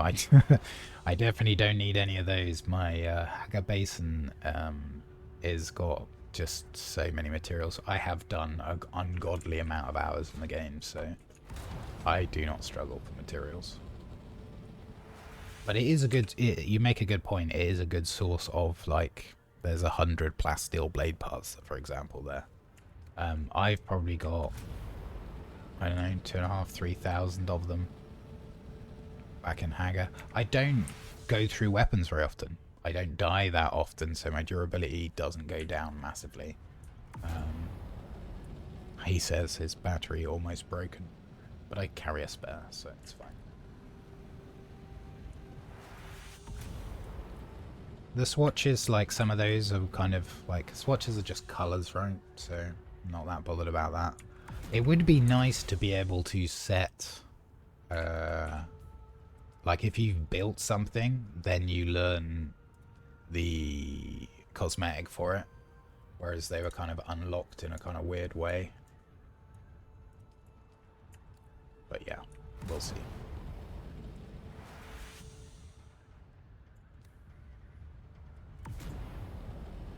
Right, so we need to drive the sandcrawler out.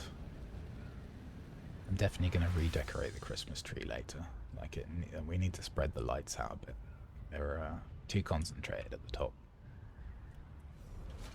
It'd be nice if we could make this green too, but hey. If wishes were fishes.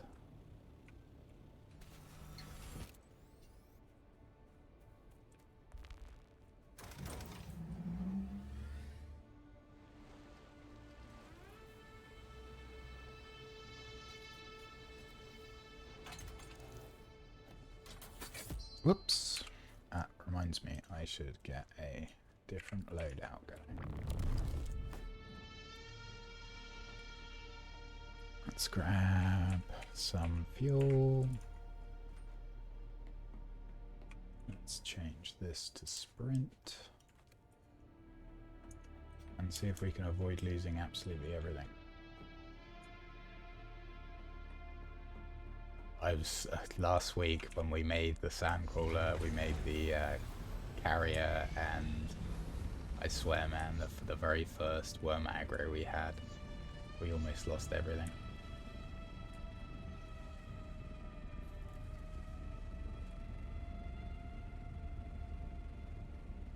Hey, Welly.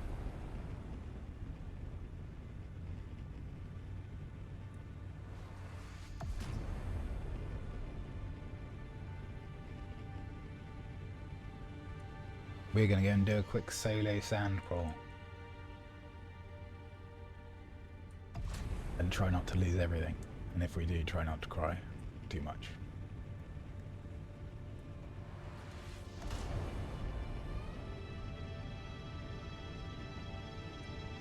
Now we did luck out, and of the, is it 5 locations? It is actually the crater nearest our base, so fingers crossed.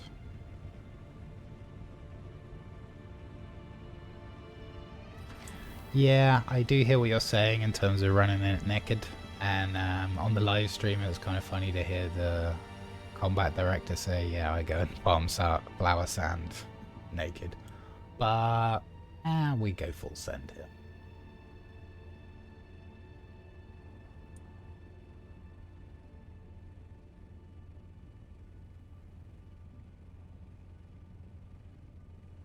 And as I say, I'm not struggling for any materials in the game. Let's avoid that spice bloom on the left. There he goes. Boom. Do not want to be over one of those when it goes off.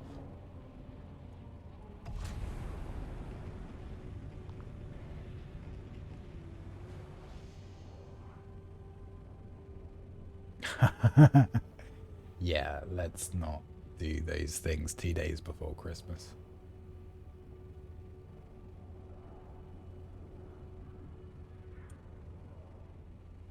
Ah, that's an interesting farming strat.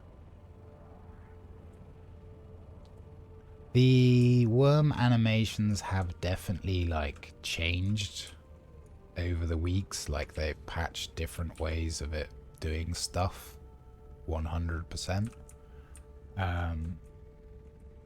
And at the moment it seems, touch wood, relatively tame.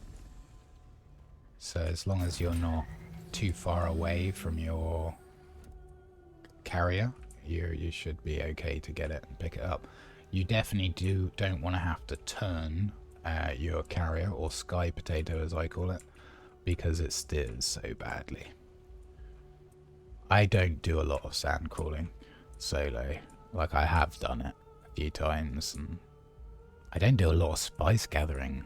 It's only since we found out it's actually going to be used as progression currency that I'm bothering to do it at all this week.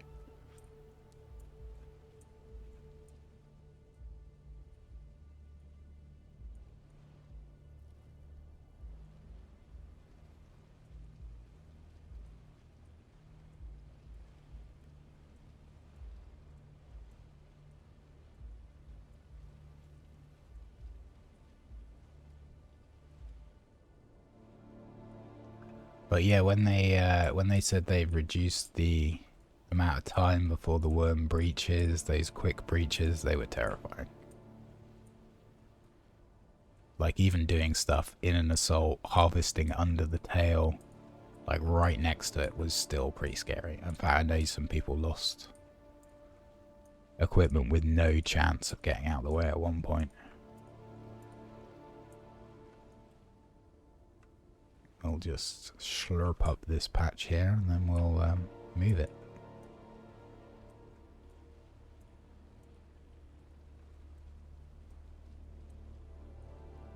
As King Julian says, we like to move it. Come on, back it up. There we go.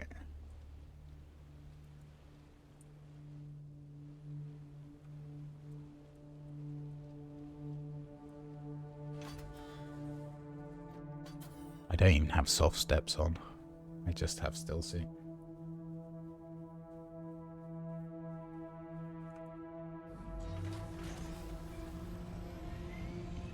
I did hear that there is a 3-minute timer for the worm breach. I didn't know if you picked it up. That it would just stop it entirely. That's news to me. Thank you.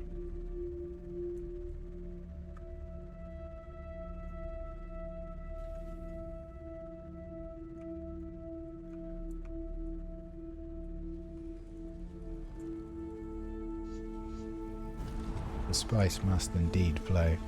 Although I'd much rather be doing stuff for the Fremen and not using spice at all, and just like interfering with operations rather than conducting them. But hey, not part of Funcom's plan, sadly. Certainly not at the moment anyway.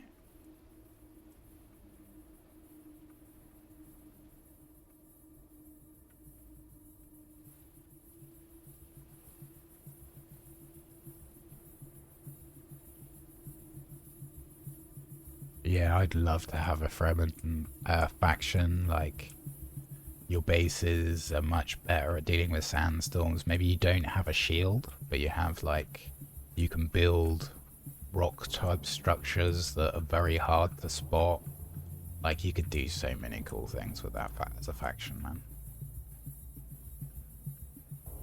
I say I would really love to see a stealth mechanic in this game. As well he knows I'm quite partial to the sneaky ways on computer games if that's an option.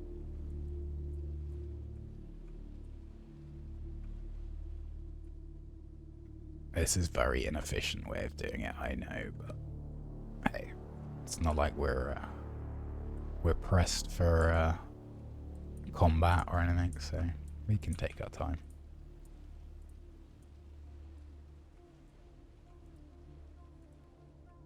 I also just don't want to get too far.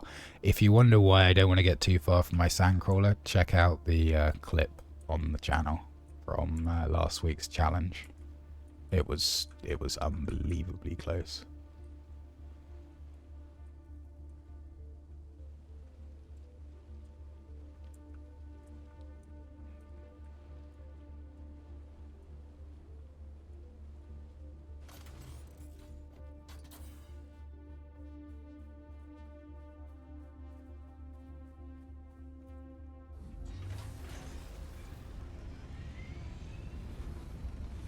Yeah, that would be a good idea, having the Fremen's live in caves. I mean, heck, you could have the Fremen, like, have to be in the deep desert for the Coriolis, and, like, can only have a temporary base in Hagar or something like that.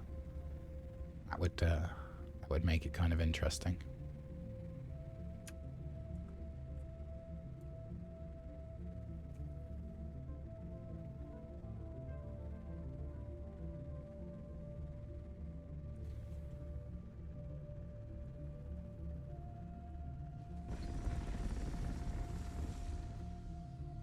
Yeah, no base in Hagar. You can only have stuff in the DD. You can have stuff in your bank in one of the capitals, or maybe like there's another capital for the Fremen, and they're not even allowed in Harakeen or Harko village. Like there's, and this is another bit of huffing the copium that I see a lot of people do, and myself included sometimes.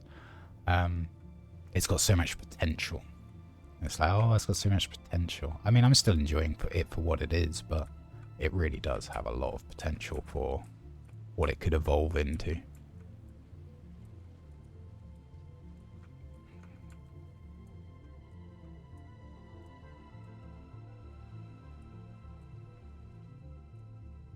How's the Christmas tree looking? It is much as you saw it before. I'm going to redistribute the Christmas lights at some point and do like a second spiral, I think. I think we got way too many at the top and not enough around the sides, so we do have quite a significant light restriction in terms of how much you can build light sources inside the base, so we'll definitely be paying a bit more attention to the tree deckies before the next wipe, and probably before Christmas.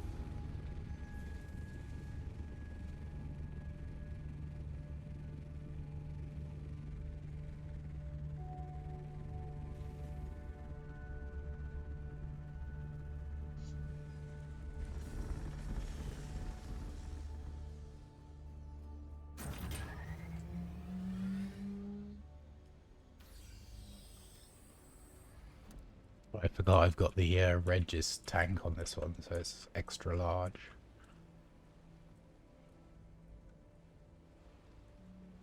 It's another reason why I don't really want to risk it, because as a neutral you never get access to the Landthrad vendors. You just have to ask other people to forego their copy of it and give it to you or sell it to you. Fortunately on my community it's mostly the former. People are quite generous.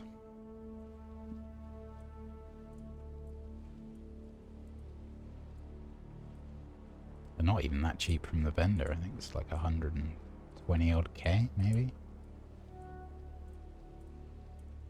Although, let's be real, making that kind of money is not very difficult. You can just run A-ray stations on a loop and make quite a lot.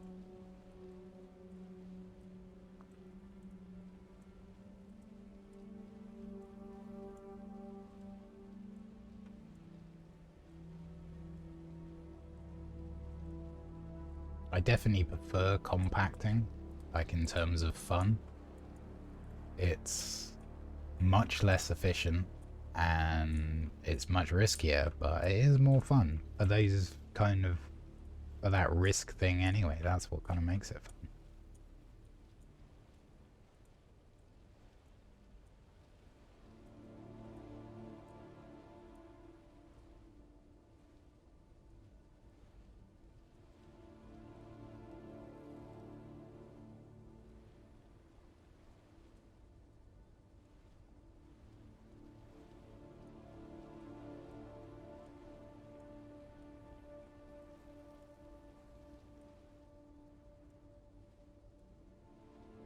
Oh, I'm so bad at this.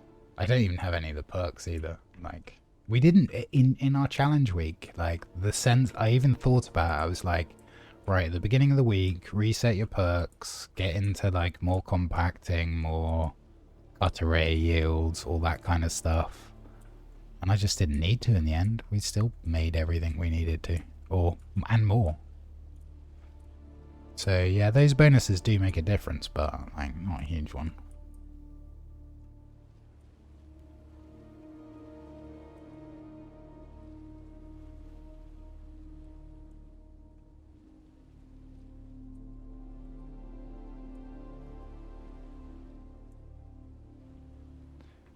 Yeah, it doesn't give more capacity, it's just the rate at which it gathers, right? Same with the buggy cut array thing. And if you are on a server where the spice craters are highly contested, then minimizing your time on the sands is minimizing a risk, so it definitely has a value, just not to me with the community that we've got.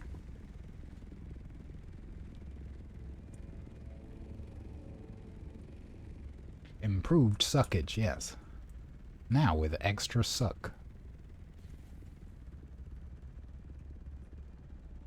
Oop, let's try not to piggyback on the back of the sandcrawler.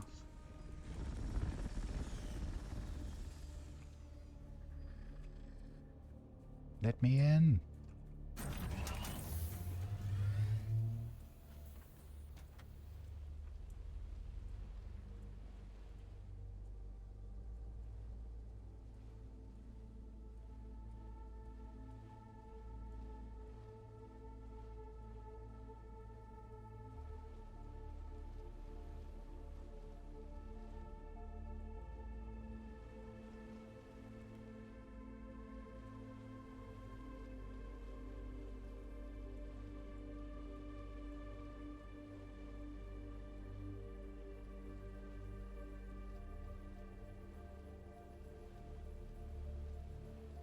The camera sort of slightly changing as I get near the carrier is a little bit scary because the camera also changes just as you're about to get eaten.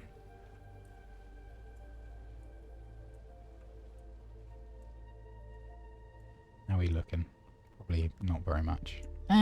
Kind of a third of the way there. That's good.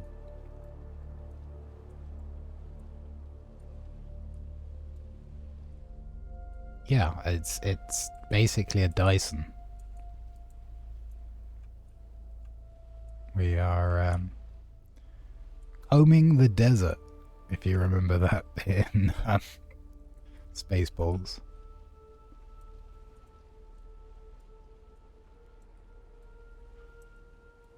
Which is funny because the teeth on the front actually kind of look like a comb too.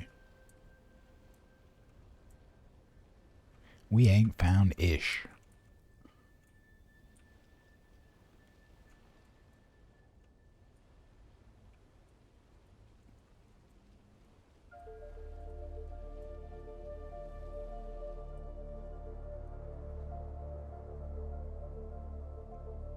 Yep, we have a very peaceful server. Like, We did have a contingent of people which ran Agrothopters because... Not because they wanted to control the sands, just because they wanted to kill people and make them feel bad. And I would always show up, although I don't run Rocketcopter, I would always show up to kind of defend the farmers that were just trying to be peaceful. And give the Sky Pirates something to shoot at. Which was actually quite a lot of fun for a while. But I'm all for this nice peaceful farming. It's fine. I'm okay with this. It'll be interesting to see what the cooldown for server transfers will be as well, because that could obviously really screw the economy on some servers if you get like a whole guild moves to like a really quiet server, absolutely smashes it on that server and then brings it back to a busy one and sells everything. I wouldn't be surprised if we see something like multiple week cooldowns.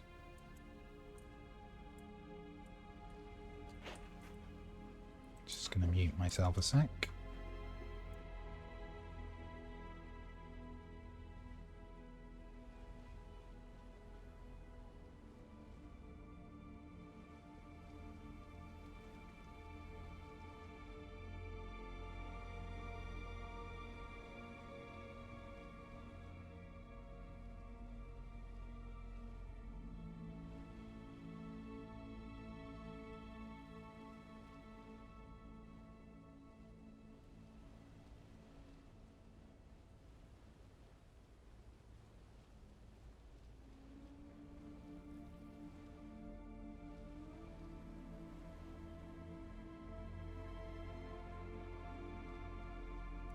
I'm back on mic.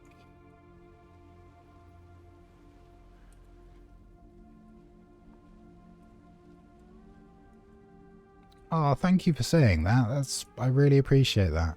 I'm pretty new to it. I've done a few streams in the past, but it would just be like maybe 1 or 2 a year when I do giveaways. And I've decided to start doing it a bit more now, and it's been nice. It's been fun.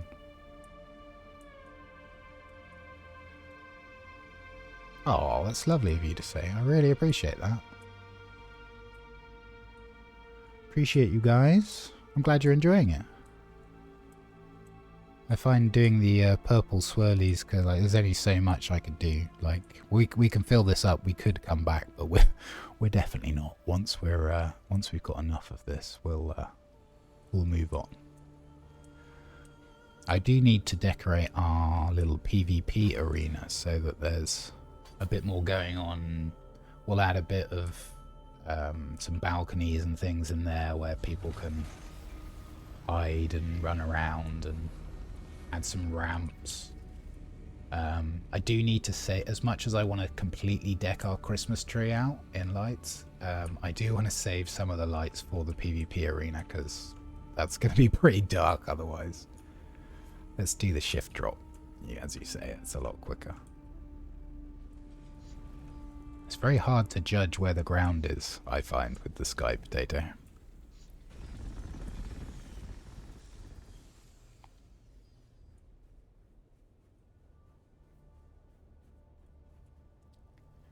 And so far, no worm breach. I mean, admittedly, we're not rocketing around. There's Durgan.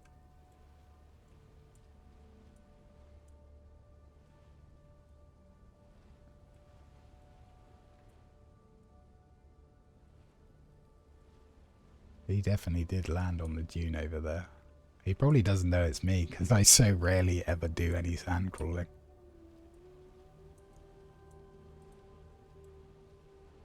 How are we doing? Oh god, we still got so much space to fill up. It's the good thing and the bad thing about the Regis tank. Like, yeah, it's nice having the extra space, but it takes that much longer to fill. And you can't go back without a full tank. Like,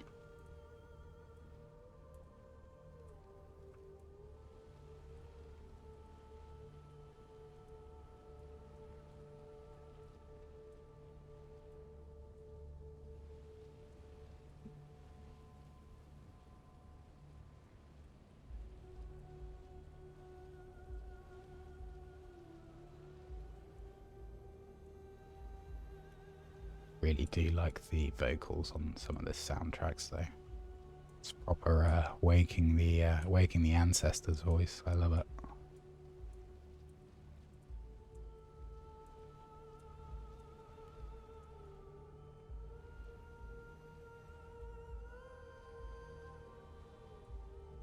Sector weather alert. A large Now sandstorm that approaching. is an annoying thing to hear, isn't it? Well, where's it coming from? It's coming from the southwest, of course it is. Okay, so we're going to have to go southeast. We're pretty close to base anyway. We should be able to get back before the storm hits. And this is a disadvantage of not having our top-loaded thing for our sand crawler. Mind you, I might see if I can just kind of squeeze it in the pennant shield at the top. It's not what I designed the base for, but we'll give it a go.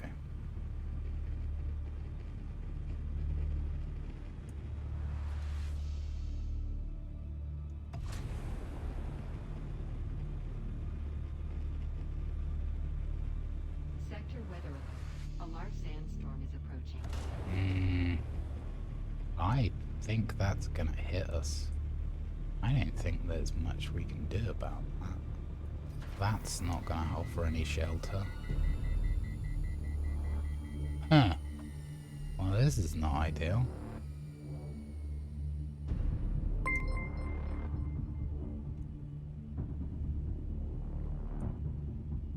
Let's see. Oh. No, we are gonna get caught out in this. Okay, let's try and find somewhere to set down at least. God, we're so close to base too, but I don't think we're gonna make it.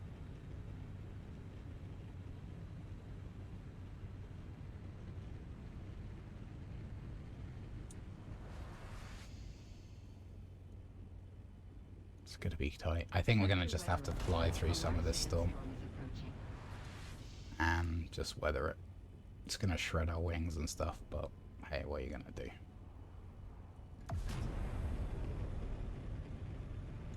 There's literally nowhere closer to touchdown.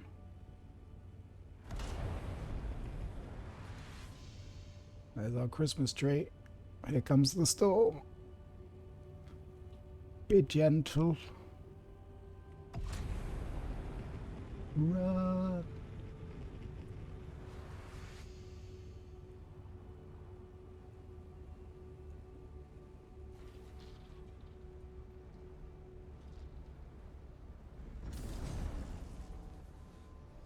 That is not inside.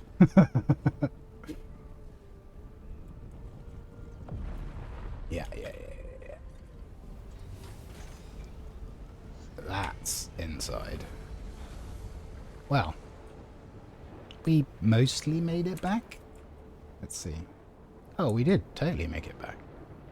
Shiny. Let's get this repaired up. And you know what? We may as well get some of this spice cooking too.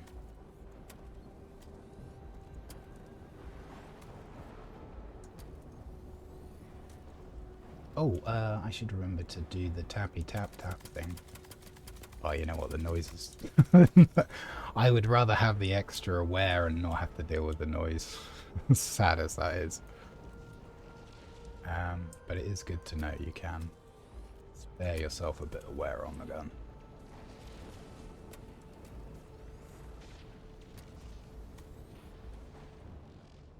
Did we do the booster? Don't think so. Yeah, we did.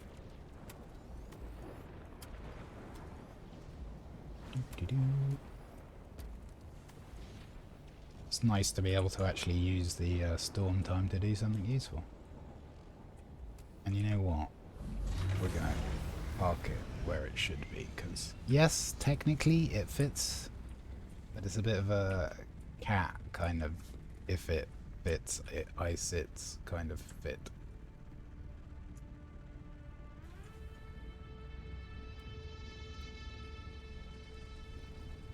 In you go, little sky potato. Oh yeah, I forgot.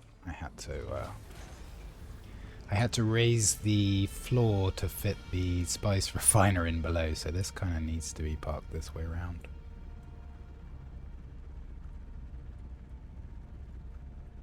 Ah, so not like click it continuously, like tap, hold, let go, tap, hold, let go. Gotcha.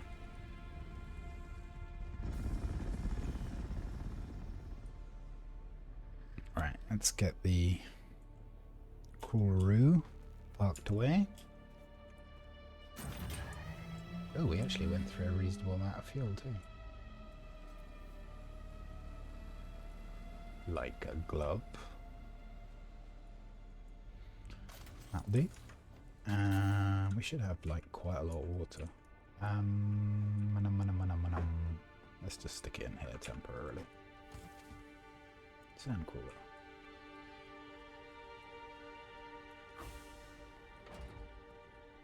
Munch. Ooh. We don't actually have enough power without me turning something off. I guess I can just turn off the death still.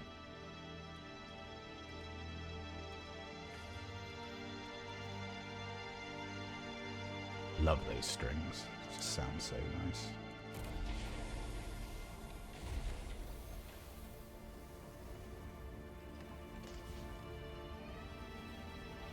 All these hours later and I still just really love the soundtrack, and when you're not trying to dodge a storm, just kind of gliding across the dunes, sunset, moonrise, it's lovely.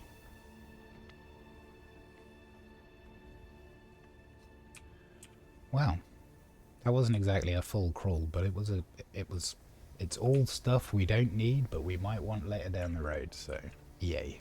I should also put some bodies on. Ooh, we don't have any bodies. Yeah, I kind of used them all.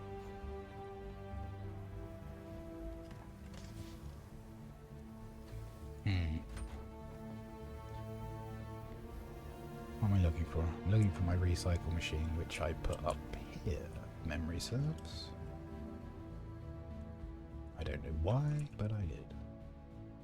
So if you're coming out here to do a challenge week, pick up all the blades you can, because that's the only one of the very few sources of diamantine dust that you'll find outside of Hagar.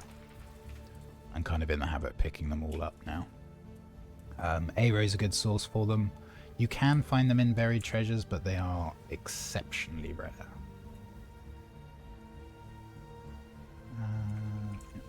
Rest away over here. Yes, the composer really kind of knocked it out of the park with the musical score. I love it.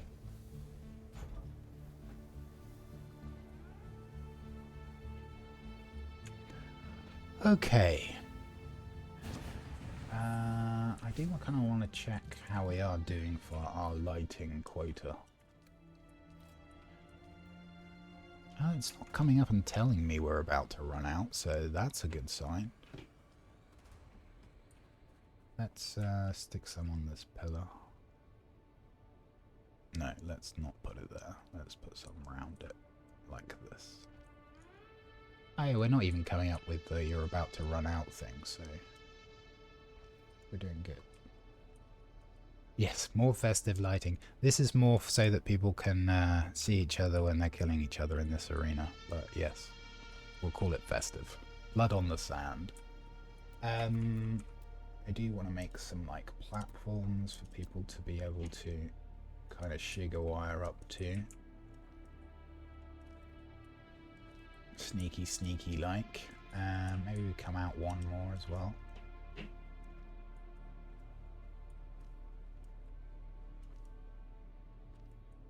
This looks good. We're going to need a way up there. Let's give them a ladder and maybe some stairs coming up here. Yeah, look. Let's use these ones. And I think we'll wrap this back around. Hopefully we'll have space to put it in. And then... Ooh, no, we don't have space to drop it down there. Okay, well that makes that easy. We'll do it the other way around. do this. Use triangles. Whoop.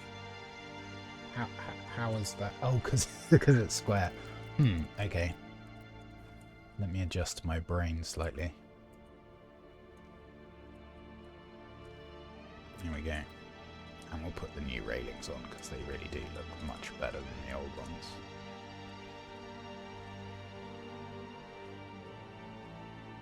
I think we'll have this as a drop down. We'll have this as actual cover. We'll have this as a drop down. Oops. And then we'll put a ladder on it as well. Put the observer ladder, it looks a bit nicer.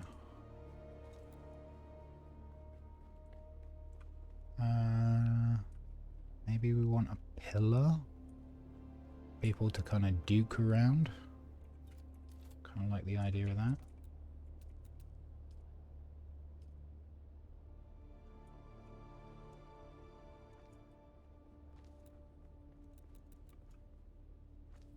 Seems good. I think we want like quite a long section of multi-floored stuff going on up here. We are going to need to kind of do it all with triangles though, otherwise it's going to be on a completely different grid to the rest of the room. But that's fine. We can work with triangles. It does make traveling between the floors a little tricky, but that's also okay.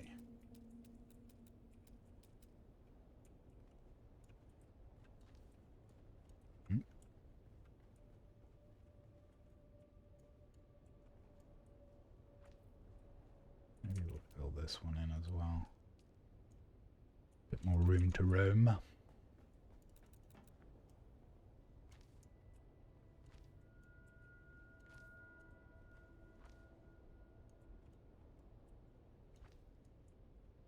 Oh, yeah. We're gonna have to... I need to think. Damn it. And on no sleep, that's not a winning combo. You know what? I'll deal with multi-floor situations later on.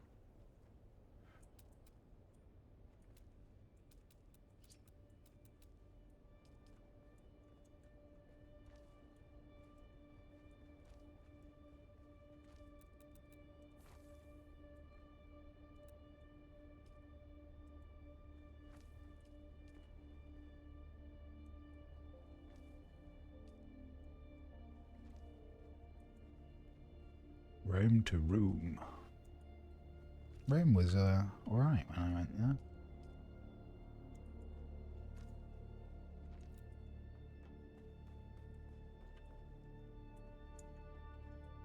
It's a little bit of shape to our arena, at least. We will probably put like multiple levels of floors kind of staggered up and down around. Oh, what we can definitely just add now is a central platform.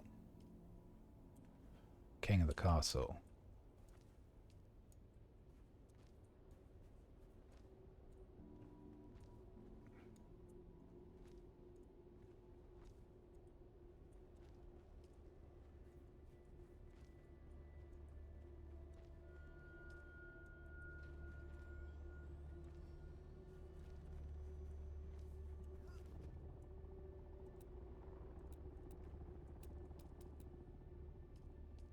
I think we'll just alternate high and low cover here.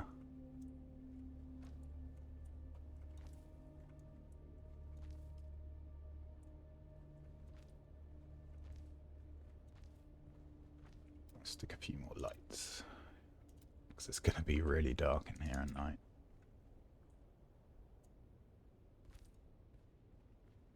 PvP with panache. Absolutely. Well said, that man.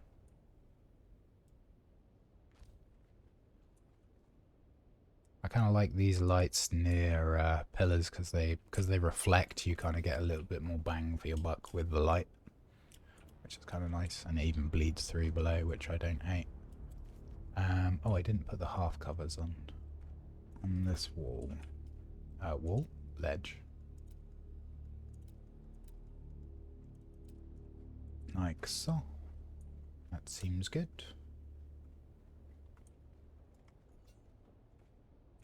I think maybe some more lights there. Maybe a couple of these. Oh look, there's our light limit starting to come up. We definitely do need to save enough for the Christmas tree because that's obviously important.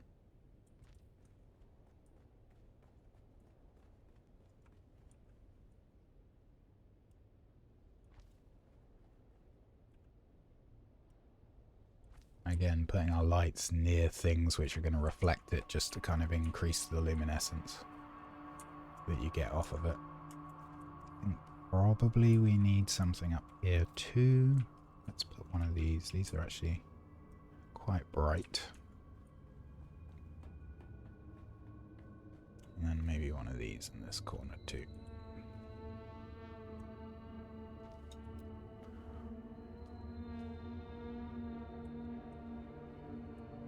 I could sit here and fiddle for hours for decorating, but that will do for now.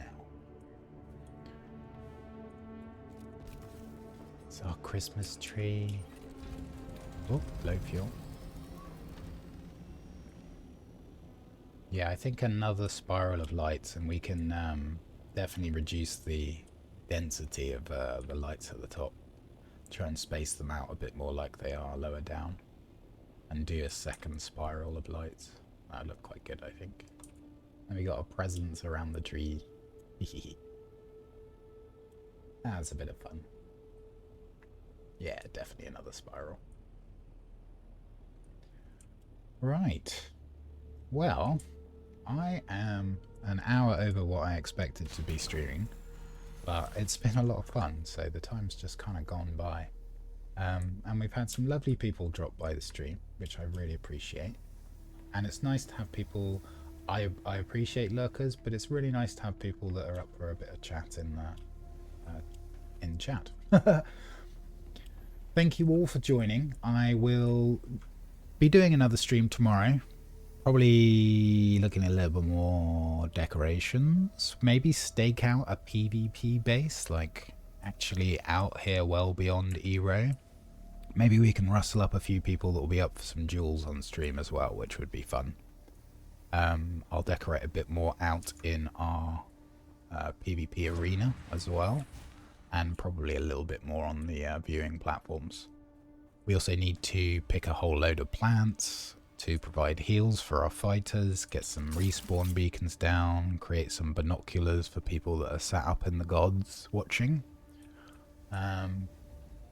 Finish off another sand crawl, maybe. I should probably do something with the buggy, seeing as we do have the large ore refiner. It would be a shame to let it go to waste. But this has been great. I've had a good time. And, oh, remember to raid. Honestly, I don't even know how to do that, so let me see if I can work that out.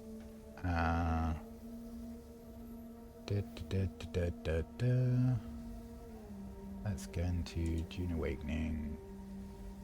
There was a really nice chap who... Oh, there's Scuff. So we'll go and raid Scuff. He's a Scottish streamer. And he was lovely enough to raid me recently. So let's go over and raid him too.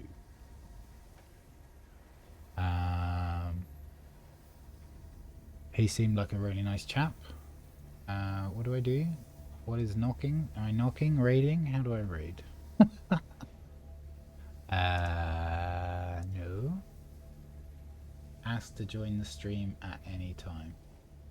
Is that what I do? Or do I do a command? I got a bling. Thank you for the follow. Oh, and Jeff as well. I missed that one. Sorry, Jeff. Thank you for the follow. /raid. Ah, there we go. He's put it in chat for me because he's an absolute legend. Love my mod. He's a legend. Right. Thank you all again. I hope you have a lovely evening. Maybe see you again. I'll be same sort of time, so sort of 11:30 GMT, roughly about 4 hours-ish stream, maybe longer. But have a great one. Let's go and see Mr. Scuff Vibes live.